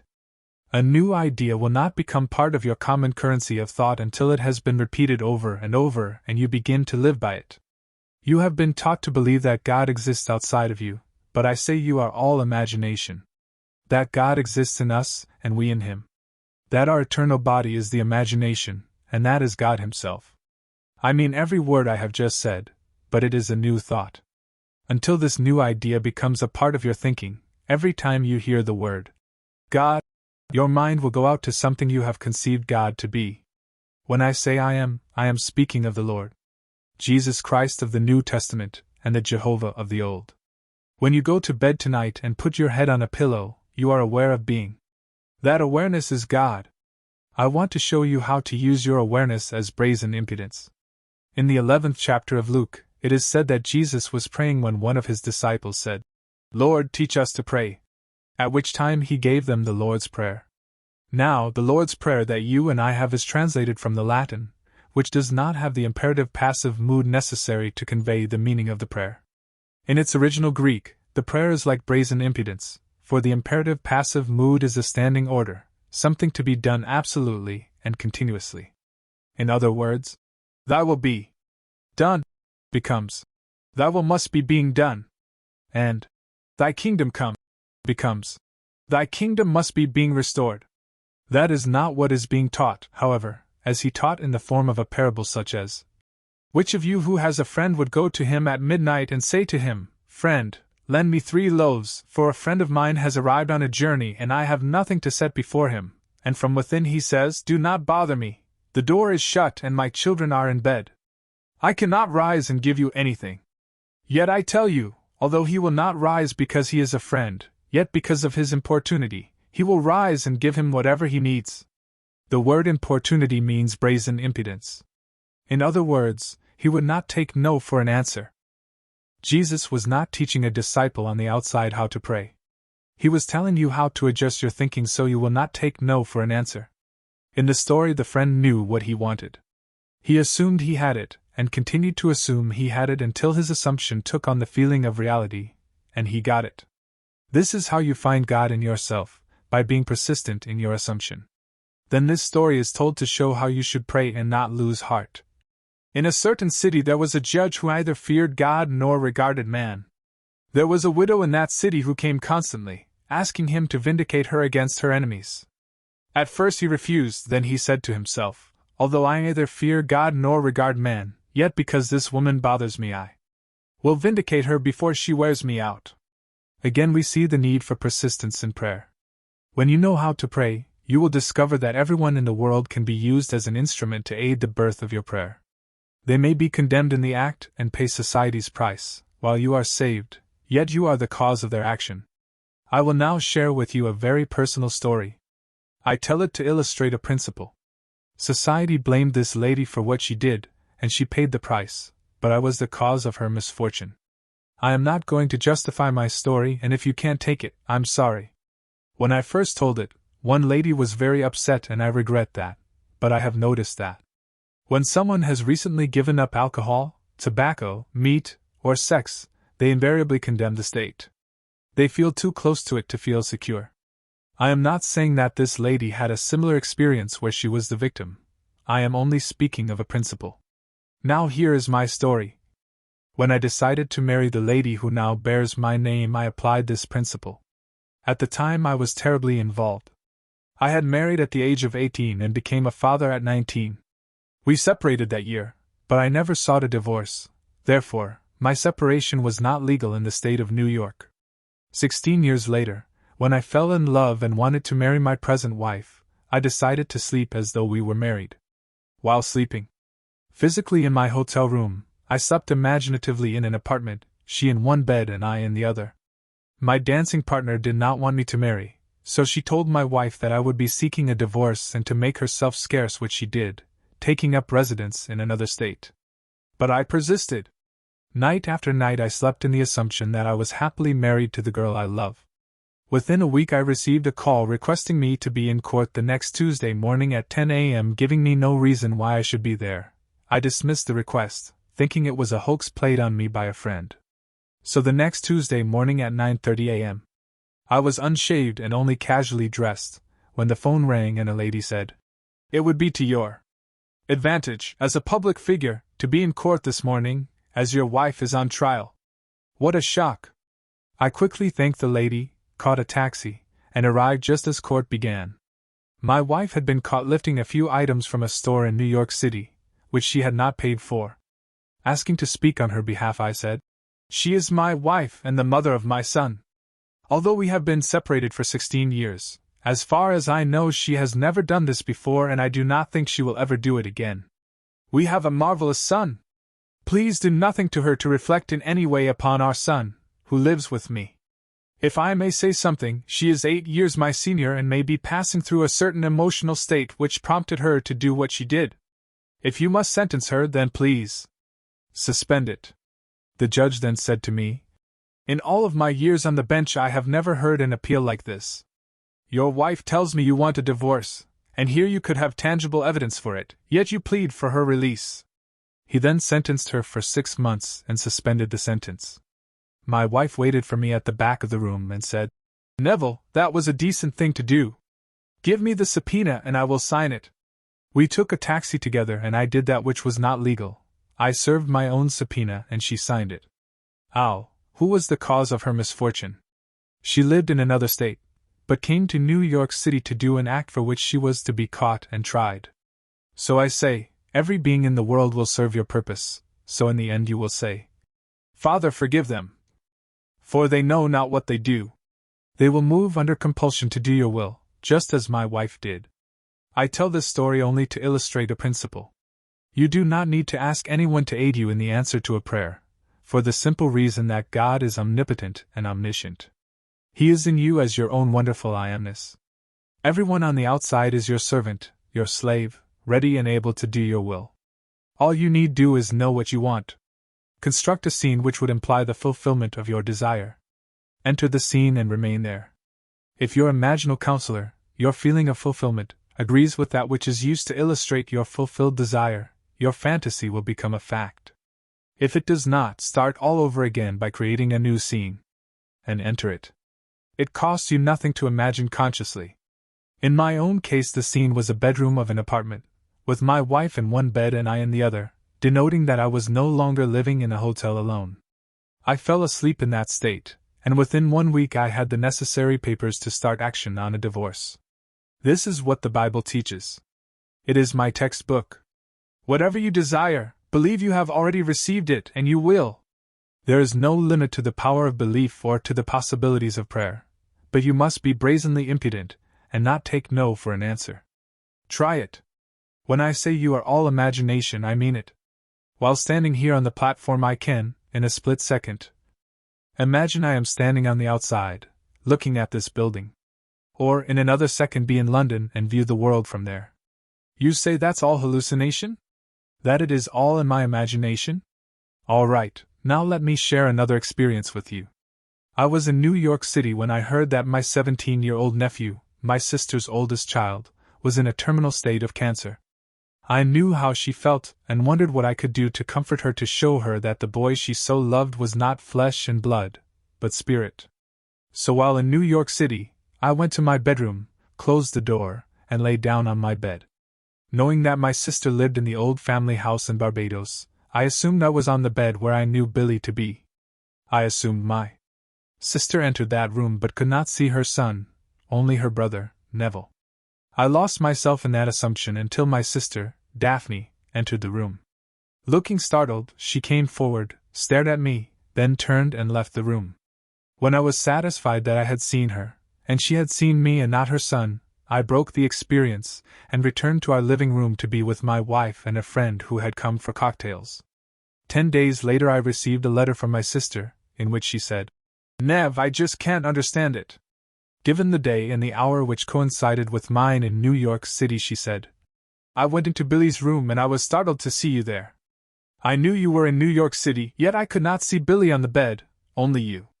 I must confess I was a bit afraid, so one left the room, and when I returned I could see Billy again." She could see Billy because by then I had departed. If I am all imagination, I must be where I am in imagination. When I gave the scene sensory vividness, with all the tones of reality, I was seen by my sister 2,000 miles away. No, I didn't save Billy. He died, but my presence did convince my sister that her son was not flesh and blood. If her brother, in New York City, could appear to her in Barbados, she knew there was something that inhabits a body which cannot go to eternal death. I tell you, there is an immortal you that cannot die. That night I gave my sister the conviction of a reality in her son that would survive when the doctor said he was gone. Gone where? Restored to a terrestrial world like this as a young lad, to continue a journey that was set up for him in the beginning. And that is to form the image of Jesus Christ in him. When that happens, Billy will awaken as Jesus Christ, the one being who is God the Father. Practice the art of movement. In New York City, my telephone was in the hallway and my chair in the living room. While sitting in my chair, I would assume I was at the telephone. Then I would assume I was looking into the living room. I practiced this exercise until I discovered I could move anywhere in a split second of time. Try it and perhaps, like my sister, someone will have the strange experience of seeing you where you have not physically been. Make it fun. I do it all the time. A lady, thinking I was still in Barbados where she last saw me painfully thin and weighing only 138 pounds, was hoping I was feeling better, when I instantly appeared in her living room. I was brown from the Barbados sun, wearing a gray suit, which I did not own when I left here, but purchased in New York City, when I said, "There is no time," and vanished. Well, she is accustomed to these things, so she was not afraid. I urge you not to limit yourself to a little body of flesh and blood, for you are spirit.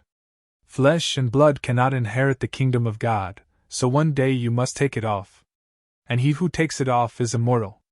He is your own wonderful human imagination who is God, the Father of all life. When you learn to live this way, life becomes so exciting. Your days are full and you are never alone. I spend all day at home reading the Bible and meditating. I close my eyes and travel the world. It's fun and educational. It expands me and makes me become more aware of the infinite being that I really am. Now, the 2 stories from Scripture that I have shared with you show the importance of persistence. When you pray, do not get down on your knees and pray to any unknown God. Instead, go to bed and dare to assume you are now who you want to be. Fall asleep assuming it is true, and you will be on the road to success, for this is how things are brought into being. Right now imagine something lovely for another. They need never know who was the cause of their fortune, but you will. My first wife did not know I was the cause of her action. Had she thought that her act would mean my freedom and her disgrace, do you think she would have done it? She moved under compulsion, and I was the compelling force. When you realize this, you forgive everyone for everything they have ever done, because you may have been the one who was the cause of their action. Blake said, "Why stand we here trembling around calling on God for help and not ourselves in whom God dwells? Why call on any God, when the only God dwells within you? He is not pretending, but actually became you. When you confine yourself to the little garment you wear, you are confining God, because it is He who is wearing it.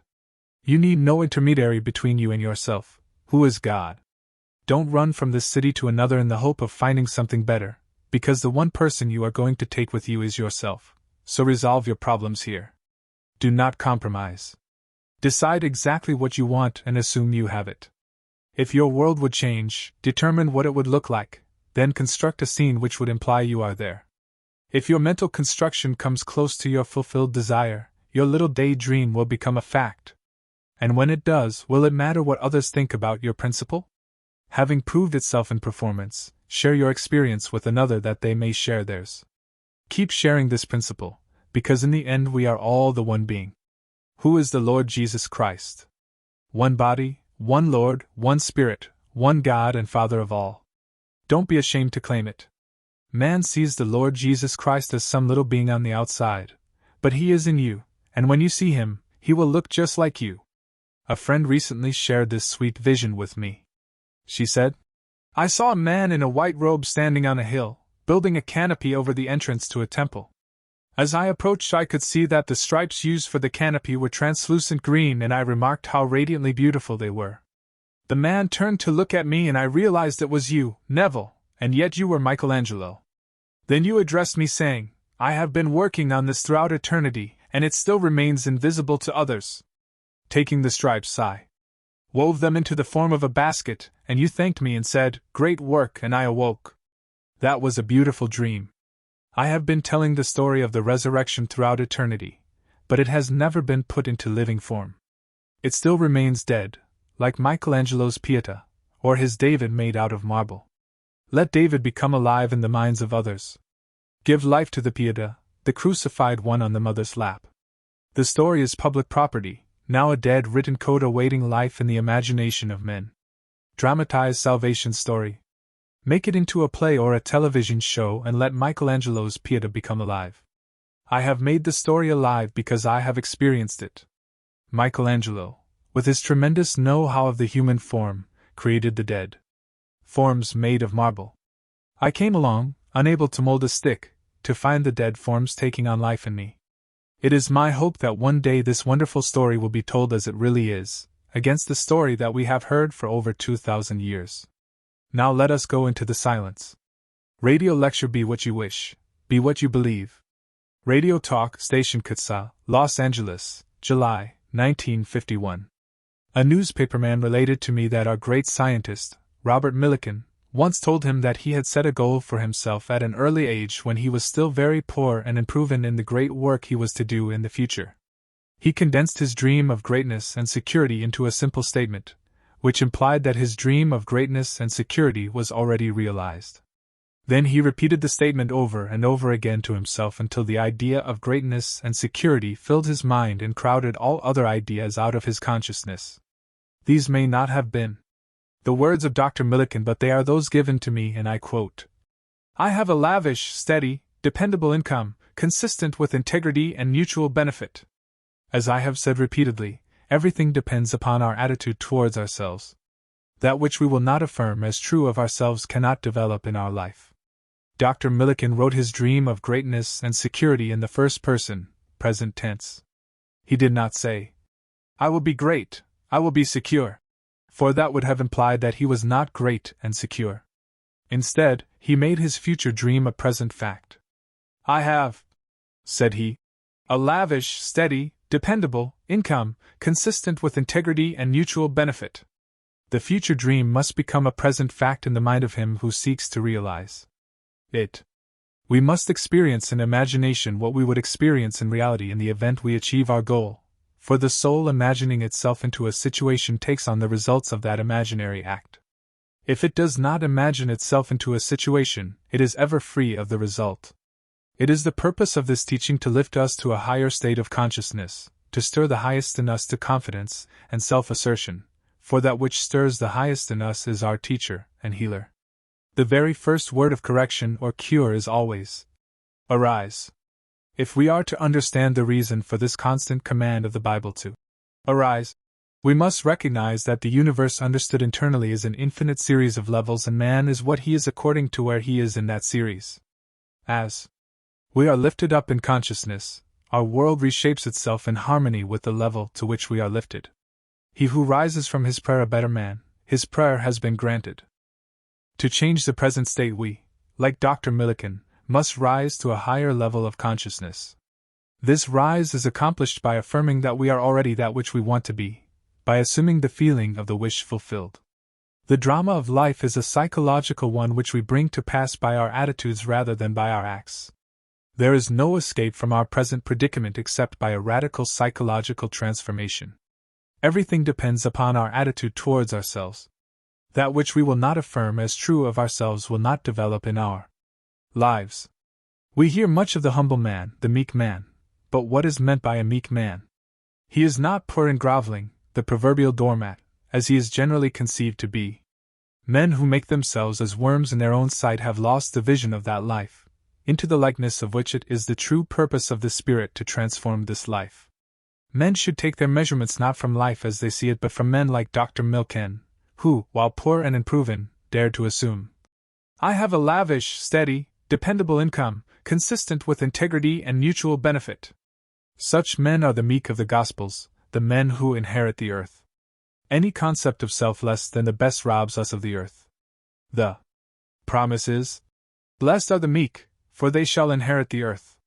In the original text, the word translated as meek is the opposite of the words resentful, angry. It has the meaning of becoming tamed, as a wild animal is tamed. After the mind is tamed, it may be likened to a vine, of which it may be said, "Behold this vine. I found it a wild tree whose wanton strength had swollen into irregular twigs. But I pruned the plant, and it grew temperate in its vain expense of useless leaves, and nodded as you see into these clean, full clusters to repay the hand that wisely wounded it." A meek man is a self-disciplined man. He is so disciplined he sees only the finest, he thinks only the best.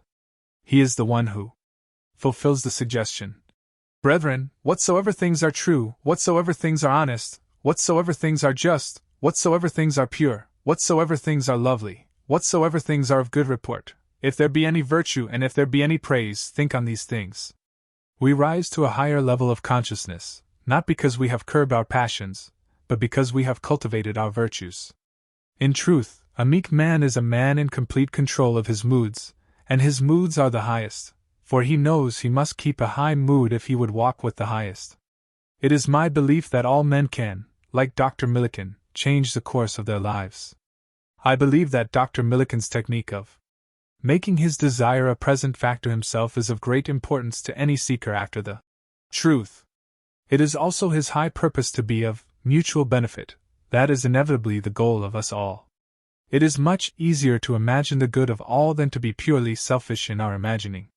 By our imagination, by our affirmations, we can change our world, we can change our future. To the man of high purpose, to the disciplined man, this is a natural measure, so let us all become disciplined men. Next Sunday morning, July 15th, I am speaking as the guest of Dr. Bales at 10:30 at the Fox Wilshire Theatre on Wilshire Boulevard, near La Cienega. My subject for next Sunday is Changing Your Future. It is a subject near to the hearts of us all. I hope you will all come on Sunday to learn how to be the disciplined man, the meek man, who changes his future to the benefit of his fellow man. If you are observant, you will notice the swift echo or response to your every mood in this message, and you will be able to key it to the circumstances of your daily life. When we are certain of the relationship of mood to circumstance in our lives, we welcome what befalls us. We know that all we meet is part of ourselves. In the creation of a new life, we must begin at the beginning, with a change of mood.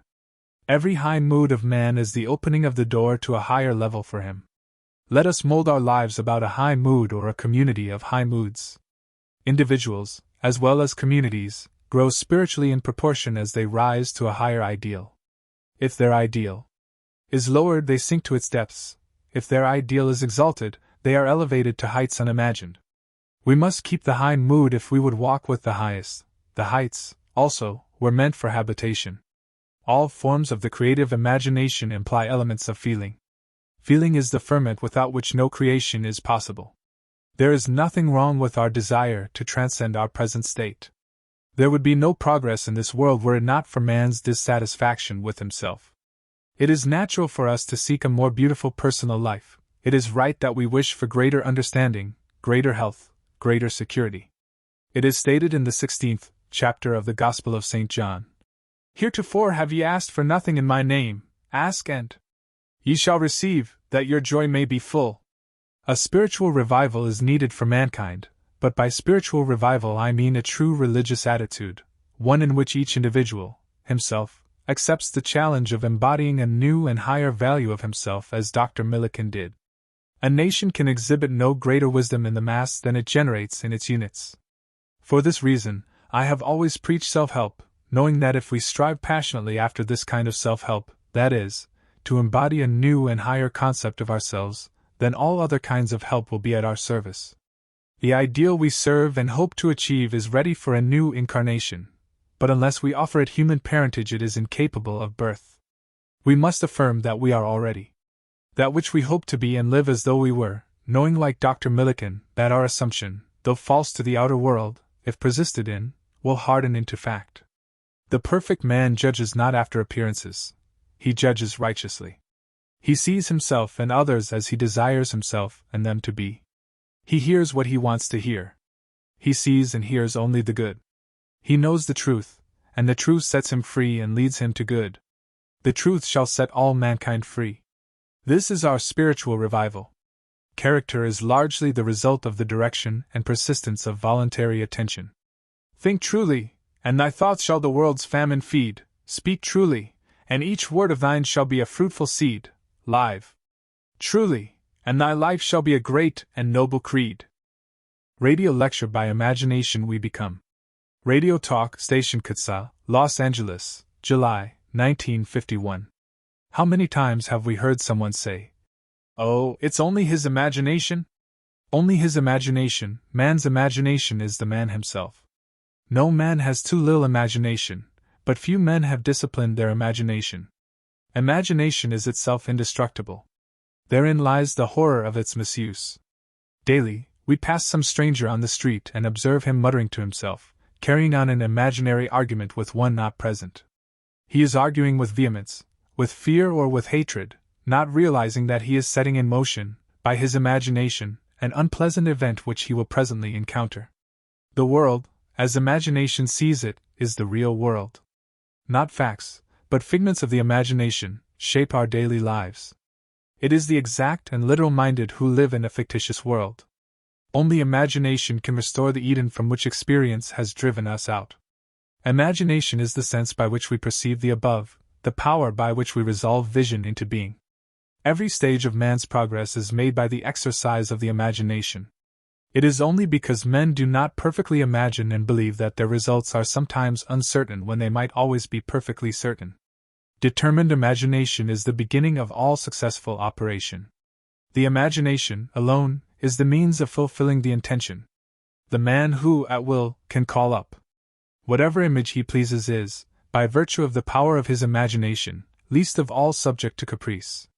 The solitary or captive can, by intensity of imagination and feeling, affect myriads so that he can act through many men and speak through many voices. "We should never be certain," wrote William Butler Yeats in his Ideas of Good and Evil, "that it was not some woman treading in the wine press who began that subtle change in men's minds, or that the passion did not begin in the mind of some shepherd boy, lighting up his eyes for a moment before it ran upon its way." Let me tell you the story of a very dear friend of mine, at the time the costume designer of the music hall in New York. She told me, one day, of her difficulty in working with one of the producers who invariably criticized and rejected her best work unjustly, that he was often rude and seemed deliberately unfair to her. Upon hearing her story, I reminded her, as I am reminding you, that men can only echo to us that which we whisper to them in secret. I had no doubt that she silently argued with the producer, not in the flesh, but in quiet moments to herself. She confessed that she did just that each morning as she walked to work. I asked her to change her attitude toward him, to assume that he was congratulating her on her fine designs and she, in turn, was thanking him for his praise and kindness. This young designer took my advice, and as she walked to the theater, she imagined a perfect relationship of the producer praising her work and she, in turn, responding with gratitude for his appreciation. This she did morning after morning, and in a very short while she discovered for herself that her own attitude determined the scenery of her existence. The behavior of the producer completely reversed itself. He became the most pleasant professional employer she had encountered. His behavior merely echoed the changes that she had whispered within herself. What she did was by the power of imagination. Her fantasy led his, and she, herself, dictated to him the discourse they eventually had together at the time she was seemingly walking alone. Let us set ourselves, here and now, a daily exercise of controlling and disciplining our imagination. What finer beginning than to imagine better than the best we know for a friend? There is no coal of character so dead that it will not glow and flame if but slightly turned. Don't blame, only resolve. Life, like music, can by a new setting turn all its discords into harmonies. Represent your friend to yourself as already expressing that which he desires to be. Let us know that with whatever attitude we approach another, a similar attitude approaches us. How can we do this? Do what my friend did. To establish rapport, call your friend mentally. Focus your attention on him and mentally call his name. Just as you would to attract his attention were you to see him on the street. Imagine that he has answered, mentally hear his voice. Imagine that he is telling you of the great good you have desired for him. You, in turn, tell him of your joy in witnessing his good fortune. Having mentally heard that which you wanted to hear, having thrilled to the news heard, go about your daily task. Your imagined conversation must awaken what it affirmed. The acceptance of the end wills the means. And the wisest reflection could not devise more effective means than those which are willed by the acceptance of the end. However, your conversation with your friend must be in a manner which does not express the slightest doubt as to the truth of what you imagine that you hear and say. If you do not control your imagination, you will find that you are hearing and saying all that you formerly heard and said.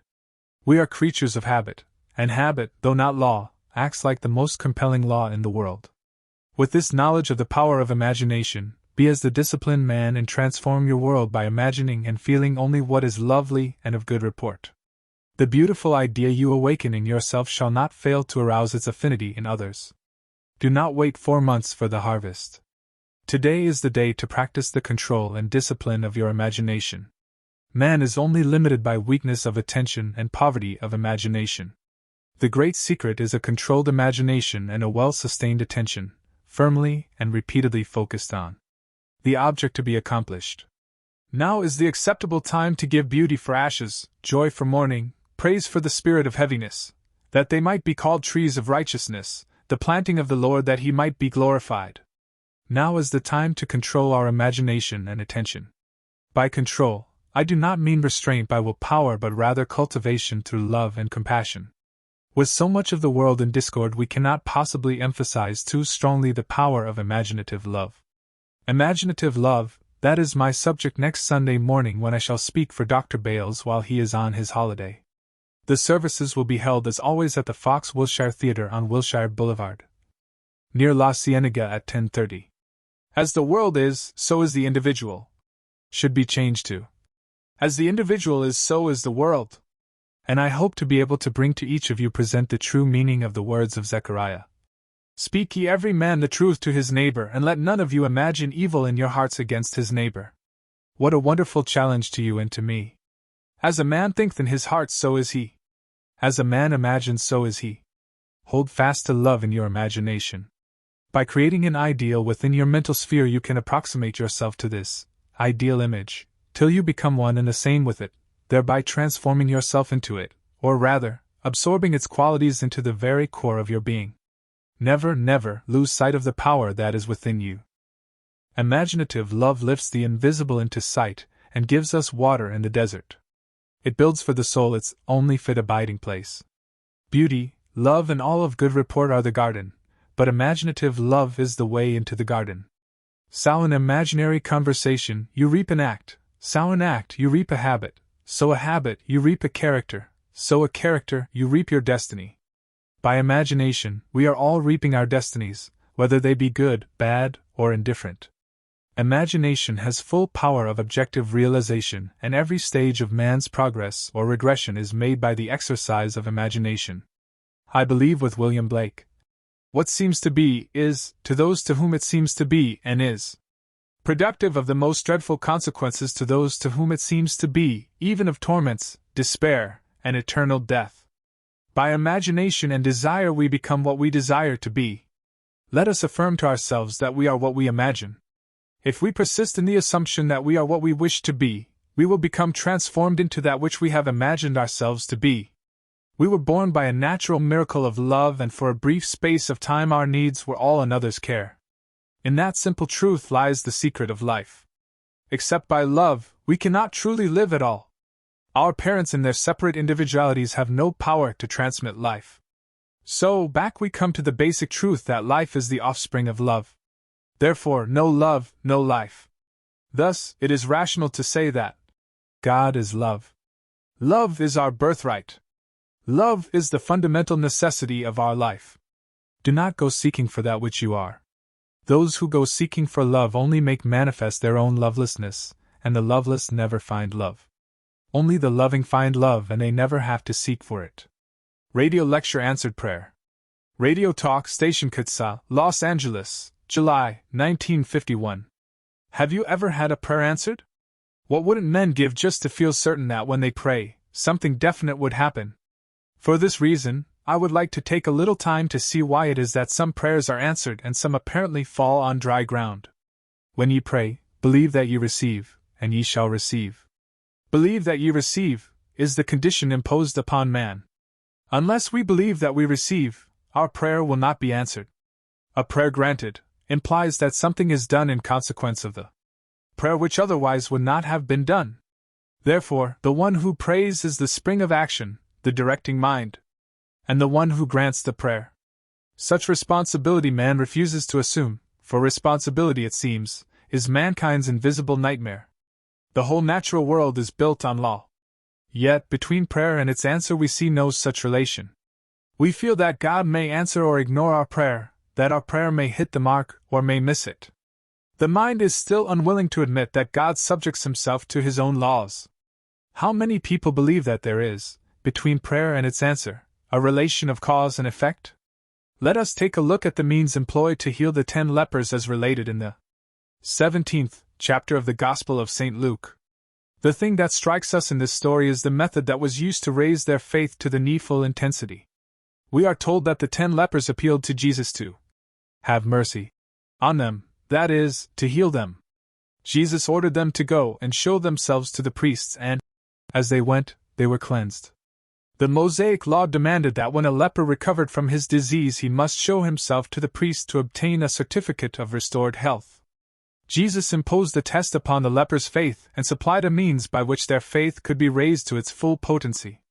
If the lepers refused to go, they had no faith, and therefore could not be healed.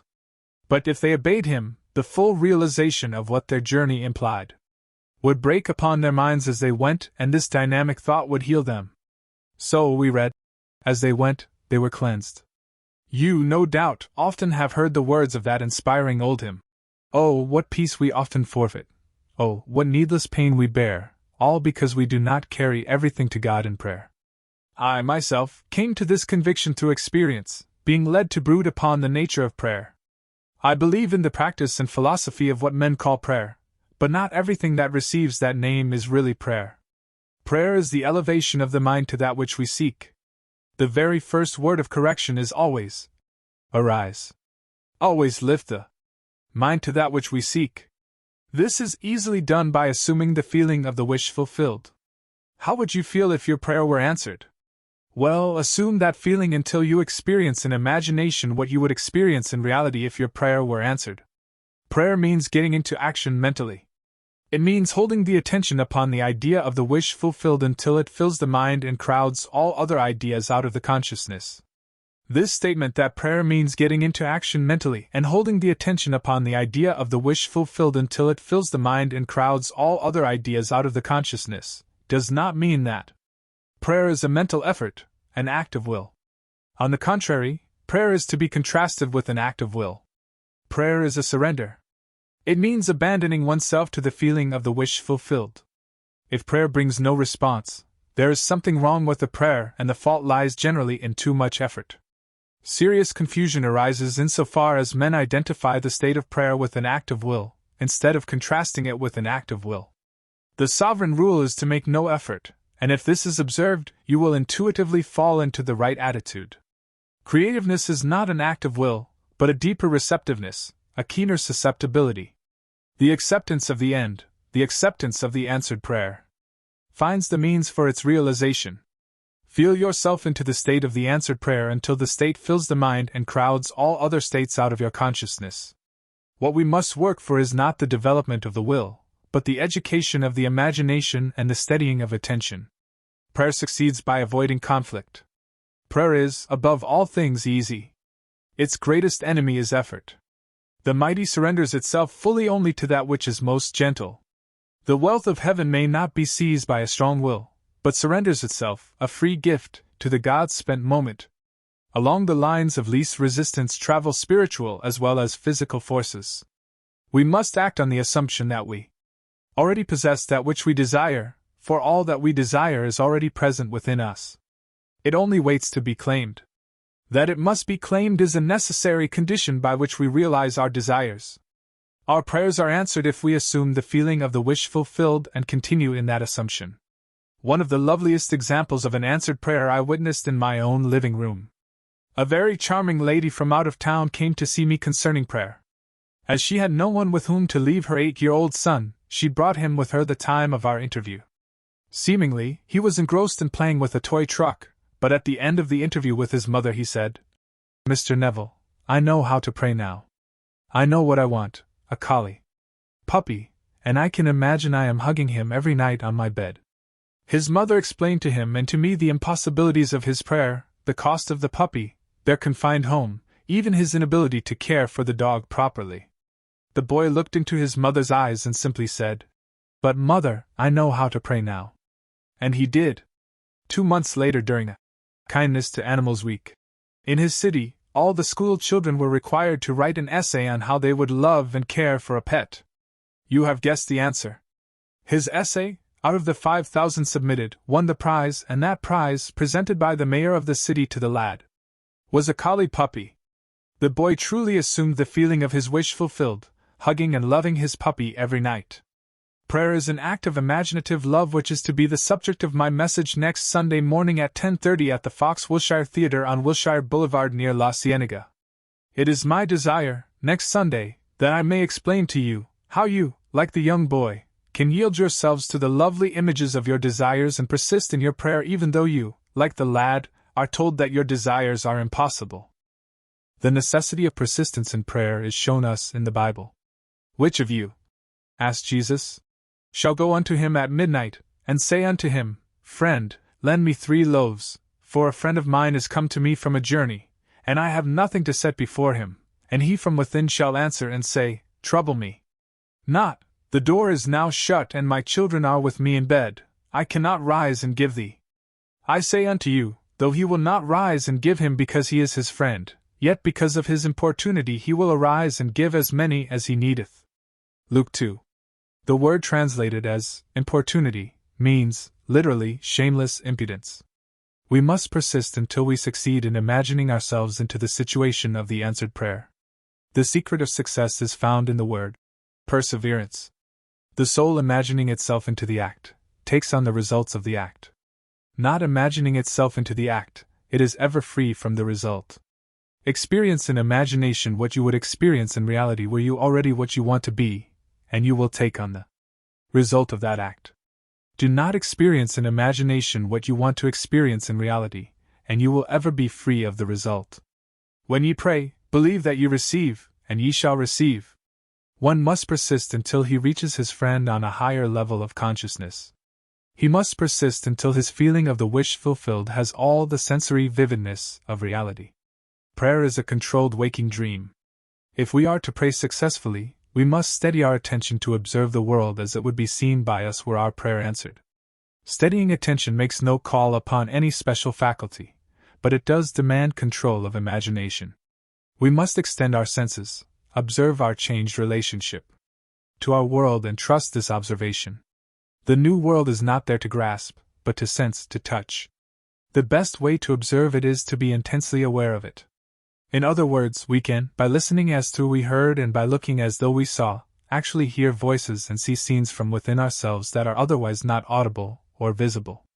With our attention focused on the state desired, the outer world crumbles, and then the world, like music, by a new setting, turns all its discords into harmonies. Life is not a struggle but a surrender. Our prayers are answered by the powers we invoke, not by those we exert. So long as the eyes take notice, the soul is blind, for the world that moves us is the one we imagine, not the world round about us. We must yield our whole being to the feeling of being the noble one we want to be. If anything is kept back, the prayer is vain. We often are deprived of our high goal by our effort to possess it. We are called upon to act on the assumption that we already are the man we would be. If we do this without effort, experiencing in imagination what we would experience in the flesh had we realized our goal, we shall find that we do, indeed, possess it. The healing touch is in our attitude. We need change nothing but our attitude towards it. Assume a virtue if you have it not, assume the feeling of your wish fulfilled. Pray for my soul. More things are wrought by prayer than this world dreams of. Radio Lecture Meditation. Radio Talk Station Kutsa, Los Angeles, July, 1951. Many people tell me they cannot meditate. This seems to me a bit like saying they cannot play the piano after one attempt. Meditation, as in every art or expression, requires constant practice for perfect results. A truly great pianist, for instance, would feel he could not play his best if he missed one day of practice. If he missed a week or a month of practice, he would know that even his most uninitiated audience would recognize his defects. So it is with meditation. If we practice daily with joy in this daily habit, we perfect it as an art. I find that those who complain of the difficulty in meditation do not make it a daily practice, but rather, wait until something pressing appears in their world and then, through an act of will, try to fix their attention on the desired state. But they do not know that meditation is the education of the will, for when will and imagination are in conflict, imagination invariably wins. The dictionaries define meditation as fixing one's attention upon, as planning in the mind, as devising and looking forward, engaging in continuous and contemplative thought. A lot of nonsense has been written about meditation. Most books on the subject get the reader nowhere, for they do not explain the process of meditation. All that meditation amounts to is a controlled imagination and a well-sustained attention. Simply hold the attention on a certain idea until it fills the mind and crowds all other ideas out of consciousness. The power of attention shows itself the sure guarantee of an inner force. We must concentrate on the idea to be realized, without permitting any distraction. This is the great secret of action. Should the attention wander, bring it back to the idea you wish to realize and do so again and again, until the attention becomes immobilized and undergoes an effortless fixation upon the idea presented to it. The idea must hold the attention, must fascinate it, so to speak. All meditation ends at last with the thinker, and he finds he is what he, himself, has conceived. The undisciplined man's attention is the servant of his vision rather than its master. It is captured by the pressing rather than the important. In the act of meditation, as in the act of adoration, silence is our highest praise. Let us keep our silent sanctuaries, for in them the eternal perspectives are preserved. Day by day, week by week, year by year, at times where none through love or lesser intentions were allowed to interfere, I set myself to attain mastery over my attention and imagination. I sought out ways to make more securely my own, those magical lights that dawned and faded within me. I wished to evoke them at will and to be the master of my vision. I would strive to hold my attention on the activities of the day in unwavering concentration so that, not for one moment, would the concentration slacken. This is an exercise, a training for higher adventures of the soul. It is no light labor. The plowman's labor, working in the fields, is easier by far. Empires do not send legions so swiftly to obstruct revolt as all that is alive in us hurries along the nerve highways of the body to frustrate our meditative mood. The beautiful face of one we love glows before us to enchant us from our task. Old enmities and fears beleaguer us. If we are tempted down these vistas, we find, after an hour of musing, that we have been lured away. We have deserted our task and forgotten that fixity of attention we set out to achieve. What man is there who has complete control of his imagination and attention? A controlled imagination and steadied attention, firmly and repeatedly focused on the idea to be realized, is the beginning of all magical operations.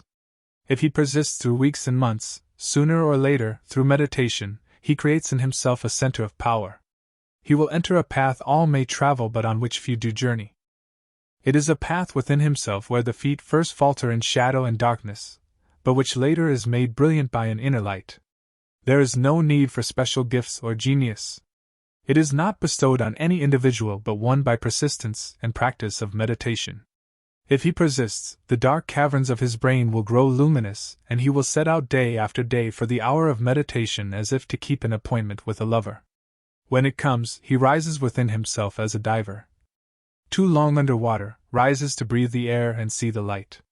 In this meditative mood he experiences in imagination what he would experience in reality had he realized his goal, that he may in time become transformed into the image of his imagined state. The only test of religion worth making is whether it is true born, whether it springs from the deepest consciousness of the individual, whether it is the fruit of experience, or whether it is anything else whatever. This is my reason for speaking to you on my last Sunday in Los Angeles about the true religious attitude. What is your religious attitude? What is my religious attitude?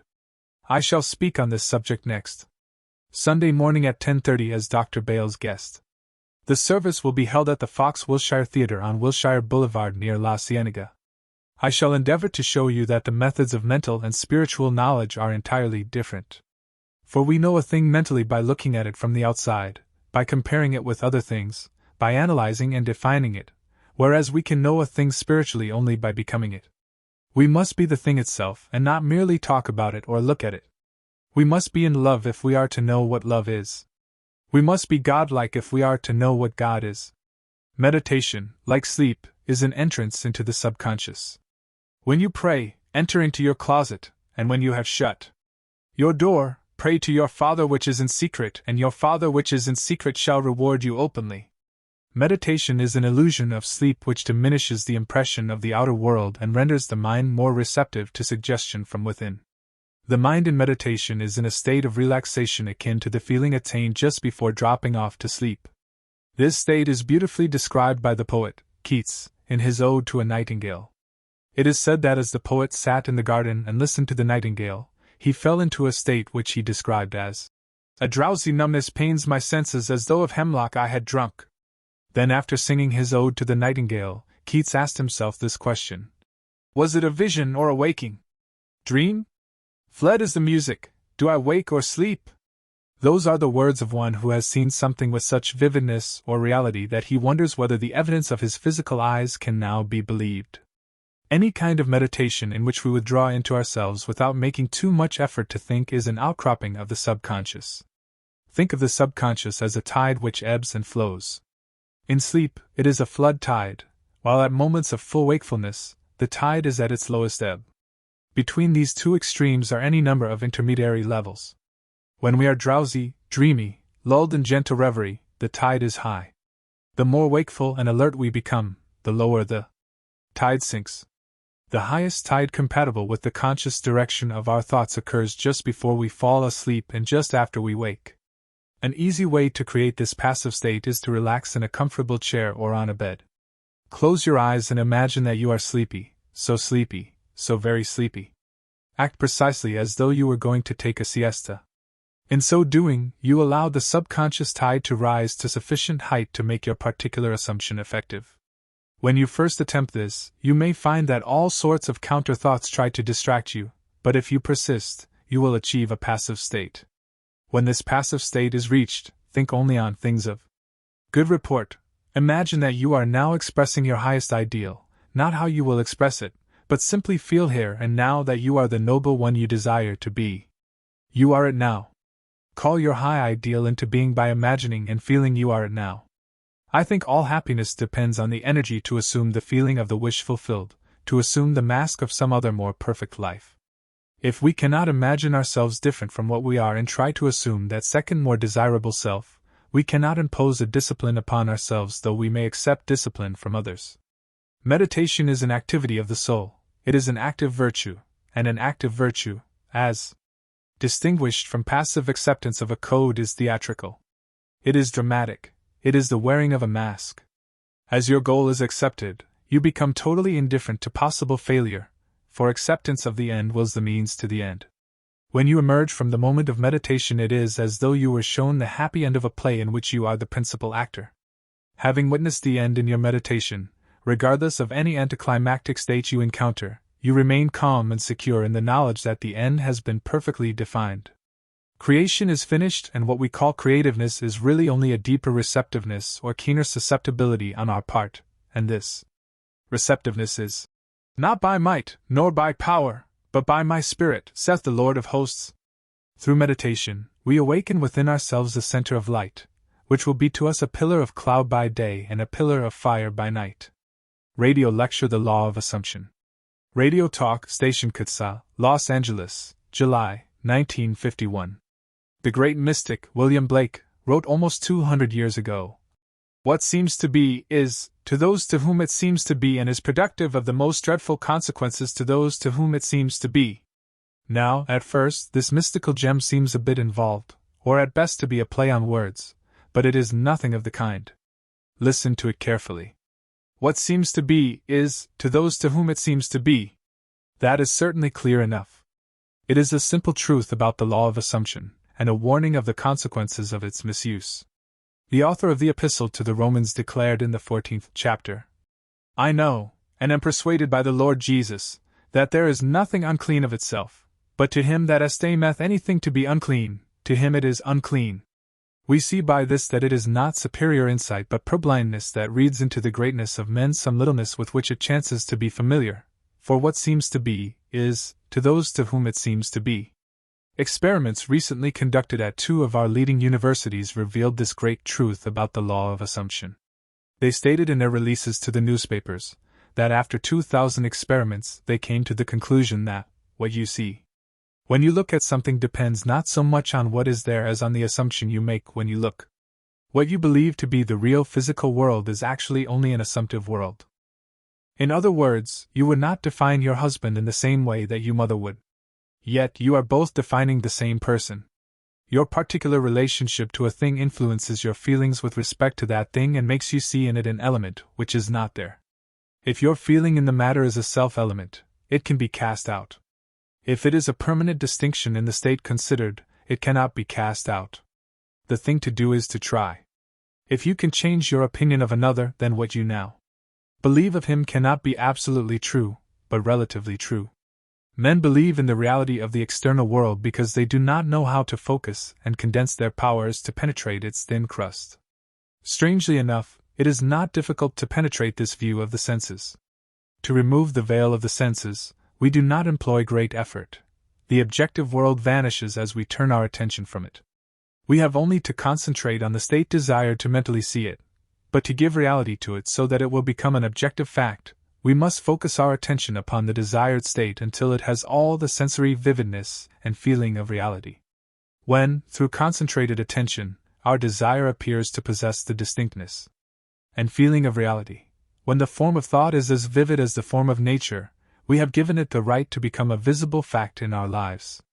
Each man must find the means best suited to his nature to control his attention and concentrate it on the desired state. I find for myself the best state to be one of meditation, a relaxed state akin to sleep, but a state in which I am still consciously in control of my imagination and capable of fixing my attention on a mental object. If it is difficult to control the direction of your attention while in this state akin to sleep, you may find gazing fixedly into an object very helpful.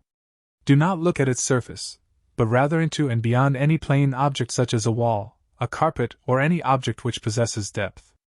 Arrange it to return as little reflection as possible. Imagine, then, that in this depth you are seeing and hearing what you want to see and hear until your attention is exclusively occupied by the imagined state.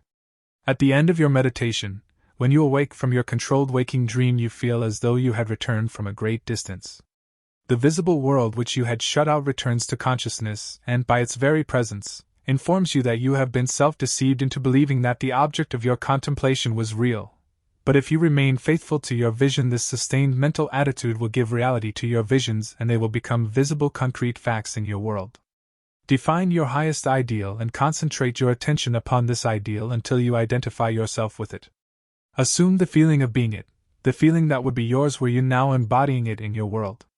This assumption, though now denied by your senses, if persisted in, will become a fact in your world. You will know when you have succeeded in fixing the desired state in consciousness simply by looking mentally at the people you know. This is a wonderful check on yourself, as your mental conversations are more revealing than your physical conversations are. If, in your mental conversations with others, you talk with them as you formerly did, then you have not changed your concept of self, for all changes of concepts of self result in a changed relationship to the world. Remember what was said earlier? What you see when you look at something depends not so much on what is there as on the assumption you make when you look. Therefore, the assumption of the wish fulfilled should make you see the world mentally as you would physically were your assumption a physical fact.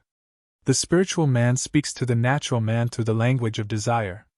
The key to progress in life and to the fulfillment of dreams lies in the ready obedience to the voice. Unhesitating obedience to its voice is an immediate assumption of the wish fulfilled. To desire a state is to have it. As Pascal said, "You would not have sought me had you not already found me." Man, by assuming the feeling of the wish fulfilled and then living and acting on this conviction, changes his future in harmony with his assumption. 2. Change his future is the inalienable right of freedom for loving individuals. There would be no progress in the world were it not for the divine discontent in man which urges him on to higher and higher levels of consciousness. I have chosen this subject so close to the hearts of us all, changing your future, for my message next Sunday morning.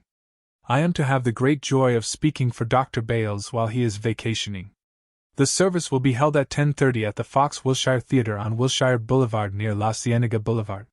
Since the right to change our future is our birthright as sons of God, let us accept its challenge and learn just how to do it. Again today, speaking of changing your future, I wish to stress the importance of a real transformation of self, not merely a slight alteration of circumstances which, in a matter of moments, will permit us to slip back into the old dissatisfied man. In your meditation, allow others to see you as they would see you were this new concept of self a concrete fact. You always seem to others the embodiment of the ideal you inspire. Therefore, in meditation, when you contemplate others, you must be seen by them mentally as you would be seen by them physically were your conception of yourself an objective fact. That is, in meditation, you imagine that they see you expressing this nobler man you desire to be. If you assume that you are what you want to be, your desire is fulfilled and, in fulfillment, all longing to be is neutralized. This, also, is an excellent check on yourself as to whether or not you have actually succeeded in changing self. You cannot continue desiring what has been realized. Rather, you are in a mood to give thanks for a gift received. Your desire is not something you labor to fulfill, it is recognizing something you already possess. It is assuming the feeling of being that which you desire to be. Believing and being are one. The conceiver and his conception are one. Therefore, that which you conceive yourself to be can never be so far off as even to be near, for nearness implies separation. If thou canst believe, all things are possible to him that believeth. Faith is the substance of things hoped for, the evidence of things not yet seen. If you assume that you are that finer, nobler one you wish to be, you will see others as they are related to your high assumption. All enlightened men wish for the good of others. If it is the good of another you seek, you must use the same controlled contemplation. In meditation, you must represent the other to yourself as already being or having the greatness you desire for him. As for yourself, your desire for another must be an intense one. It is through desire that you rise above your present sphere and the road from longing to fulfillment is shortened. As you experience in imagination all that you would experience in the flesh were you or your friend the embodiment of the desire you have for yourself or him. Experience has taught me that this is the perfect way to achieve my great goals for others as well as for myself. However, my own failures would convict me were I to imply that I have completely mastered the control of my attention. I can, however, with the ancient teacher say, "This one thing I do, forgetting those things which are behind, and reaching forth unto those things which are before, I press towards the mark for the prize." Radio Lecture Truth. Radio Talk Station Quetzal, Los Angeles, July, 1951. I wish to ask each one of you listening to me today a question which must be close to the hearts of us all concerning truth. If a man known to you as a murderer broke into your home and asked the whereabouts of your mother, would you tell him where she was? Would you tell him the truth? Would you? I venture not, I hope not. In the most mystical of the Gospels, in the Gospel of St. John we read, Ye shall know the truth, and the truth shall make you free. Therein lies a challenge to us all, the truth shall make you free. If you told the truth concerning your mother, would you set her free? Again in John we read, sanctify them by the truth. If you gave your mother up to a murderer, would you sanctify her? What, then, is the truth of which the Bible so constantly speaks? The truth of the Bible is always coupled with love. The truth of the Bible is that spiritual realization of conscious life in God towards which the human soul evolves through all eternity. Truth is an ever-increasing illumination. No one who seeks sincerely for truth need fear the outcome, for every raising erstwhile truth brings into view some larger truth which it had hidden. The true seeker after truth is not a smug, critical, holier-than-thou person. Rather, the true seeker after truth knows the words of Zechariah to be true. Speak ye every man the truth to his neighbor, and let none of you imagine evil in your hearts against his neighbor. The seeker after truth does not judge from appearances, he sees the good, the truth in all he observes. He knows that a true judgment need not conform to the external reality to which it relates. Never are we so blind to the truth as when we see things as they seem to be. Only pictures that idealize really depict the truth. It is never superior insight, but rather purblindness that reads into the greatness of another some littleness with which it happens to be familiar. We all know at least one petty gossip who not only imagines evil against his neighbor, but also insists upon spreading that evil far and wide. His cruel accusations are always accompanied by the statement, "It's a fact," or, "I know it's the truth." How far from the truth he is! Even if it were the truth as he knows the truth, it is better not to voice it, for a truth told with bad intent beats all the lies you can invent. Such a man is not a seeker after the truth as revealed in the Bible. He seeks not truth so much as support for his own point of view. By his prejudices, he opens a door by which his enemies enter and make their own the secret places of his heart. Let us seek sincerely for the truth as Robert Browning expresses it. Truth is within ourselves, it take no rise from outward things, whatever you may believe. There is an immortal center in us all where truth abides in fullness. The truth that is within us is governed by imaginative love. Knowing this great truth, we can no longer imagine evil against any neighbor. We will imagine the best of our neighbor. It is my belief that wherever man's attitude towards life is governed by imaginative love, there it is religious, there he worships, there he perceives the truth. I am going to speak on this subject next Sunday morning, when my title will be Imaginative Love. At that time, I am to have the pleasure and the privilege of taking Dr. Frederick Bale's service at the Fox Wilshire Theatre on Wilshire Boulevard near La Cienega. The service will be held as Dr. Bales always conducts it at 10:30 Sunday morning. It is an intuitive desire of all mankind to be a finer, nobler being, to do the loving thing. But we can do the loving thing only when all we imagine is full of love for our neighbor. Then we know the truth that sets all mankind free. I believe this is a message that will aid us all in the art of living a better and finer life. Infinite love in unthinkable origin was called God, the Father. Infinite love in creative expression was called God, the Son. Infinite love in universal interpenetration, in infinite immanence, and in eternal procession, was called God, the Holy Ghost. We must learn to know ourselves as infinite love, as good rather than evil. This is not something that we have to become, it is, rather, for us to recognize something that we are already. The original birthplace of imagination is in love. Love is its lifeblood. Insofar as imagination retains its own life's blood, its visions are images of truth. Then it mirrors the living identity of the thing it beholds.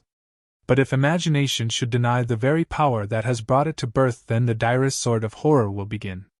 Instead of rendering back living images of the truth, imagination will fly to love's opposite, fear, and its visions will then be perverted and contorted reflections cast upon a screen of frightful fantasy. Instead of being the supremely creative power, it will become the active agent of destruction. Wherever man's attitude to life is truly imaginative, there man and God are merged in creative unity.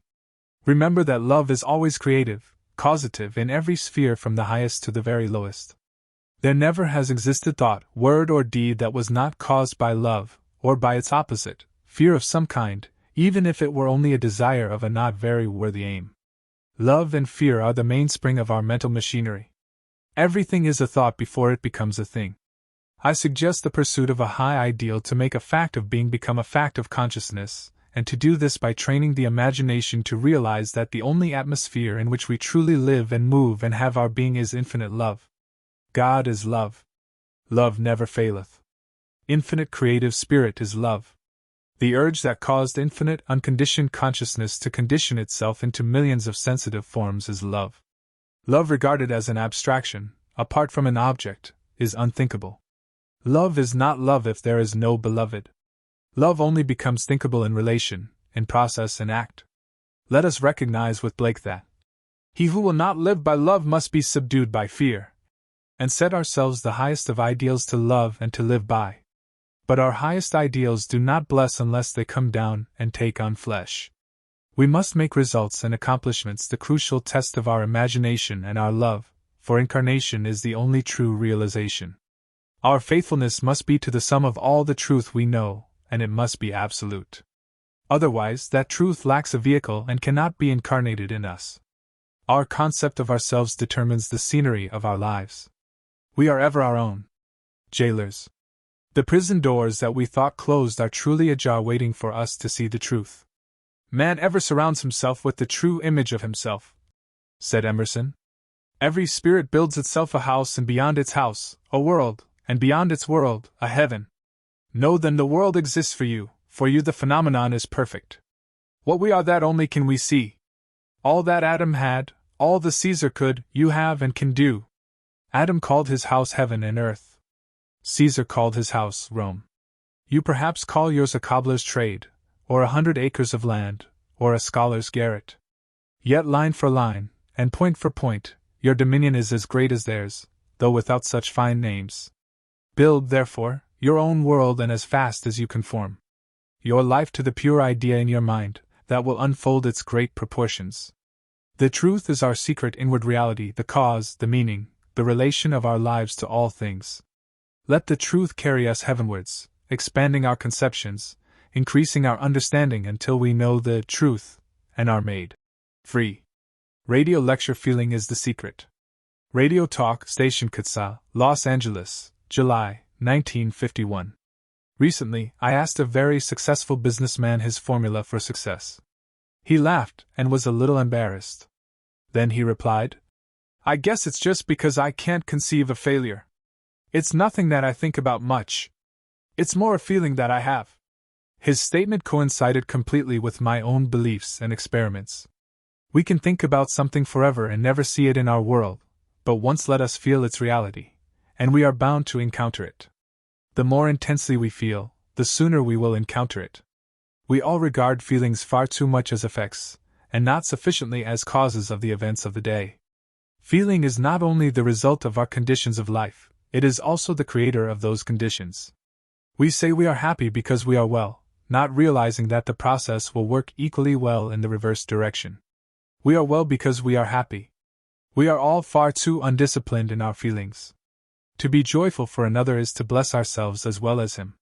To be angry with another is to punish ourselves for his fault. The distressed mind stays at home though the body travels to the ends of the earth, while the happy mind travels though the body remains at home. Feeling is the secret of successful prayer. For in prayer, we feel ourselves into the situation of the answered prayer, and then, we live and act upon that conviction. Feeling after him, as the Bible suggests, is a gradual unfolding of the soul's hidden capacities. Feeling yields an importance to no other. It is the ferment without which no creation is possible. All forms of creative imagination imply elements of feeling. All emotional dispositions, whatever may influence the creative imagination. Feeling after him has no finality. It is an acquisition, increasing in proportion to receptivity, which has not and never will have finality. An idea which is only an idea produces nothing and does nothing. It acts only if it is felt, if it is accompanied by effective feeling. Somewhere within the soul there is a mood which, if found, means wealth, health, happiness to us. The creative desire is innate in man. His whole happiness is involved in this impulse to create. Because men do not perfectly feel, the results of their prayers are unsure, when they might be perfectly sure. We read in Proverbs, A merry heart doeth good like a medicine, but a broken spirit drieth the bones. Orchestral hearts burn in the oil of the lamp of the King. The Spirit sings unto the Lord a new song. All true prayer wears a glad countenance. The good are anointed with the oil of gladness above their fellows. Let us, then, watch our feelings, our reactions to the day's events. And let us guard our feelings even more zealously in the act of prayer, for prayer is the true creative state. Dignity indicates that man hears the greater music of life, and moves to the tempo of its deeper meaning. If we did nothing but imagine and feel the lovely, the world's reform would, at once, be accomplished. Many of the stories of the Bible deal exclusively with the power of imagination and feeling. Feeling after him is the cry of the truth seeker. Only imagination and feeling can restore the Eden from which experience has driven us. Feeling and imagination are the senses by which we perceive the beyond. Where knowledge ends, they begin. Every noble feeling of man is the opening for him of some door to the divine world. Let us measure men, not by the height of their cities, but by the magnificence of their imaginations and feelings. Let us turn our thought up to heaven and mix our imagination with the angels. The world that moves us is the one we imagine, not the world that surrounds us. In the imagination lie the unexplored continents, and man's great future adventure. This consciousness of non-finality in feeling after God has been the experience of all earnest Godward feelers. They realize that their conception of the infinite has constantly deepened and expanded with experience. Those who endeavor to think out the meaning of the experience and to coordinate it with the rest of our knowledge are the philosophic mystics. Those who try to develop the faculty in themselves and to deepen the experience are the practical or experimental mystics. Some, and among them the greatest, have tried to do both. Religion begins in subjective experience. Religion is what a man does with his solitude, for in solitude we are compelled to subjective experience. It is of the religious attitude that I shall speak next Sunday morning. This will be the last Sunday morning I shall take the service for Dr. Bales this season. The service is held at 10:30 at the Fox Wilshire Theatre on Wilshire Boulevard, near La Cienega. A true religious attitude is man's salvation. God never changes. It is we who are changing. Our spiritual eyes are ever getting keener, and this enlargement of truth will bring us an ever-increasing inner peace. The best defense against the deceptive assault upon our mental and moral eyesight is the spiritual eye or the eye of God. In other words, a spiritual ideal that cannot be changed by circumstance, a code of personal honor and integrity in ourselves and goodwill and love to others. Not what thou art, nor what thou hast been, beholdeth God with his merciful eyes, but that thou wouldst be. Through the veins of the humblest man on earth runs the royal blood of being. Therefore, let us look at man through the eyes of imaginative love, which is really seeing with the eye of God. Under the influence of the eye of God, the ideal rises up out of the actual as water is etherealized by the sun into the imagery cloudland.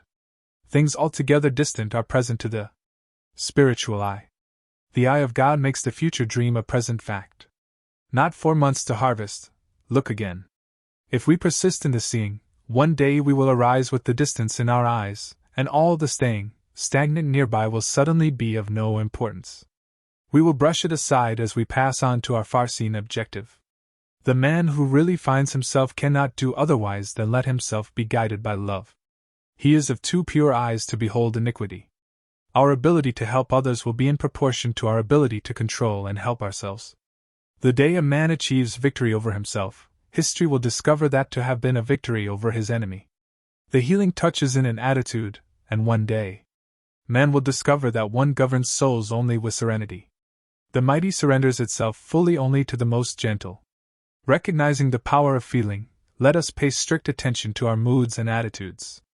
Every stage of man's progress is made through the exercise of his imagination and feeling. By creating an ideal within our mental sphere, we can feel ourselves into this ideal image, till we become one and the same with it, absorbing its qualities into the very core of our being. The solitary or captive can, by the intensity of his imagination and feeling, effect myriads so that he can act through many men and speak through many voices. Extend your feelers, trust your touch, participate in all flights of your imaginations, and be not afraid of your own sensitivities. The best way to feel another's good is to be more intensely aware of it.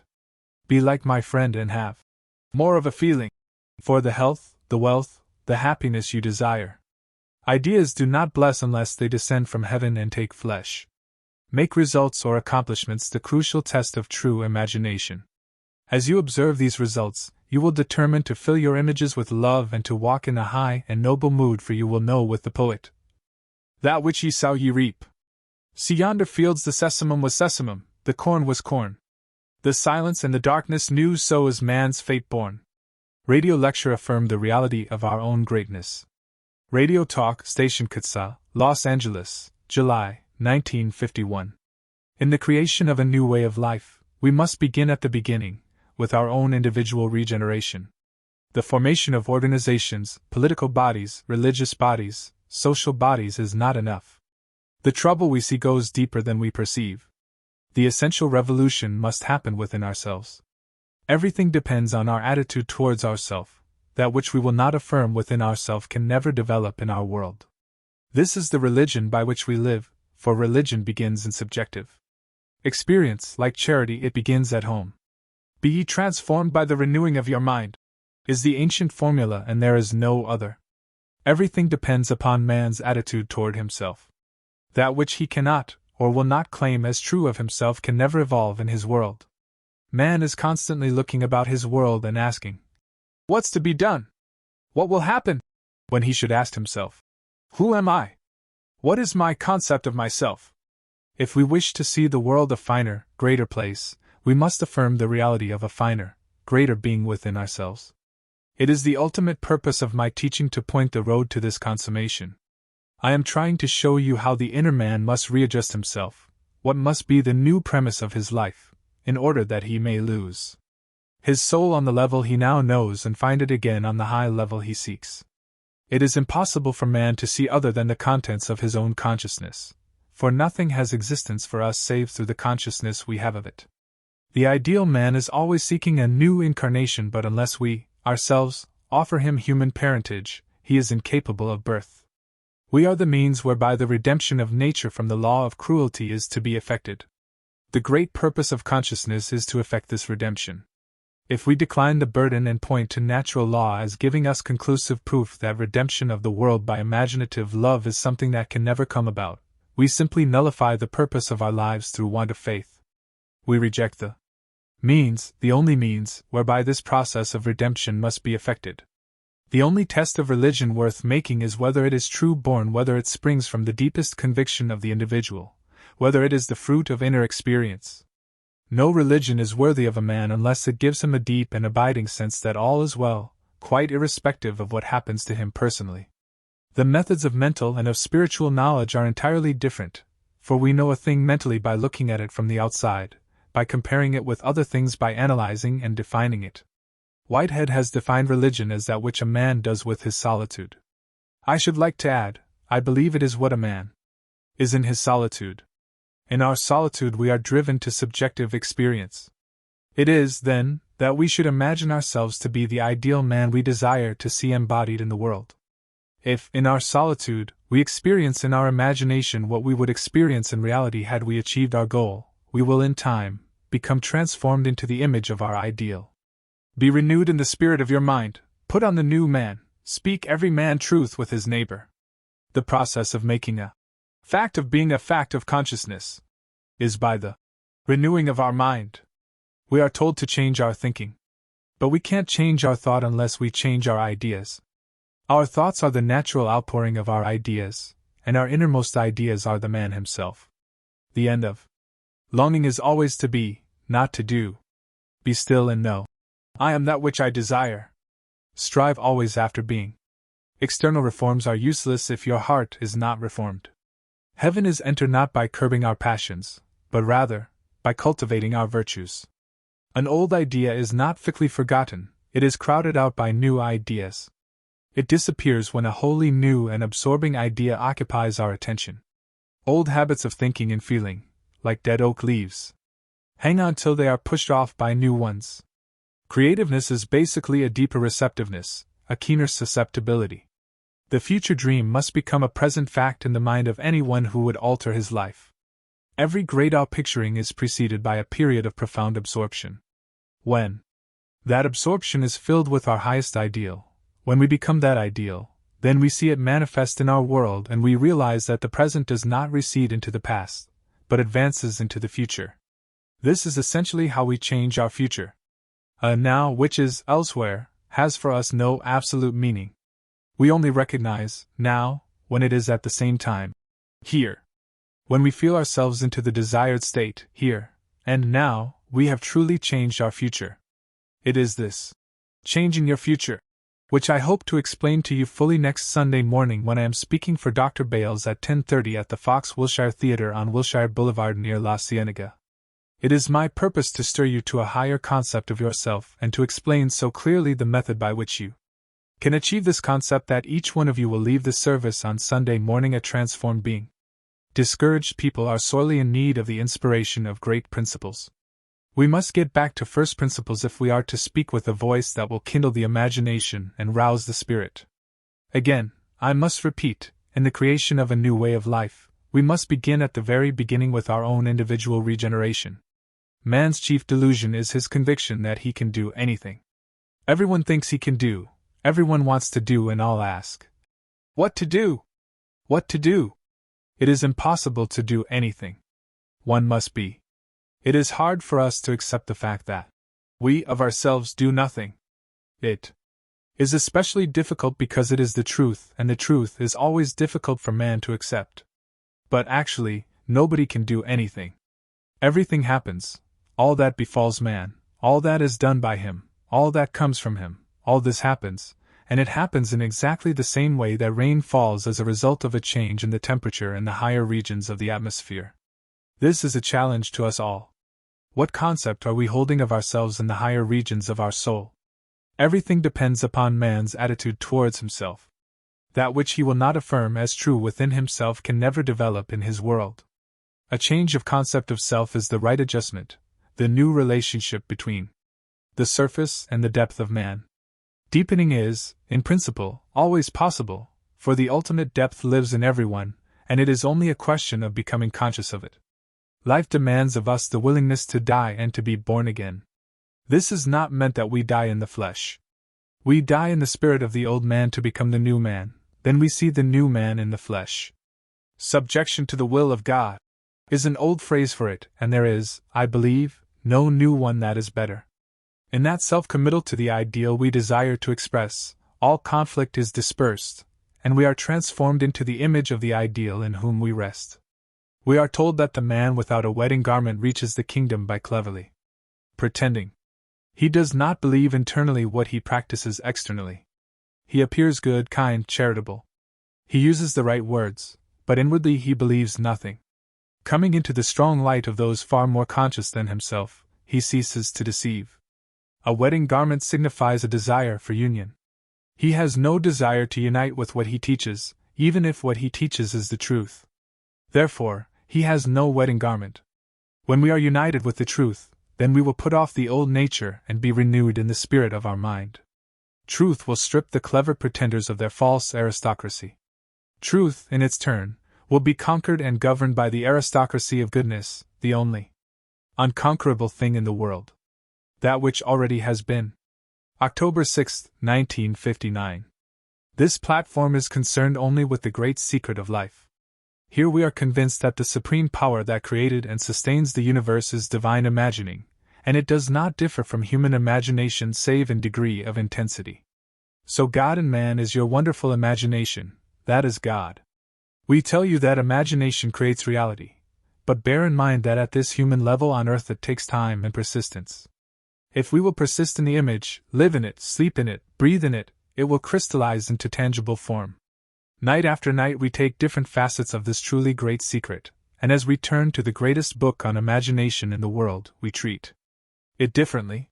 So, as we turn to it, bear in mind that the Bible is addressed to the imagination, not to the man of sense or the man of reason, the one that is lost, or dead, or sound asleep.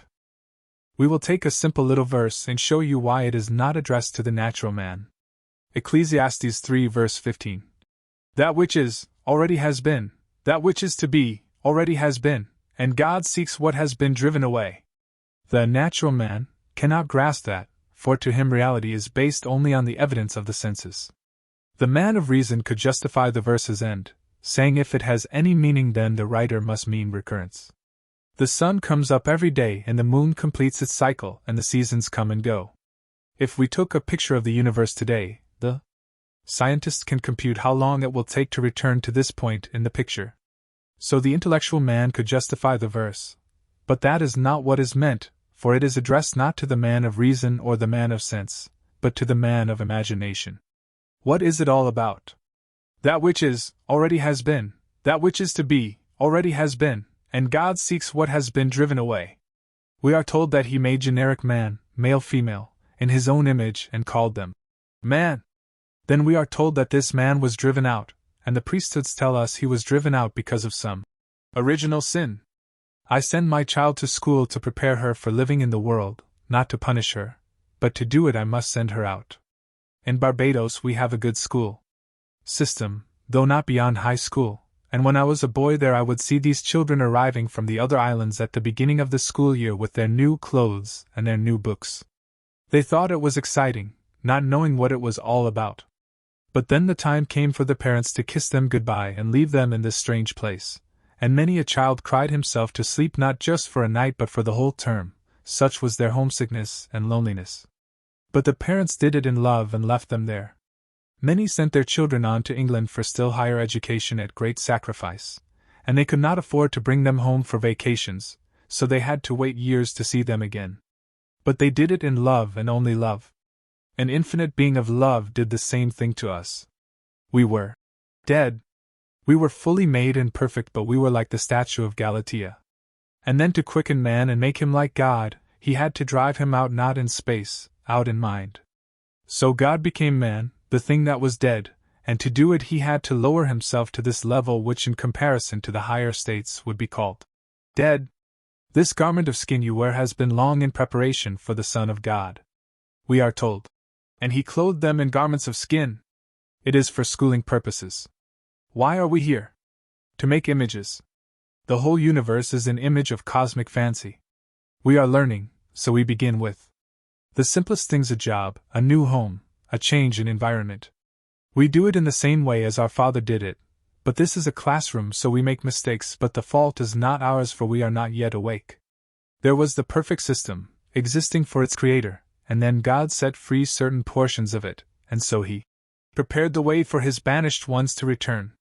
God seeks what has been driven away, so that He may say, "This, my son, who was dead, and is alive again."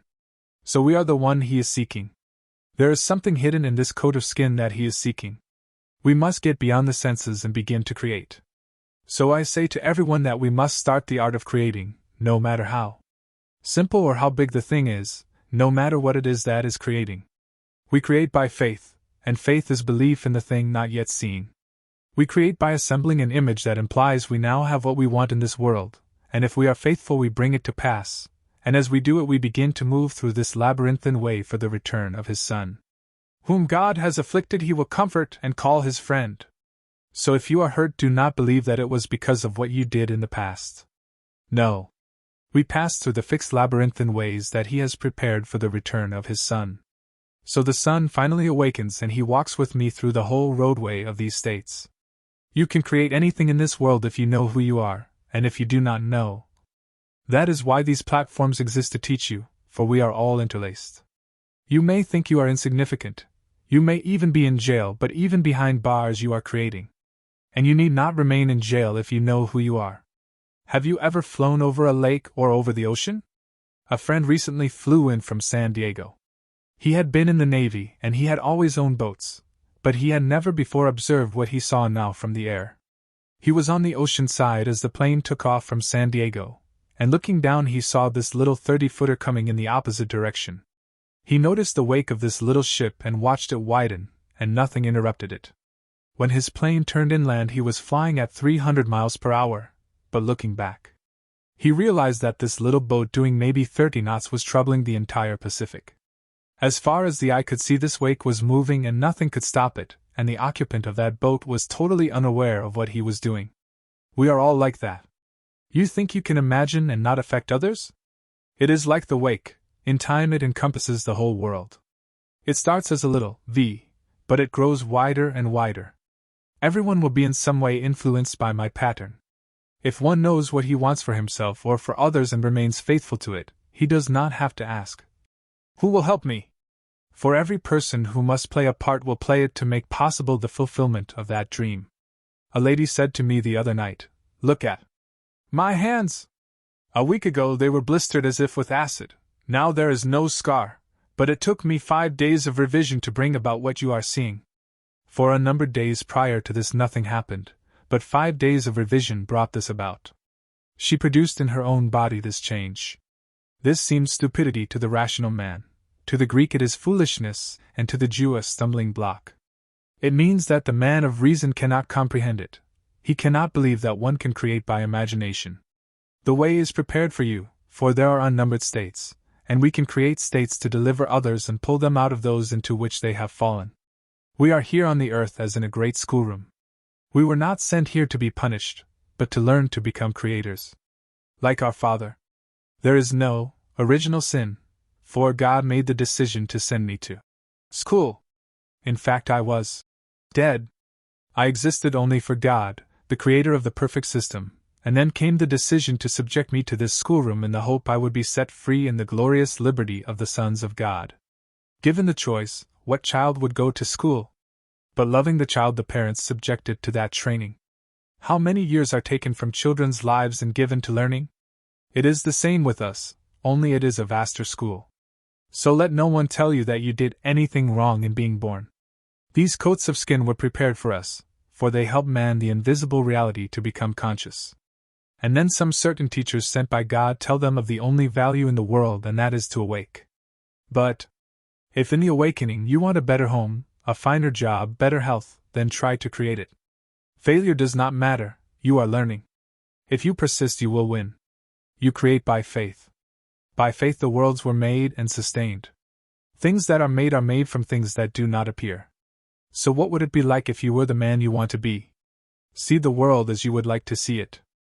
Let me define imagination for you. It is spiritual sensation, but the word spiritual is to most of us something that is not practical, the incorporeal as opposed to the corporeal. But imagination is the power to perceive what is absent from the senses. Take a rose, there is not one here, but right now could I sense it in any way? Smell it? Touch it? I can, though it is absent from the senses. That is imagination.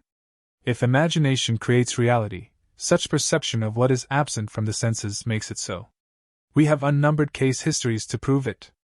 Imagination is the power to perceive what is absent from the senses, and if you persist, you go beyond the sense man and go beyond the rational man. The natural man receives not the things of the Spirit of God, for they are foolishness unto him. How can I discern my home spiritually? I cannot see it with my physical eye or touch it with my physical hands, but in imagination I can do both. You may say, "I do not have a home." Well, you do the same thing with a home you do not yet own. Do it with funds you do not now possess. Nothing has quite the same smell as money, or the same sound. If it is money you want, use every sense to make it real. But do not say, "I perceive it because I know it is there." To exercise the imagination, you see something that is not yet there. Then we get beyond the natural man, like the lady who in 5 days brought about a complete transformation in her hands. Everyone is here for image making and to learn lessons, and the being who sent you here came with you, and he has never left you. He became you and lit you with himself. As he lit man, he awoke through the passage prepared for him into this schoolroom called earth. And then as he is lifted up, he is embraced and given the ring and the fatted calf. For this is my son who was dead and now lives again. For the first state was death, and then comes the quickening of this state. He was lost, and now he is found again. That which is already has been, that which is to be already has been, and God seeks that which was driven away. So he drives him out by taking him out of mind. He is seeking Jacob in the Old Testament, and in the New Testament Jesus. For when he finds him, he is Jesus. As he finds him, his is the reality of being, which is Jesus. He will find him in every being in the world. When this begins to awaken in you, the old form cannot contain it any more than new wine can be contained in old bottles. You cannot take this new wine of truth and confine it to the old dogma, it will blow it apart. So it has to take a new form as the spirit begins to awaken within one. So make your image and ask no one to help you, for like the wake of the ship it will change the whole world, if it is necessary to the fulfillment of your drama. Everything in the Pacific had to encounter that wake. Nothing could stop it. You are the Ark of God, and what you are imagining is influencing all the others who are also imagining. So imagination changes things. Do not base it on facts. Truth as we see it is not confined to facts but depends only upon the intensity of imagination. Everyone can do it, but often reason will interfere. A friend told me tonight that he desired the answer to a certain problem, and it was given to him. He said, "I prayed to the being within me. It was a financial picture, and he got the answer, but it seemed so stupid he did not apply it. Although he did share in it, it brought about everything that he desired. Reason interfered, and he did not put his money into a certain venture. Reason stands between the man of sense and the man of imagination. Have you read Prodigal Genius, the life of Nikola Tesla? He said there was nothing that was not within the imagination. He conceived of alternating current, and when Edison told him it could not be done, he said, 'But I see it, and I am stopping it and starting it.' And when they brought his model into the factory, they did not change a bolt of it. A friend of mine, a violinist, cut an accurate model of something he had seen in his mind. It was a collapsible box such as now used by department stores to hold dresses and such. He had it patented and sold his patent for $10,000. Not one person in this country has used that kind of box. Harry Webb got it in a vision. The manufacturer made millions. Harry did not labor for it. Reason was suspended, and this came through. Apply this principle to the little things of life and let no one tell you it is too material. The same ones will ask you for whatever it is when you discard it. You are here in this schoolroom to create out of your imagination and to do it by faith. Imagine and create the noblest concepts for yourself or for others and live in them, and in a way you do not know, you will influence the lives of everyone in the world, and everyone who will be needed to bring about your dream will be drawn into it and brought to you. Even those who seek to stack the cards against you and think they are doing so very cleverly will find that the very thing they did will instead stack the cards against themselves. You are influencing everyone in this world when you are imagining. Who knows what being now in solitary is not disturbing the whole vast world? He will never be accused, for he is not out. They can find a proximate cause, but they cannot blame him for he was in a cell. Yet he could cause a wave of hate out of the depth of his own being. That is why it is so important to imagine wisely. There is only one being awakening, and that is God, and we were put into this schoolroom in love, even though many a night, like the children, we cry. Loving fathers here have sent their unwilling children to school. A loving Heavenly Father sent you here on earth. You apply it and use the greatest talent in the world, which is Himself. That is imagination. I cannot begin to tell you the thrill that is in store for you as you begin to live by imagination. And then you can pass through all these states which were prepared for the return of His banished ones. Not a state but has been fixed before He put His Son into the depth to rise. So as He is the life of man, it is really God who is rising. So we deliver ourselves from states and at the same time deliver others from the same state. No matter what a man has done, he is only in a state and can be lifted out. When we begin to awaken, we will begin to comfort and heal. For whom God afflicts, He did it for a sound end, and that was that he might awaken. This is my Son who was dead and now liveth. The most monstrous beast that ever walked the earth cannot be lost, for God is also present in him. If one could be lost, then God could be lost, for He became His Son that He might awaken that Son as God. So make your dream and live in it, and it will come true. We are told that as the sower sowed, the seed fell on 4 kinds of soil. The first is not prepared, it is the highway, and no seed took root. These are those who will not listen. Then you will find one who will take this teaching, but it falls on stony ground. They get something new, but there is no root. The first thing they say is, "Oh, it would have happened anyway." The third fell among the thorns and thistles. It grows deeper than the one on the rock, but they really believe that it is only with money they can get things, and so the teaching was choked by the thorns of their unbelief. Then there is the well-prepared ground, and it roots deeply and produces 50 and 100 been prepared for your education, and that it is all interwoven in the labyrinthine ways of your own mind. And then you learn to walk in the feeling of your wish fulfilled, and you can create states from this heavenly alphabet of God, and then we find how the entire Bible story is a true story as seen through the eyes of those who wrote it. It is the history of the soul of man, and someday you will know it is taking place in you, and then it moves rapidly, and you will understand the vision you did not understand before. Then you can say, "The whole book spoke of me." So, speaking of the one that God is seeking, the one who was lost, who found him? God found him. You find it unfolding within you. And then you see that you cannot from now on use the old bottle or the old frame, for the vision differs and you cannot put new cloth on old garments, or new wine in old bottles, and your friends tell you that if you do this you will have no listeners. But you must go blindly on, because you have been given the new wine. You see no one who is important, and you do not consider the wise or the foolish to be in supreme states, but you see them passing through these states into which we may all fall as we are being educated, as we move from the state of death to the divine liberty of the sons of God. So if you get a vision, do not let reason interfere like my friend who lost $50,000 because he allowed reason to interfere and did not follow through on the answer that was given him. Reason divides the natural man of sense from the man of imagination. Blake says, "Those who restrain desire do so because theirs is weak enough to be restrained, and the restrainer or reason usurps its place and governs the unwilling. And being restrained, it by degrees becomes passive, till it is only the shadow of desire. If you desire the recovery of a friend, do not restrain it, for then reason will restrain it. Let no one tell you he is suffering because of the past. You are called on only to forgive him. You are not the judge. Let no one tell you that your Father punishes. He seems to, but it is for a purpose. I kill, I heal, I wound, I make alive, etc. Choose life, but there must be the contrary to awaken you. But we may choose from the tree of life, which is truth and error. So deliver anyone from the state into which he has fallen." Now you see what the prophet meant.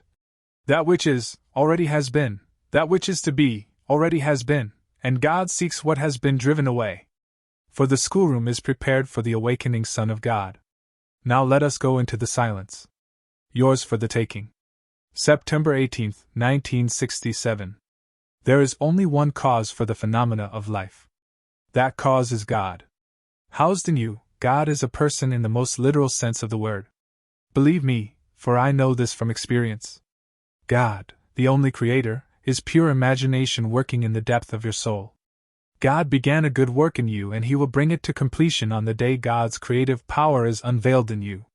God's creative power and wisdom is defined in Scripture as Christ. When Christ unveils Himself in you, you will know you are God's power and God's wisdom. God, your own wonderful human imagination, underlies all of your faculties, including perception, and streams into your surface mind least disguised in the form of creative, productive fantasy. When you ask yourself what you can do to transcend your present limitation of life, you are dwelling upon the means. God does not ask you to consider the means, but to define the end. Speaking to you through the medium of desire, God asks the question, "What wantest thou of me?" Then He tells you not to be concerned with the ways and means, for His ways are unsearchable. They are inscrutable and past finding out. This statement you will find in the 11th chapter of the book of Romans. So don't be concerned as to how God will fulfill the end, only know that He will. Can you believe your desire is fulfilled? Can you believe it is true? If you can, it is yours for the taking, for nothing is impossible to one who believes. Now let me share with you 3 stories which came to me during the summer. The first letter was from my friend Benny. In it he told of lying prone on his bed, face down, when he felt as though someone grabbed his shoulders, and as he was lifted up he heard the words, "Take a stand!" Intuitively he knew he had to make the decision now as to whether he was going to believe that imagining creates reality, or disbelieve it. Scripture tells us, "He who is not with me is against me." There is no neutral ground, for I have not come to bring peace, but a sword. To set an against his father and a daughter against her mother. Why? Because a man's enemies are within him. Everyone must eventually take the stand that imagining creates reality, and swim or sink with this concept. Now, a few days later while in meditation, Benny felt himself being held from behind by 3 men. As they raised him, He watched the sun rise and heard the words, "Look! Behold!" and "Recognition!" And he remembered a passage from my book, "Your faith is your fortune." Recognition of this truth will transform you from one who tries to make it so, into one who recognizes it to be so. Soon after this, a friend asked Ben to pray for him. He wanted to be the property manager of the company he worked for. Although he had been passed by year after year, Benny told him what to do, and imagined hearing the friend tell him the job was now his. A few months later the job was vacated and his friend was given the position with an increase in salary and greater responsibility, just as he had imagined. What did Benny do? He imagined. To whom did he pray? To his own wonderful human imagination. God, the creator of all life, is like pure imagining in you, underlying all of your faculties including perception. He streams into your surface mind least disguised in the form of productive fantasy. Benny took a stand. He prayed for his friend and believed his prayer was answered. He tested himself, and the windows of heaven opened and poured forth blessings for all to see. Now Benny knows that with God all things are possible. God is your mightier self. Emptying himself, God took on the form of a slave and is now found in the likeness of man. Abdicating his power, pure imagination took upon himself the limitations of flesh, thereby becoming human. It is God who weaves your every desire into cubic reality, waiting upon you effectively and swiftly, regardless of whether your desire is for evil or for good. The one who conjures thoughts in the mind of a Hitler or Stalin is the same power as the one conjuring thoughts in the mind of a Pope or the Archbishop of Canterbury. There aren't two gods. There is only one. The 14th and 53rd chapters of the Book of Psalms are identical, each telling us, "The fool says in his heart there is no God, but the Lord looks down from heaven upon the children of the many to see if there are any that act wise and seek the Lord." Here we find that in the eyes of God, wisdom is equated with seeking the Lord. And if God is all-wise and all-powerful, then any search other than for the Lord is stupid. You may be the greatest mathematician or scientist, the most intelligent and honored man among men, but if your search is not for God, you are stupid in His eyes. Called upon to look for the cause of creation, what are you doing losing yourself in the phenomena of life? When something happens, search your thoughts and you will discover your own wonderful human imagination to be the cause of your experience, because God is a person. At the present time he is wearing a mask called Neville, but the one speaking to you now knows himself to be the Ancient of Days. Every being in the world is a mask worn by God, for housed in man is man's imagination. A thought acted upon is an imaginal act. Imagine, a horrible earthquake and God will give it to you. Imagine, think of, a war and God will provide that, too. Imagine peace and you will have it. God will give you health if you will but imagine being healthy. Imagine success and you will have it. The moment you think, you are feeding your imagination, which is a person. I use the word person deliberately, for you are a person. You are the mask God is now wearing, for God became you that you may become God. Now let me share another letter with you. Last year this lady, living about 60 miles north of San Francisco, was possessed with the desire to come to Los Angeles and attend my lecture. Leaving word at her office, she drove her car to the San Francisco airport, where she took a plane to Los Angeles. There she was met by a friend and immediately came to the lecture. After the lecture she joined a group of 4 women and 1 man for coffee, where she expressed her hunger, having missed lunch and dinner that day. The gentleman sitting beside her then said, "I'd like to buy you a steak." And as she looked into his face she heard a voice within her say, "This is your husband." Now, this lady has been married and divorced 4 times, so she had specific desires for a husband which she felt must be fulfilled. She wanted to be happily married to a man who lived by this truth. She wanted him to love and respect her as well as her 17-year-old son.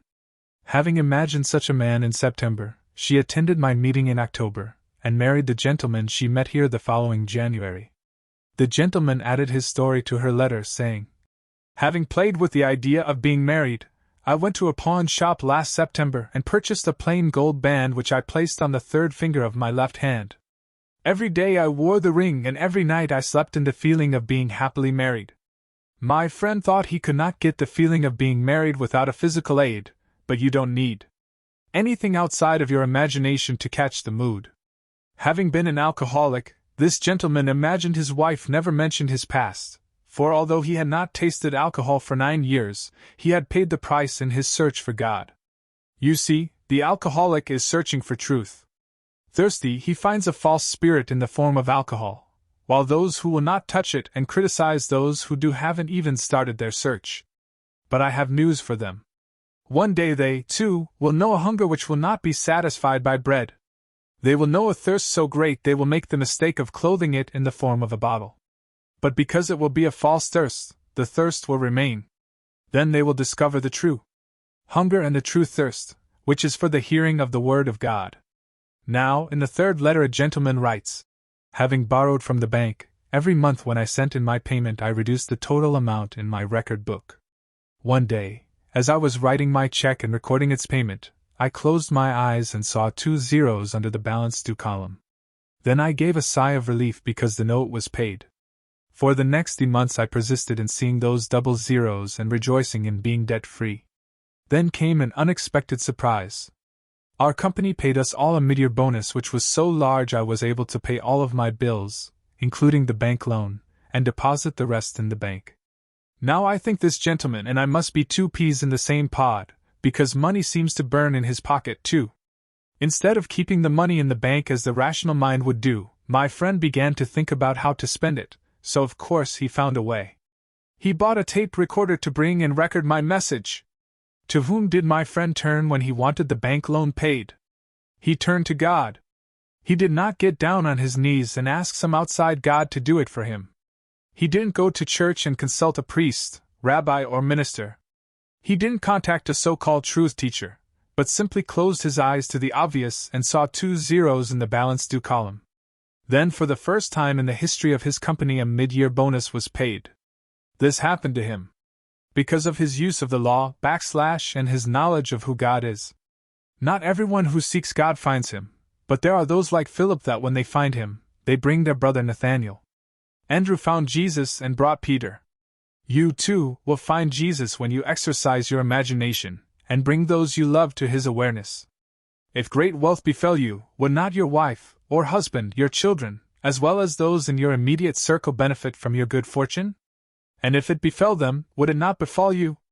So we benefit each other as we search out God and test him. Revelation tells us to be either hot or cold, but never to be lukewarm. If you do not believe me to the point of testing the law, you are lukewarm. But one day, like Ben, you will take a stand. You will either be for me or against me. You will try to believe that imagining creates reality, or reject it. You will be hot or cold about it, and that is better than being lukewarm. I have discovered that those who hated me at first when I took from them their idols, the icon in their mind called Jesus, have become my finest students. So many people claim they believe in Jesus, but cannot define him. Unable to place him in time and space, they are defiant when I say, Christ in you is your hope of glory. Full of insults, they are cold. Some have even been violent.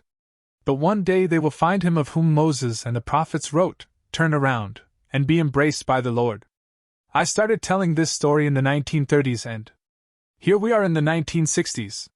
During these 30-odd years I have found those who really opposed me, those who were so moved and disturbed they were determined to disprove my words. But since they couldn't do it, they too have found God to be their own wonderful human imagination. The Bible is addressed only to the human imagination. In Blake's famous letter to the Reverend Dr. Trussler he makes this comment. Why is the Bible more entertaining and instructive than any other book? Is it not because it is addressed to the imagination, which is spiritual sensation, and only immediately to the understanding, or reason? The Bible is imaginative instruction. When it unfolds in you it is more real than anything here, yet it is all imagined, for God is all imagination and so is man. The eternal body of man is the imagination, and that is God himself. There is nothing but this one body called Jesus, who is the Lord God Jehovah.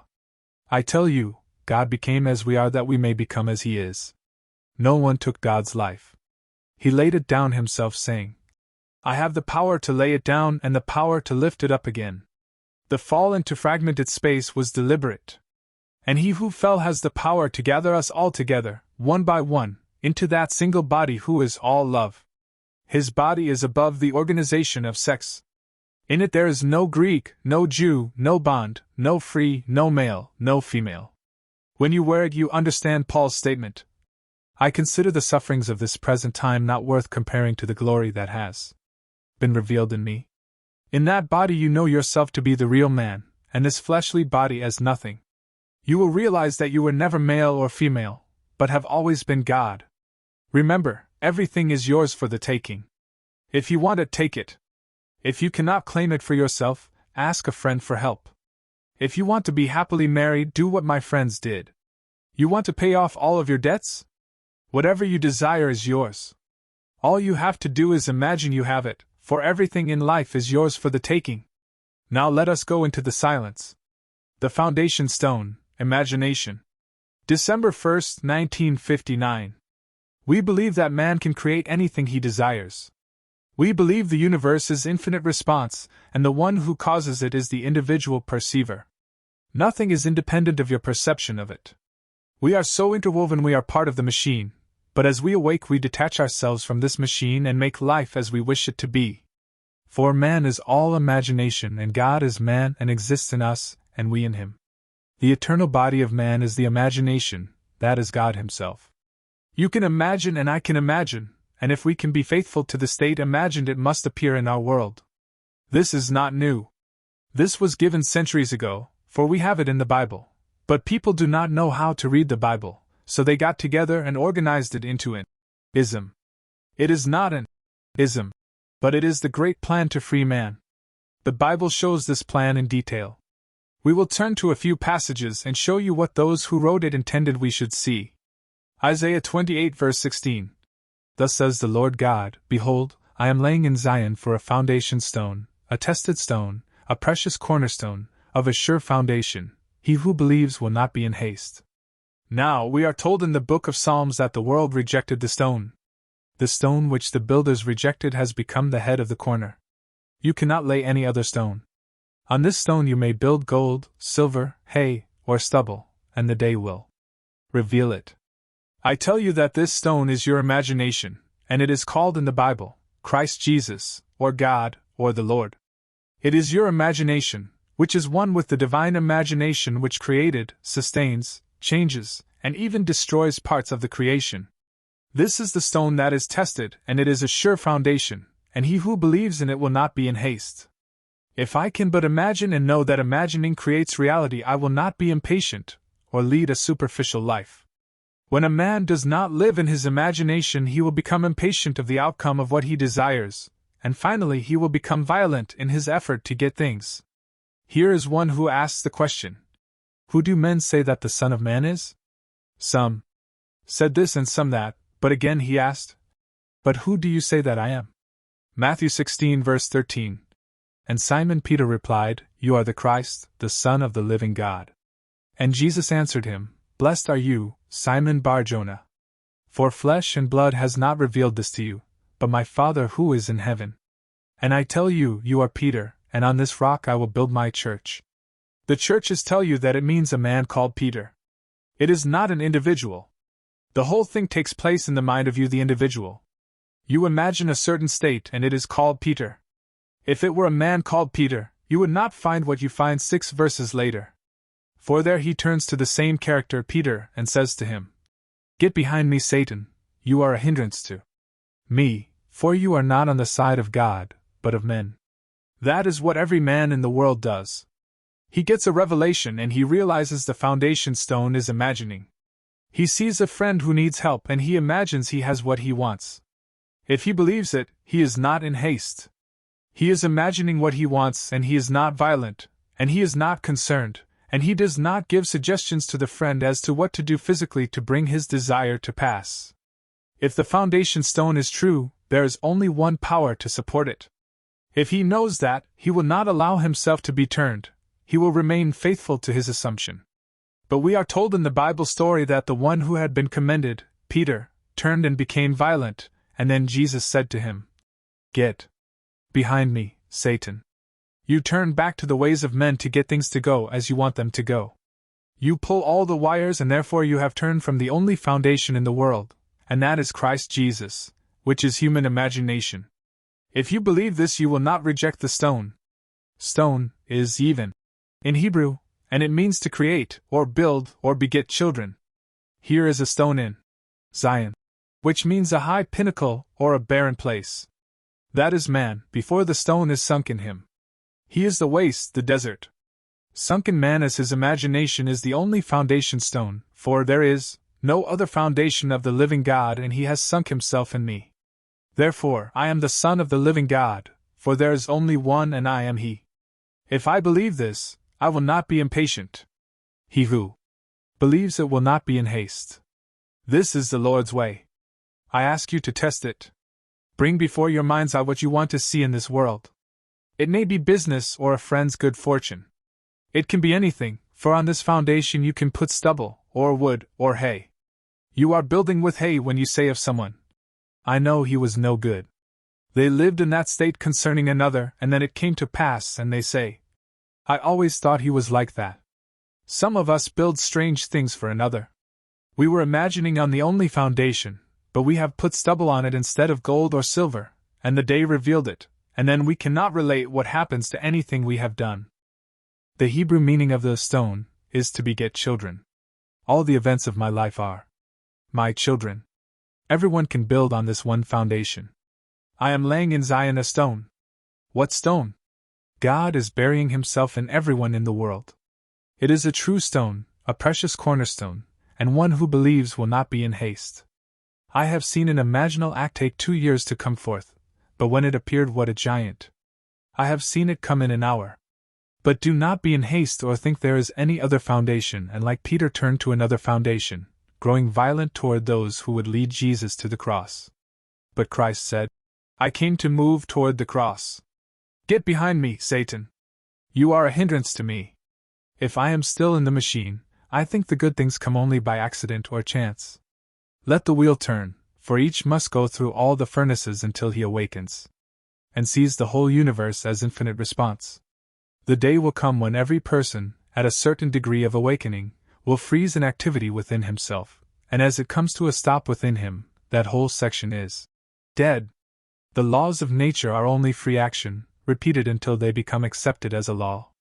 Yet you will see leaves in midair not falling, and people moving in space will cease to move but will not fall, for as you stop the action within yourself, the whole thing stopped. And you will see the whole thing as Zion the desert, and the only thing that makes it alive is the stone buried in it. But man becomes lost in the things he has made and gives to them the power. For example, through the use of his imagination he brings money into his world, then he forgets that it was the activity of his mind that did this, and he sees in the money itself the power to get what he desires. But when he awakes, he will no longer lose himself in his own creation. I say to everyone here, there is only one stone. If tonight there is someone very ill who needs your help and you imagine the best for him, and then you get news that he is worse tomorrow, do not be impatient, but remain faithful to the one stone laid in Zion. What more can you do after you have imagined? Someone writes to you about a problem. Imagine for them what they desire and then do not turn aside to do anything to make it come true. You remain faithful, and it will create the conditions necessary to bring fulfillment. You can look at someone with deep concern and want to change. You do not voice it, but lock it in, and then 48 hours later there is initiated what you set in motion. And they wonder, could my problem be traced to so and so? Just the very thing you had been thinking. You entertain the problem with deep concern, and then you will ask, did you influence me or did I influence you? When did you entertain this thought? And they say, just now. And then you say, 48 hours ago I entertained this thought, but I did not say it aloud. That makes no difference. All things by a law divine in one another's beings mingle. We all influence each other. We are all interpenetrated, and the more one is deeply concerned for another, the more he is penetrated by another. I say the universe is infinite response, but it also gives back more than you imagine. It is pressed down and running over. Therefore, to be negative can be frightening. The good will come back 1,000-fold, but so will the negative. But if I am optimistic and do not waver, I will bring that also pressed down and running over. It is something wonderful. It will come like a gusher. The world responds more than it takes, and it gives to the individual more than he imagines good or bad. I say to everyone that the greatest of books is the Bible, but people have organized it, and even say they have found the remains of Peter or some other biblical character. Peter is not a man, but a state. You rise up to the crown of it all, and that is Christ. States are permanent, but I am not fixed. I am a living, moving being. I can be praised for one state, and then I see a morning headline say, and move from that true foundation, and then the power rebukes me as Satan, for I reacted instead of acted. Would you like to be in the state called Peter, the one addressed in Matthew 16? How? Let me say, and mean it. My imagination is God, and there is no other. It is one with the supreme power, and let me live in that state, and then I am being addressed. You are blessed, Simon Bar-Jonah. It means the depth of my being is giving it to me. Can I do it? The day that you do it and remember you did it, at that moment you are relating that story. When Peter confessed, "Thou art the Christ," that is the stone on which the whole thing rests. But when he got away from that and reacted, then he was called Satan, or the reactor. God is begetting sons by means of the stone. He buries himself in every man in the world, but he is rejected. I can tell you these things here, but if I told them across the airways I would be immediately turned off. People cannot believe they are responsible for their imaginal acts. They do not want to believe it. I cannot be free of the results of what I imagine. Go out determined to prove it, and having proved it, keep the stone alive. There is no other stone. No other can any man lay, which is Christ Jesus. But on this build anything but build gold, do not build hay or stubble. I want everyone here to test it. Take someone who is really distressed, and if you believe in the foundation you will leave here tonight without any concern for them, even if you receive wires stating things are worse. It might take a week or a month, but that which you have imagined, if you remain faithful to the stone, will come.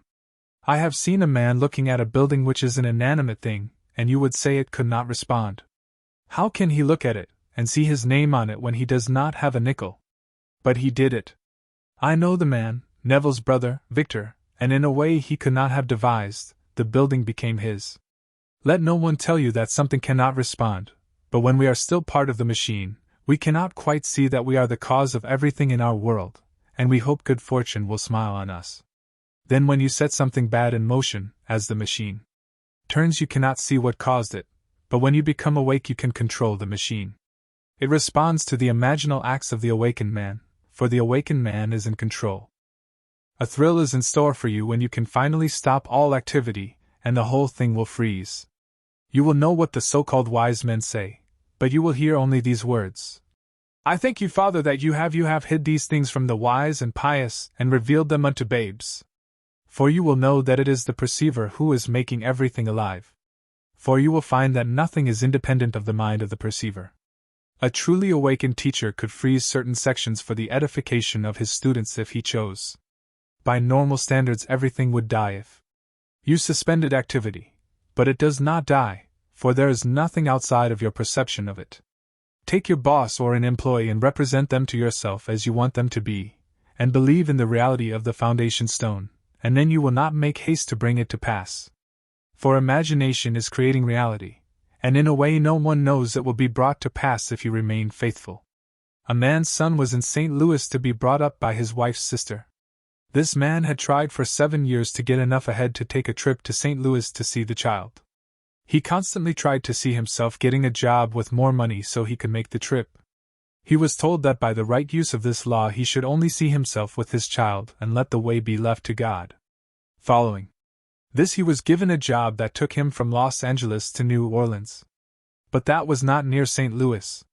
He took the job and persisted in his dream, and in 3 months he was transferred to the St. Louis run and given a 24-hour layover there every week. The best thing that ever happened to me was when I was fired from Macy's during the Depression. I might be captain of the elevators if I had stayed there. My father lost everything he owned, and that proved to be the beginning of the great dream he brought to pass. One person believed in him, and he started on that, and when he made his exit last October, he had given to his community much that no one had ever given before. The blackest day of his life turned out to be the bright day of his life. No matter what you have done, forget it. You are God, and God is untarnished, for He is all imagining. Now you start to imagine and make it something of which you can be proud. Make it big. If it is truly the stone being laid in Zion, do not turn to any argument of man. You be faithful, and whatever you put on the stone as an imaginal activity will come into your world. Of course, you may go back to the world of men, like Peter. He denied the stone 3 times, but he did then return to it again. You may do that, but in the end you will learn, for in the depth of your being the words are being said. Get behind me, Satan! But I have seen people forget. I have seen them rise from nothing to great heights and then say, it would have happened anyway. They do not believe that their imaginal activity was the foundation on which they built that structure. There is only one stone, and that is your wonderful imagination. This works better if you do not try to aid it on the outside, for it is not flesh and blood that revealed it to you. You got it from the Christ. Now let us go into the silence. Imagination creates reality. Your own wonderful human imagination is the actual creative power of God within you. It is your savior. If you were thirsty, water would be your savior. If you needed a job, employment would be your savior. Your imagination is the power to save you from whatever circumstances you now find yourself. You can experience your heart's desire through the use of your imagination. Nothing is impossible to your imagination. Your imagination is unlimited in what it can accomplish. If you can imagine something, you can achieve it. Let me give you an example. If you were unable to walk and were confined to a wheelchair, you could close your eyes and imagine yourself running on the beach or wading in the water. If you would imagine yourself doing this until it took on the tones of reality, you could accomplish a healing that would allow you to actually walk or run. The way to use your imagination creatively is this. Relax in a chair or on a bed and close your eyes. First determine what it is you wish to experience. Then, in this state of complete relaxation, bring to mind the end result of what it is you desire. In other words, if you were seeking a promotion at work, the end result might be that people would congratulate you on your promotion. You might move to a larger office. You would enjoy an increase in pay. Take any one of these events, and, with your eyes closed, actually hear your friends congratulate you on your promotion. Feel their hand in yours as they tell you how happy they are for you. By actually feeling that you are being congratulated, your imagination will go to work to bring about that state in your outer world. You need not be concerned about how this will be accomplished. Your imagination will use whatever natural means are necessary to bring it about. I am the beginning and the end. My ways are past finding out. What you do in imagination is an instantaneous creative act. However, in this 3-dimensional world, events appear in a time sequence. Therefore, it may take a short interval of time to realize in the outer world what you have just experienced in imagination. After you have performed this act in your imagination, open your eyes and go about your normal, natural affairs, confident that what you have done must come to fruition in your world. Make your inner conversations conform to your imaginal act. You have planted a seed and you will soon see the harvest of that which you have sowed. When you go into your imagination, make sure that you are actually performing the action, hearing the words, touching the object, or smelling the aroma in your self-conceived drama. What you do in your imagination is not merely a daydream in which you see events in your mind's eye. You must enter the dream as if you were actually there. You must make, then, now and make, there, here. To make this perfectly clear, imagine that you would experience driving a new car after you have achieved your goal. In that case you would not merely see a new car in your mind's eye. You must actually enter the dream. Feel yourself seated behind the steering wheel. Smell the newness of the interior. Feel yourself enjoying a comfortable ride. Feel the happiness that would be yours after accomplishing your dream. That which you experience in imagination is an actual creative act. It is a fact in the 4th dimension of space and will make its appearance in this 3-dimensional world just as surely as planting a seed will result in the growth of a particular plant. Once you have planted this seed in your imagination, do not uproot it by being anxious about how it will be accomplished. Each seed has its own appointed time. Some seeds take a few days, others a little longer. Feel confident that what you have planted will appear in your world. Your imagination will draw all that it needs to make your dream an actual reality. If takes others to play a part in order to accomplish your end, your imagination will draw that person into your drama to play his or her part in the sequence of events. Your only responsibility is to remain faithful to your imaginal act until you experience it in your outer world. You can repeat your imaginal act each night before falling asleep. In fact, you may wish to enact this drama over and over again until it feels normal and natural to you as you drop off to sleep. Your imagination will work out the means to realize your dream while your conscious mind sleeps. Bring your 5 senses into play as you perform your imaginal activity. Actually, hear a friend's voice congratulating you or feel yourself hugging that person. If you wanted a new piano, run your hand over the smooth wood, touch the keys, and listen to the sound. If you wanted to receive a dozen roses, actually smell the fragrance and touch their velvety petals. Finally, you must be persistent in attaining your desire. Continue to imagine what you want until you have actually obtained it. You do nothing else to obtain your desire. If it is necessary to take some action, you will be led to do so in a normal, natural manner. You do not have to do anything to help bring it about. Remember that it is God Himself who is doing the work, and He knows exactly how to accomplish it. If you think of your desire during the day, give thanks that it is already an accomplished fact, because it is. Dream better than the best you know. 1 cause. Nothing is impossible. There are 2 ways to interpret this statement, both of which are correct. The obvious meaning is that it is possible to achieve anything you want. It can also be interpreted to mean that it is impossible for nothing to exist. Everything we are aware of or perceive in some way is something. It is inconceivable that something can come from nothing or that something can become nothing. It is a fact that nature abhors a vacuum and always rushes in to fill it with something.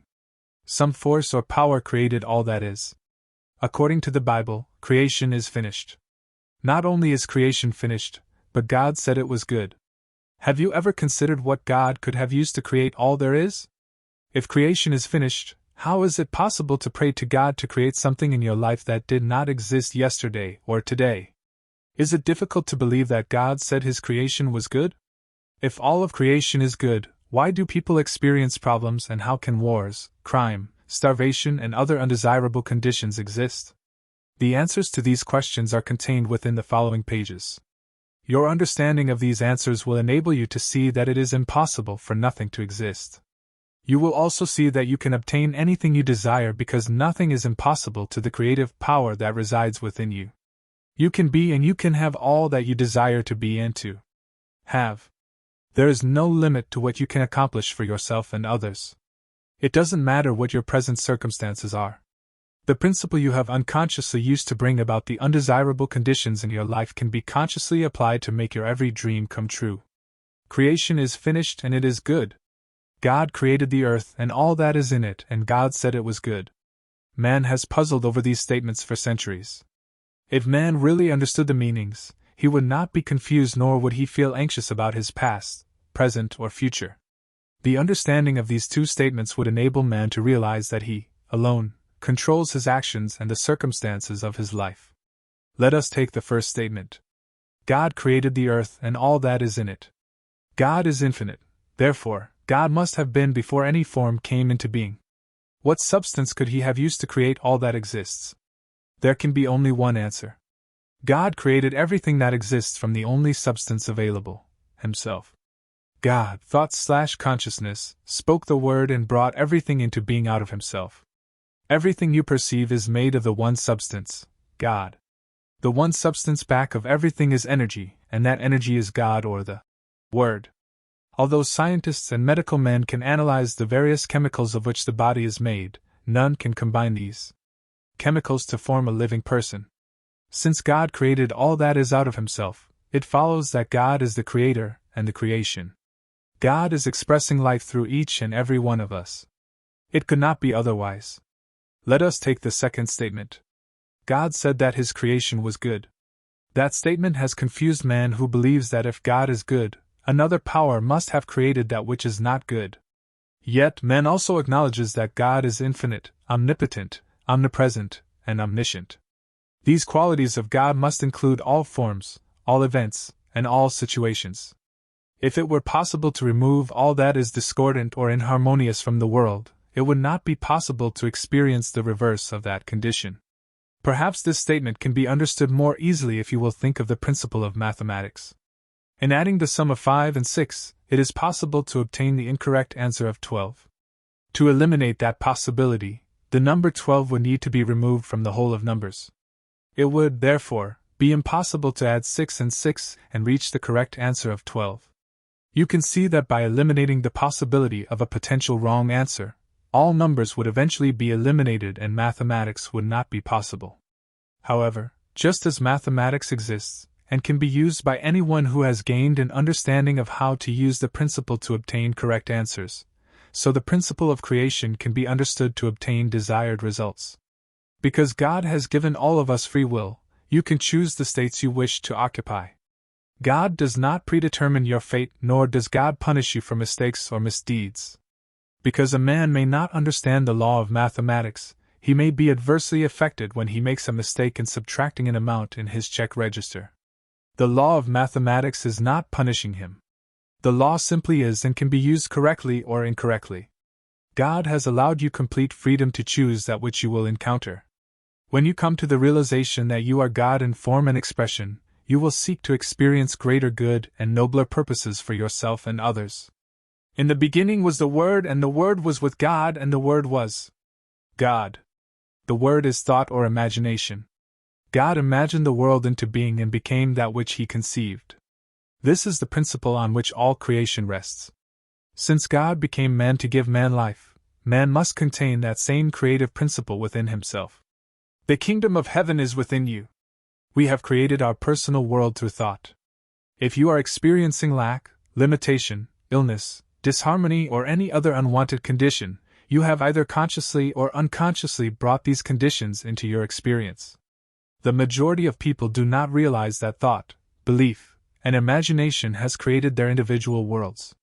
There is no other cause for the conditions of your life.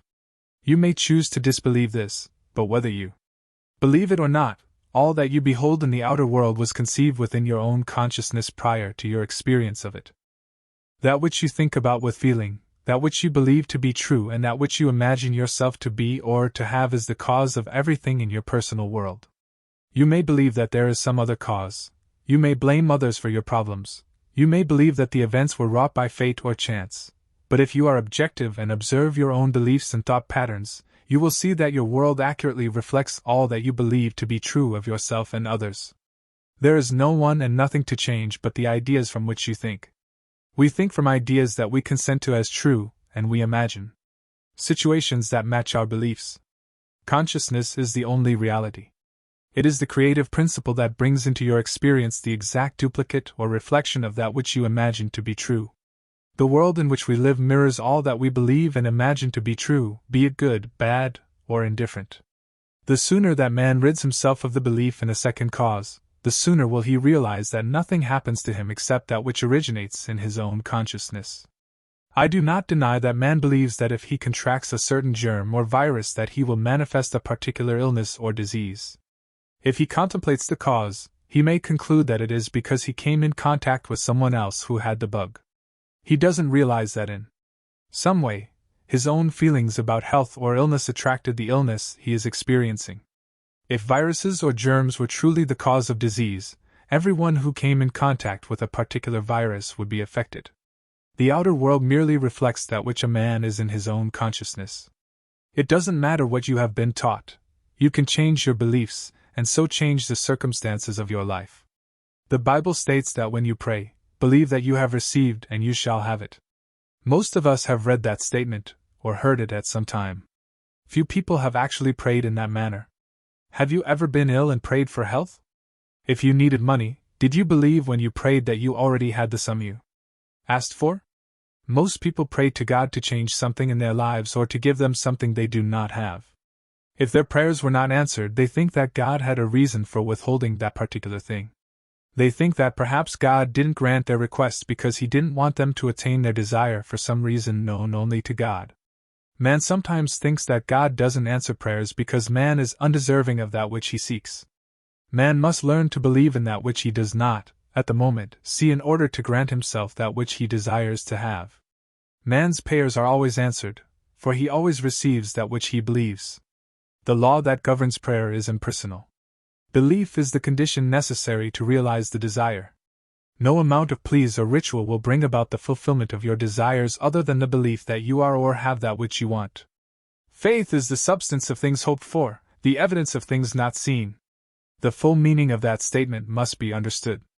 If the meaning were understood, man would have no problem in accomplishing his aims. Most men believe that nothing is impossible to God, that God could do anything if he chose to do it. So man believes he has faith in God and prays to God for that which he wants. If his prayer is not granted, he thinks that he either did not pray long enough or hard enough or that God chose to withhold his request. However, faith is the actual substance of that which is hoped for. It is the evidence of the thing you want which you do not see in the outer world. That which you want to do or be has already been created. Therefore, it actually does exist. It is possible to bring into your world anything in creation by your belief that you already have it. Faith that what you want is already a fact is the means by which you activate the invisible state. That state then is later reflected in your outer world. Creation is finished. God can create nothing that is not already existent. Faith or belief that you already are or have that which you desire is the only means by which to experience your desires. No limitation is imposed on that which you can have except your failure to assume possession of the quality, or thing, desired. How the law works. The law of identical harvest or cause and effect is impersonal and can be used to bring into your experience anything you can conceive. Since creation is finished, every possible state already exists. Your fusion with a particular state, imagining with feeling what you would experience were you in that state, causes that state to be projected on your screen of space. This law cannot be changed or broken and always reproduces in your outer world the exact duplicate of any belief you consent to as true. If you would change your world, you must change your beliefs. Since consciousness is the only cause, you cannot blame others for the conditions which presently exist, nor can fate or chance be the cause of that which you are now experiencing. Nothing can alter the course of events in your life except a change in your own consciousness. Whatever is appearing in your world now, although it appears real and an unalterable fact, is a reflection of previous activity in your own consciousness. Therefore, a change in consciousness will reflect that change in the future just as surely as past beliefs reflect the present. Man is pure formless consciousness, and that which he conceives himself to be is an illusion or reflection of the particular ideas he holds true. These illusions exist only so long as man focuses his attention upon them and gives them life. The conscious mind forms beliefs and opinions from the evidence of the senses or the perceived outer world. The creative power within each of us accepts as true that which the conscious mind impresses upon it. Your creative power takes those ideas, which are thought of with feeling, and projects them in your outer world. It is important to remember that not all thoughts are creative. Only those which are believed to be true or which are joined with feeling create the circumstances and events that you will encounter. Therefore, emotions such as anger, fear, love, or joy are creative. You must guard the emotions which you allow to enter your consciousness just as you would discriminate in allowing a stranger into your home. You cannot allow negative emotions to fill your mind without suffering the consequences of experiencing the state with which those emotions are joined. Fear of loss brings loss into your world. You could take every outward precaution to guard against loss, but if you fear loss, you will most certainly experience it in your affairs. Feelings of love and joy create happy events and loving relationships. Feeling abundant brings riches into your life. A person who is unloving or suspicious and feels that others take advantage of him, draws to himself that which he believes. No matter what he does externally, his relationships with others will reflect that which he accepts as true. He may want a loving relationship, but he can draw to himself only that which he is conscious of being. Like literally does attract like. As within, so without.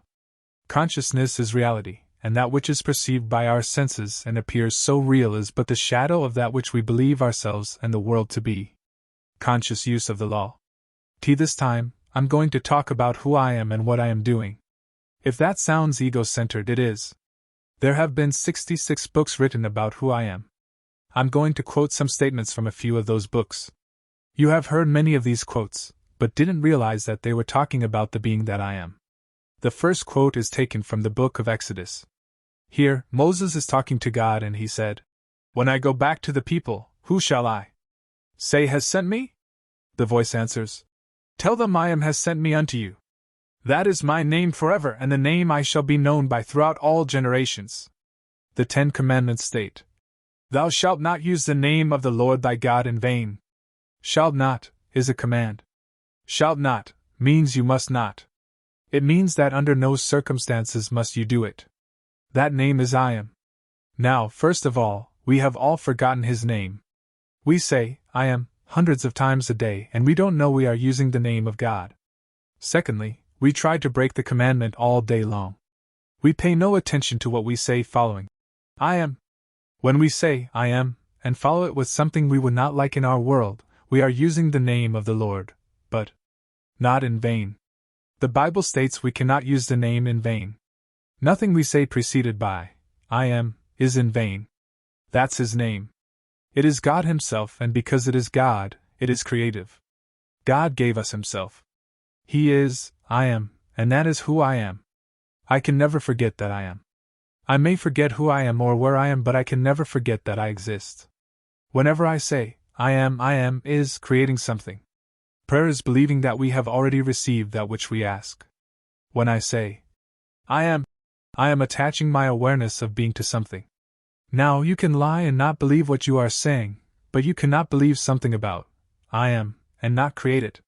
We are creating morning, noon, and night by our I am statements. If you say, I don't feel well, and you believe it, you are perpetuating illness in your life. You must change those statements to I feel wonderful. We were taught, let the weak man say, I am strong. But you can't say it like a parrot. We have to pray, say I am, believing that it is true, and then we will receive. First, we must be like the watchman at the gate. We must watch every thought that contains I am. If you are observant, you will see that you have created every circumstance and experience of your life. Another important word to watch is if. The conscious mind is very subtle in expressing doubt, Satan, or the devil. We may be able to keep our minds focused on what we want by using positive I statements. If we are not careful, we may let a little if sneak in without recognizing its implication. We could say, I feel wonderful, but then follow it with, if the pain continues, however, I will see a doctor on Tuesday. Ifs are always followed by something negative, and that is simply doubt creeping in to steal the good seed we have sown. Remove the word if from your vocabulary, as it is not productive of that which you would like to reap. If puts everything in the past or future tense, and I always experience what I believe I am. I am is not future tense. Getting well is not being well. I must believe that I am already what I want to be. Remember, every word that goeth forth from my mouth shall not return unto me void. Do you believe it?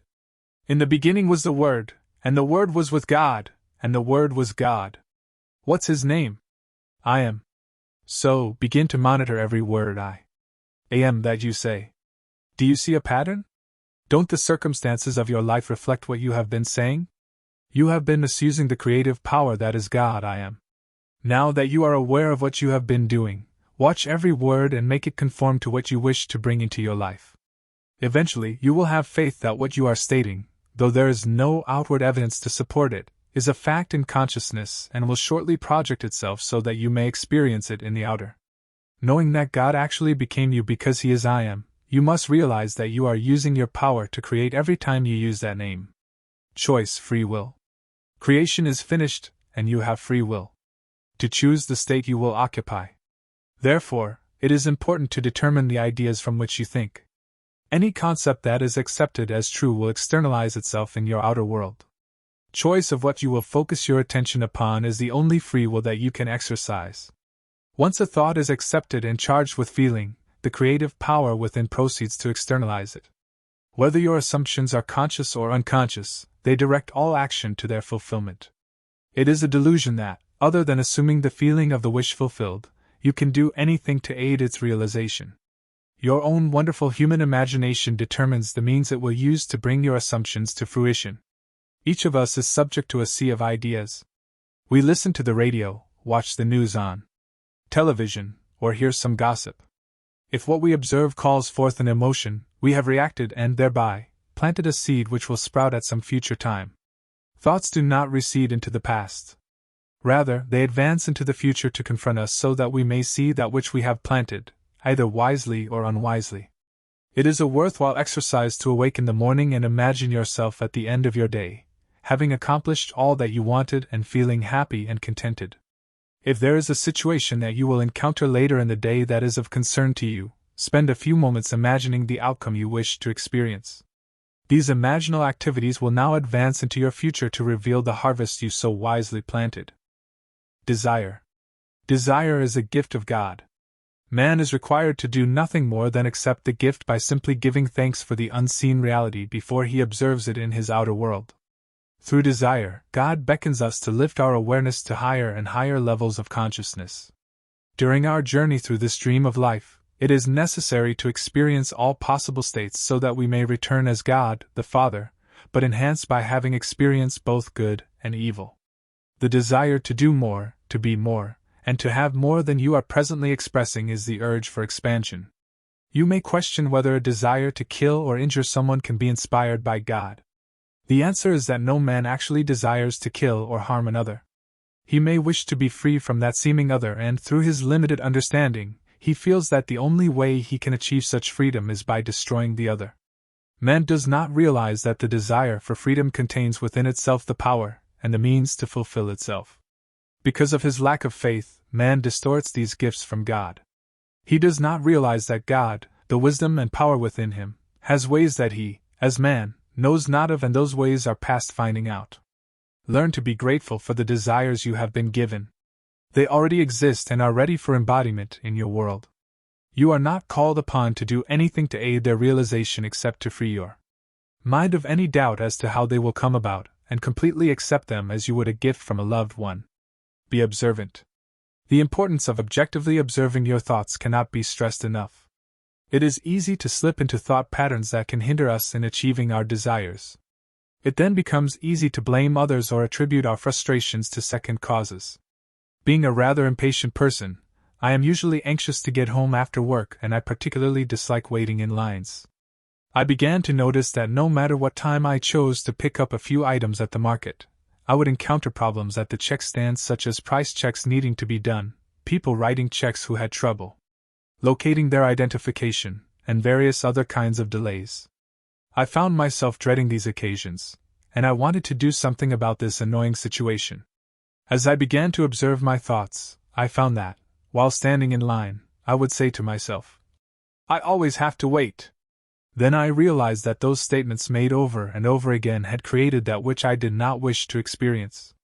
I consciously changed that statement to, "No matter when I stop at the market, I never have to wait." Of course, that new statement has worked just as well as the old negative one. As you begin to observe your thoughts, do not be discouraged if you find that your inner conversations do not match the way you would feel if you have achieved your goal. You must first become aware of what you are doing with your creative power before you can begin to change it. I ask you to go down to the potter's house and see what he is doing. If the vessel is spoiled, then rework it into the kind of vessel that will please you. As you begin observing your thoughts, you cannot avoid the realization that you alone are the cause of all that comes into your world. You alone can change it. Appearances. That which is confronting you in your world now is the result of your past thoughts, beliefs, feelings, and imaginal activity. These appearances will continue in being as long as you give them life through your conscious awareness of them. You must disregard the evidence of your senses as it pertains to any undesirable condition in your life. You must imagine and feel that you have already attained that which you want to experience rather than that which you do not want to continue in being. This may appear difficult, yet you have probably exercised this principle unconsciously to produce negative results. When I was in my early 20s, I found myself in a situation that was very unpleasant to me and I wanted to get out of it. After attending a lecture by Neville, I waited to speak to him afterwards. I briefly told him of my unhappy circumstances, and was hoping he would offer some advice as to how to change them. He smiled at me and said, "Don't accept it." At that time in my life I did not fully grasp what Neville had been teaching. I thought he had misunderstood my question, and I tried to clarify my problem by stating that I had already made the choice to be in the situation I now found so unpleasant. Neville again smiled and said, "Don't accept it." I left his presence quite frustrated, thinking he had not understood my problem. I continued to read the 2 books I had by Neville.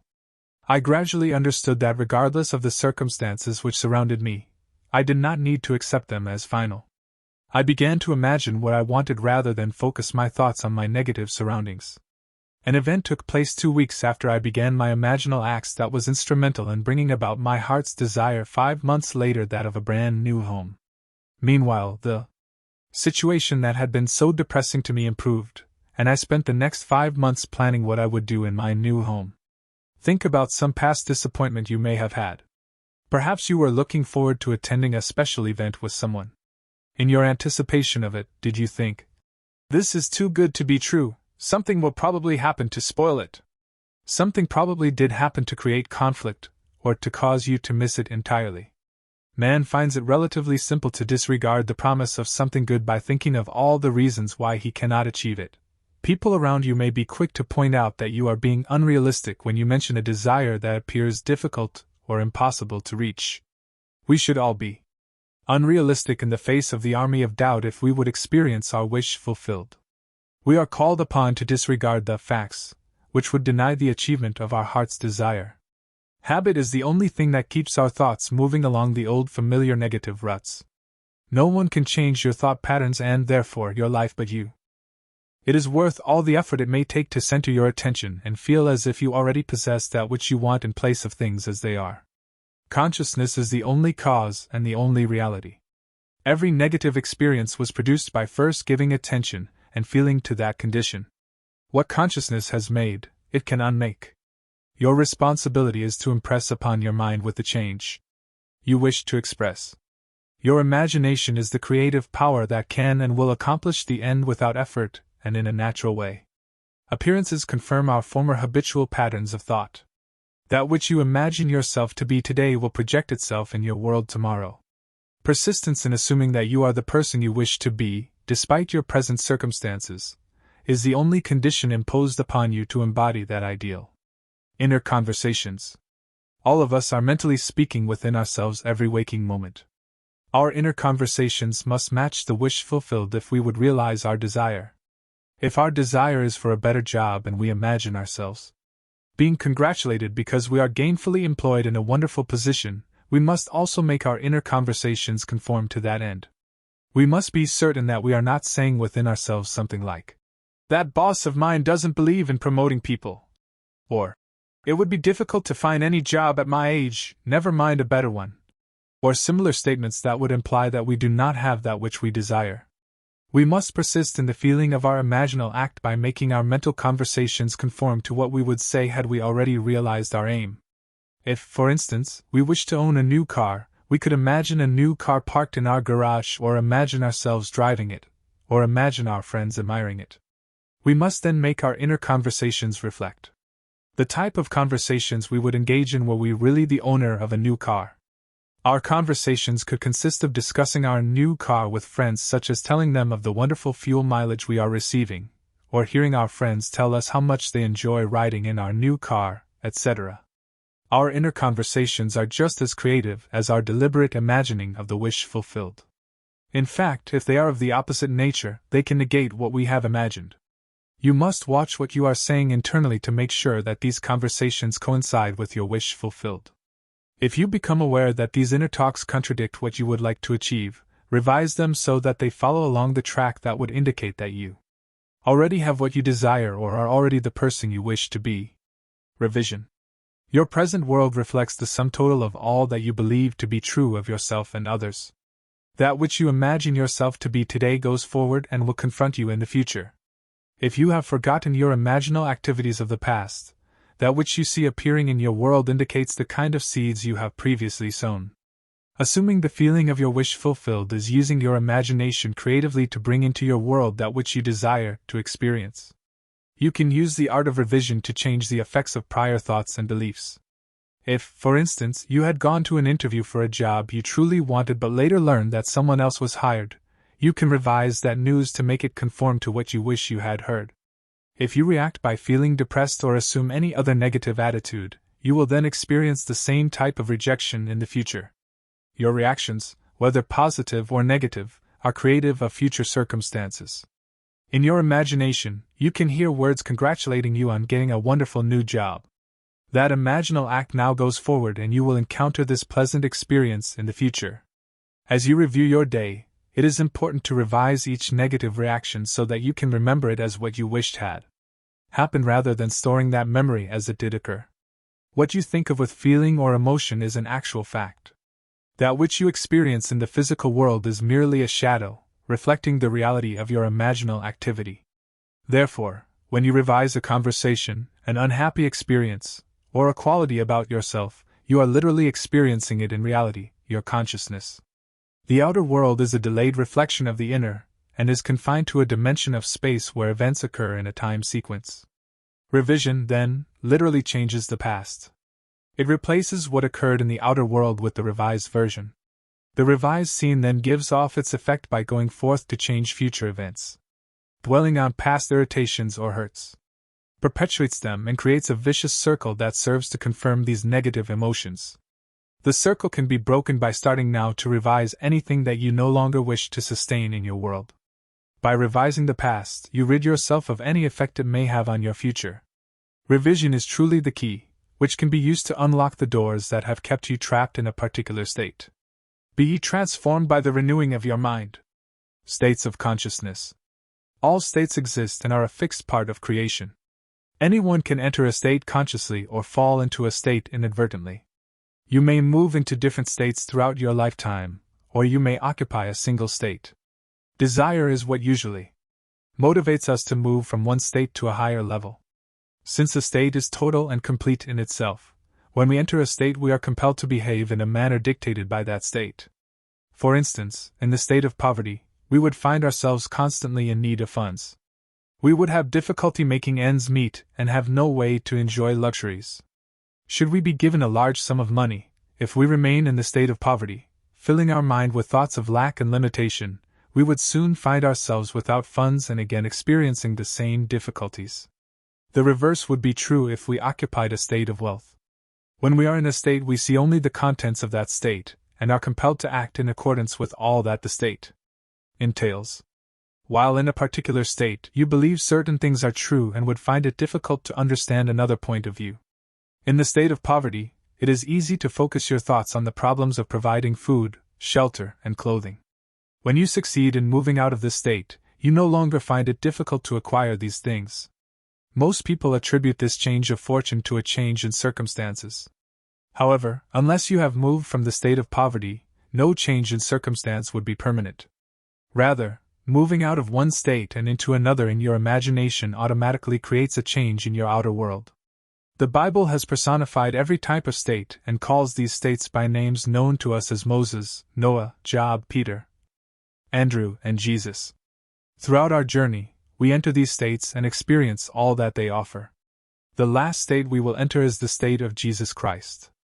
In this state, we become aware that we are God, the Father, and that we have a symbolized as David, who personifies the sum total of all humanity. The journey begins with Adam, who fell asleep and dreamed the dream of life, and then entered the myriad states to gain the experiences necessary before awakening. When you enter the state of Jesus, you know yourself to be God, and your journey into this world of death is then complete. The play. As Shakespeare said, "All the world's a stage, and all the men and women merely players. They have their exits and their entrances, and each man in his time plays many parts. This world, which seems so real, is as much a dream as the dreams we encounter while asleep. Our waking dream seems so real because it has continuity, while our dreams at night appear to be random sequences, taking place in unfamiliar surroundings and situations. God is the dreamer, dreaming the play into existence, and God plays all the parts. Everyone who appears in your world is God playing that part for you, the author. No man comes unto me, save I call him." Each of us is writing his or her own script. If you are dissatisfied with the play, it is up to you to rewrite the script to make it conform to your idea of what the play should be. You cannot demand that the actors in your play change the character they are portraying. All changes must take place in the mind of the author. If there is someone in your world who is the source of annoyance or irritation to you, that person has no choice but to play the part called for in your script. There is nothing you can do on the outside to bring about changes in another. You can use the art of revision to change a line of dialogue, to replace a certain character with another, and to write happy endings to the subplots of the play. When you begin to view this waking dream objectively, you will be able to verify that you have been the author of both the pleasant and unhappy acts in your play. You can radically change the play by using your imagination creatively, by assuming your wish fulfilled. You can change the script on a daily basis by revising the scene that did not please you. The character who disturbed you today will not do so tomorrow if you write the dialogue you wish to hear and alter that role in your imagination. When you awaken to know that you are God, the Father and author of this magnificent play, you will understand that each man in his time plays many parts. Your real purpose. God became you so completely that he forgot that he was God. In becoming man, God reached the limit of contraction and opacity. God totally forgets that he is God in order to become and animate his creation, man. God then goes through all of the experiences of knowing good and evil and even death, in confidence that man will eventually awake from this dream of life to once again know that he is God. There is only God in the universe, fragmenting himself as humanity, and God plays all the parts in this time-space dream. Your own wonderful human imagination is God in action. I am as Christ in you, your Savior. And Christ is the power of God and the wisdom of God. God speaks to us through desire, urging us to reach higher and higher levels of awareness. Exercising his own wonderful human imagination to achieve these desires, man is actually experiencing God in action. Through faith in his imagination, man will eventually conclude that Christ, the power and wisdom of God, is within him as his imagination. At the end of this fabulous journey or dream of life, man will awaken to remember that he is God, the Father, enhanced by the experiences he put himself through, when he forgot that he was God. Man's sole purpose is to experience Scripture, all of the states of consciousness personified as men in the Bible. Man's goal is to reach the state called Jesus Christ. Then he will know that he really is the Father, Jesus, and that his Son is Christ, all of humanity fused into one being. Man may have many goals in the meantime: to accumulate possessions, to become powerful, to become famous, or to express anything that he desires. Eventually the hunger to know God will come upon him, and he will then have the experiences that are necessary to bring to his remembrance that he truly is God, the Father. Case histories. This story concerns a woman, who will be referred to as Mrs. A.B. She knew that imagination creates reality, and had taught this principle to her 3 children, ages 12, 10, and 6. She had practiced this principle for years to obtain the things she desired. Although her husband had also heard this teaching, he had not put it into practice and actually was quite skeptical about results. One Sunday afternoon, this family went for a drive and came upon a new tract of homes for sale. As this was a lovely rural area, they stopped to look at the new models. They all loved the area, and the homes were large and beautiful with all sorts of modern amenities. On the way home, they talked about how wonderful it would be to own a new home in this tract.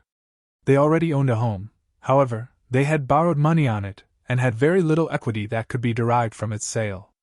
The husband said that although he would like to buy the home, it was not possible as they could not raise the money required for the down payment. Even if they sold their present home, the real estate agent's commission would equal the little equity they would realize. Mrs. A.B. told her husband that the only way they could obtain the down payment would be to sell their home on their own, thereby keeping the commission for themselves. The husband was very pessimistic about this but told his wife to go ahead and place an ad in the paper, although he knew it wouldn't do any good. He was sure that there was no chance of selling the house in this way. The wife placed a small ad in the newspaper advertising their house for sale. A few nights later, when the husband had gone to bed early, she and her children drove to the tract of new homes. She felt that if she could walk through the new house and capture the feeling of actually living there, she would obtain her dream home. It was dark when they got there, but they found one of the houses unlocked. She and the 3 children walked through the house. The children decided on which bedroom each would occupy if they actually lived there. The mother instructed the children to actually sleep in the new house in their imagination that night, and she intended to do the same. For the next few days, they imagined living in their new home and taking walks in the woods that were adjacent to the tract. That same week, a man answered the ad in the paper. He did not seem very enthusiastic about buying the house but returned later that day with his wife. He told Mrs. Aby that they had decided to buy the house for the price she was asking. When Mrs. Aby expressed concern as to how they would go about placing the home in escrow, he told her that he was a real estate agent and would go through the company he worked for. This family received the exact amount of money necessary for a down payment on their new home. The escrow was very short, and the family moved into their new home a month later. Mrs. Aby knew that if she imagined herself sleeping in her new home, she would eventually sleep there in the flesh. Her children also learned how to obtain their heart's desire through the use of imagination. Mrs. CD had recently been divorced and needed to work to support her children as her husband refused to pay child support. Although her lawyer suggested taking him to court for non-payment, the woman did not wish to do this. As part of the divorce settlement, she was awarded a very old and not very reliable car. One Friday night as she was driving home from work, it was raining very hard and most intersections were flooded. She was about a mile from her home when she stopped at a stop sign. A truck coming toward her from the opposite direction went through the intersection, spraying a great deal of water as he drove past. The engine of the woman's car died, and she was unable to start it again. She removed her shoes before stepping out of her car as the water was more than ankle deep. She raised the hood and began to dry off the distributor cap with her handkerchief. She was crying at this point, and her tears mingled with the rain. She finally got her car started and managed to get home to her children. She realized that it was necessary to have a dependable car if she was to work and support her children. She had no money for a down payment on a newer car, and she did not earn enough to make car payments. She went to work the following Monday and a coworker asked her to go to lunch. The coworker had just purchased a new Pontiac Tempest and insisted that Mrs. CD drive her new car back to the office. Although Mrs. CD protested that she did not wish to drive someone's new car, she did get behind the wheel and drove back to work. While she was driving the new car, she captured the feeling that this was her car and she felt the thrill of owning it. For the rest of the week, while she drove back and forth to work in her old car, Mrs. CD imagined that she was driving a brand new car of her own. The next Friday, Mrs. CD's ex-husband called and asked if she would like to have a new car. This was the first time since their divorce several months earlier that he had offered to do anything for her, including paying child support. The ex-husband was now working for a new car dealership and told her that, as a salesman, he was eligible to buy a certain make of car for no money down and with very low monthly payments. He said he was willing to make the monthly payments in lieu of child support, and asked her to come to the dealership to pick out the color she wanted. It just so happened that the make of car eligible for this special deal was a Pontiac Tempest, the same make and model as the car she had driven that belonged to her coworker. Mrs. CD was able to obtain, through her use of imagination, what she could never have obtained through her own efforts at that time. Her ex-husband, who had offered her no monetary support for months, was the avenue chosen to provide her with the car she needed. This is the story of Mrs. EF, who had a desire to live near the ocean and used her imagination to fulfill her desire. She did not wish to sell her present home but wanted to lease it for a year before making the decision to move to the beach permanently. Mrs. EF told two of her friends about her wish. One friend, who had used the principle of imagination, told Mrs. EF that she would imagine visiting her at the beach in her new home. 1 week later, Mrs. EF traveled to Hawaii for a scheduled vacation. While there, she received a call from a friend who lived in San Diego. This friend told Mrs. EF that a perfect little house had just come on the market as a year-round rental, and she thought this house would be perfect for Mrs. EF. Her friend also said that this was a very desirable rental and that Mrs. EF would need to make a decision immediately as the rental would very likely not be available when she returned from Hawaii. Mrs. EF told her friend to tell the owners that she would take it, trusting her friend's recommendation. Upon Mrs. EF's return from Hawaii, she told her grown daughter that she had decided to rent a house at the beach in San Diego. Her daughter called her later that day and said that the mother of a friend of hers wanted to lease a house. The woman came by the next day, said she loved the house and would like to lease it for a year. Mrs. EF gave notice at work and was able to move within a month. Since she was a nurse, she had no trouble finding a wonderful new job at a nearby hospital. Mrs. EF has since bought a house near the ocean and has spent 17 happy years living at the beach. Mrs. EF imagined that she was living at the beach, and her friend imagined that she was visiting her there. They did this for 1 week. It is interesting that while she was on vacation in Hawaii, events moved swiftly to bring about her desire.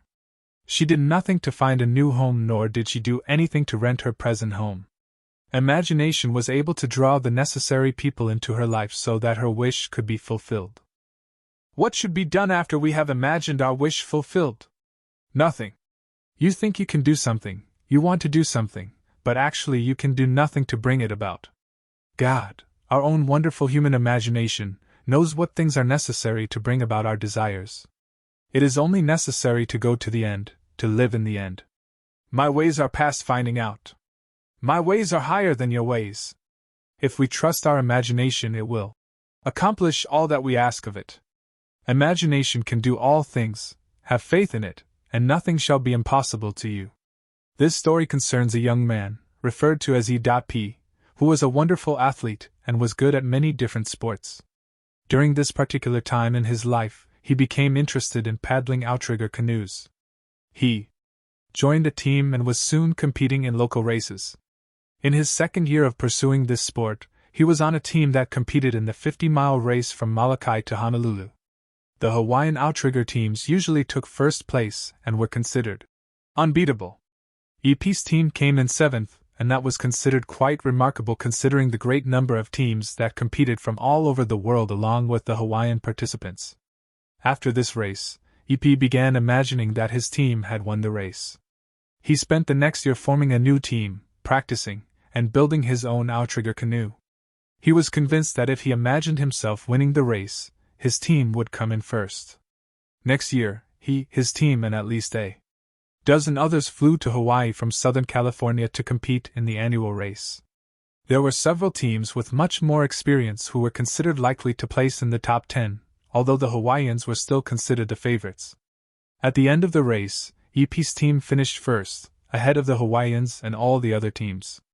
EP now holds a paddle engraved with the words, World Champion, which was given to him upon his team taking first place. After winning this coveted title, this young man went on to coach other teams. He also began manufacturing paddles for outrigger canoes. His paddles are known throughout the world and are used by outrigger teams who are among the top teams in the world. EP now makes his home in Hawaii and enjoys coaching teams, manufacturing paddles, fishing and sailing his own boat. He also uses his boat as an escort craft for the annual outrigger races. Mrs. J.K. was living in her twin sister's home after having been divorced. Mrs. J.K. had 3 children, a son and boy twins. Her sister and her husband had 3 boys. Needless to say, this was a crowded household. Mrs. J.K. was very desirous of getting married and living in her own home. She had been dating a man but decided that she did not wish to continue the relationship and broke it off. Many of her friends attempted to fix Mrs. J.K. up with eligible men they knew, but she was not interested in going on blind dates. Several of her friends commented that if she wished to meet an eligible man, she would need to get out and go places. The twins believed in the creative power of imagination, and they had a friend who also knew of the power of imagining. The 3 women determined that they would imagine a ring on Mrs. J.K.'s finger, which would imply that she was married. They did this for several weeks. During this time, Mrs. J.K. also imagined herself living in her own home. However, when she attempted to do so, she found herself imagining a home exactly like her sister's. One day, Mrs. J.K. received a call from a friend who asked her to come to her home and help her wallpaper her kitchen. Mrs. J.K. agreed to help her friend who lived a few blocks away in the same tract of homes. While she was there, a male neighbor came to visit her friend. The friend introduced Mrs. J.K. to her neighbor. He later called Mrs. J.K. and they began to date. 5 months later, Mrs. J.K. married this man. The interesting part of this story is that all of these people lived in the same large tract of homes. There were only 4 homes in the tract of 1,200 that had the same floor plan. Yes, this woman's husband owned one of the homes that had the same floor plan as Mrs. J.K.'s twin sister. Even though Mrs. J.K. imagined herself living in her own home, she had only been able to imagine herself living in a house identical to her sister's. This is a story about the friend, Mrs. L.M., who had introduced Mrs. J.K. to her new husband. During their friendship, Mrs. J.K. had tried to explain the principle of imagination to her friend, who was very doubtful that it would work. One day Mrs. J.K. asked her friend to come to one of Neville's lectures. Mrs. L.M. agreed to attend, but was not at all convinced that imagining she had what she wanted would result in obtaining it. But she decided to imagine a very simple thing, the receipt of a handkerchief. She imagined that someone had given her one and then dropped the whole idea. Much to her surprise, she received a handkerchief in the mail from the mother of a friend who came to her house for lunch while she was in town for a visit. This woman sent Mrs. L.M. a handkerchief with a thank you note. Mrs. L.M. was not only surprised when she received the gift, she became very frightened, as she thought there was something supernatural about it. Mrs. L.M. had attempted to disprove that imagination produces the thing desired. When she received the handkerchief she had imagined, she interpreted it to be some sort of black magic and didn't want to know any more about this teaching. I could relate hundreds of incidents involving dozens of people in which imagination was used to bring about the desired results. I have chosen a few stories to illustrate that imagination can be used to solve all manner of problems and bring into your experience your every heart's desire. Fundamentals. From INTA Bulletin, New Thought, Summer 1953. With so vast a subject, it is indeed a difficult task to summarize in a few hundred words what I consider the most basic ideas on which those who seek a true understanding of metaphysics should now concentrate. I shall do what I can in the shape of 3 fundamentals. These fundamentals are self-observation, definition of aim, and detachment. The purpose of true metaphysics is to bring about a rebirth, or radical psychological change in the individual. Such a change cannot take place until the individual first discovers the self that he would change. This discovery can be made only through an uncritical observation of his reactions to life. The sum total of these reactions defines the individual's state of consciousness, and it is the individual's state of consciousness that attracts the situations and circumstances of his life. So the starting point of true metaphysics, on its practical side, is self-observation in order to discover one's reactions to life. Reactions which form one's secret self, the cause of the phenomena of life. With Emerson, I accept the fact that man surrounds himself with the true image of himself. What we are, that only can we see. There is a definite connection between what is outer and what is inner in man, and it is ever our inner states that attract our outer life. Therefore, the individual must always start with himself. It is oneself that must be changed. Man, in his blindness, is quite satisfied with himself, but heartily dislikes the circumstances and situations of his life. He feels this way, not knowing that the cause of his displeasure lies not in the condition nor the person with whom he is displeased, but in the very self he likes so much. Not realizing that he surrounds himself with the true image of himself, and that what he is, that only can he see. He is shocked when he discovers that it has always been his own deceitfulness that made him suspicious of others. Self-observation would reveal this deceitful one in all of us, and this one must be accepted before there can be any transformation of ourselves. At this moment, try to notice your inner state. To what thoughts are you consenting? With what feelings are you identified? You must be ever careful where you are within yourself. Most of us think that we are kind and loving, generous and tolerant, forgiving and noble, but an uncritical observation of our reactions to life will reveal a self that is not at all kind and loving, generous and tolerant, forgiving and noble. And it is this self that we must first accept and then set about to change. Rebirth depends on inner work on oneself. No one can be reborn without changing this self. Any time that an entirely new set of reactions enters into a person's life, a change of consciousness has taken place. A spiritual rebirth has occurred. Having discovered, through an uncritical observation of your reactions to life, a self that must be changed, you must now formulate an aim. That is, you must define the one you would like to be instead of the one you truly are in secret. With this aim clearly defined, you must, throughout your conscious waking day, notice your every reaction in regard to this aim. The reason for this is that everyone lives in a definite state of consciousness, which state of consciousness we have already described as the sum total of his reactions to life. Therefore, in defining an aim, you are defining a state of consciousness, which, like all states of consciousness, must have its reactions to life. For example, If a rumor or an idle remark could cause an anxious reaction in one person and no reaction in another, this is positive proof that the two people are living in two different states of consciousness. If you define your aim as a noble, generous, secure, kindly individual knowing that all things are states of consciousness, you can easily tell whether you are faithful to your aim in life by watching your reactions to the daily events of life.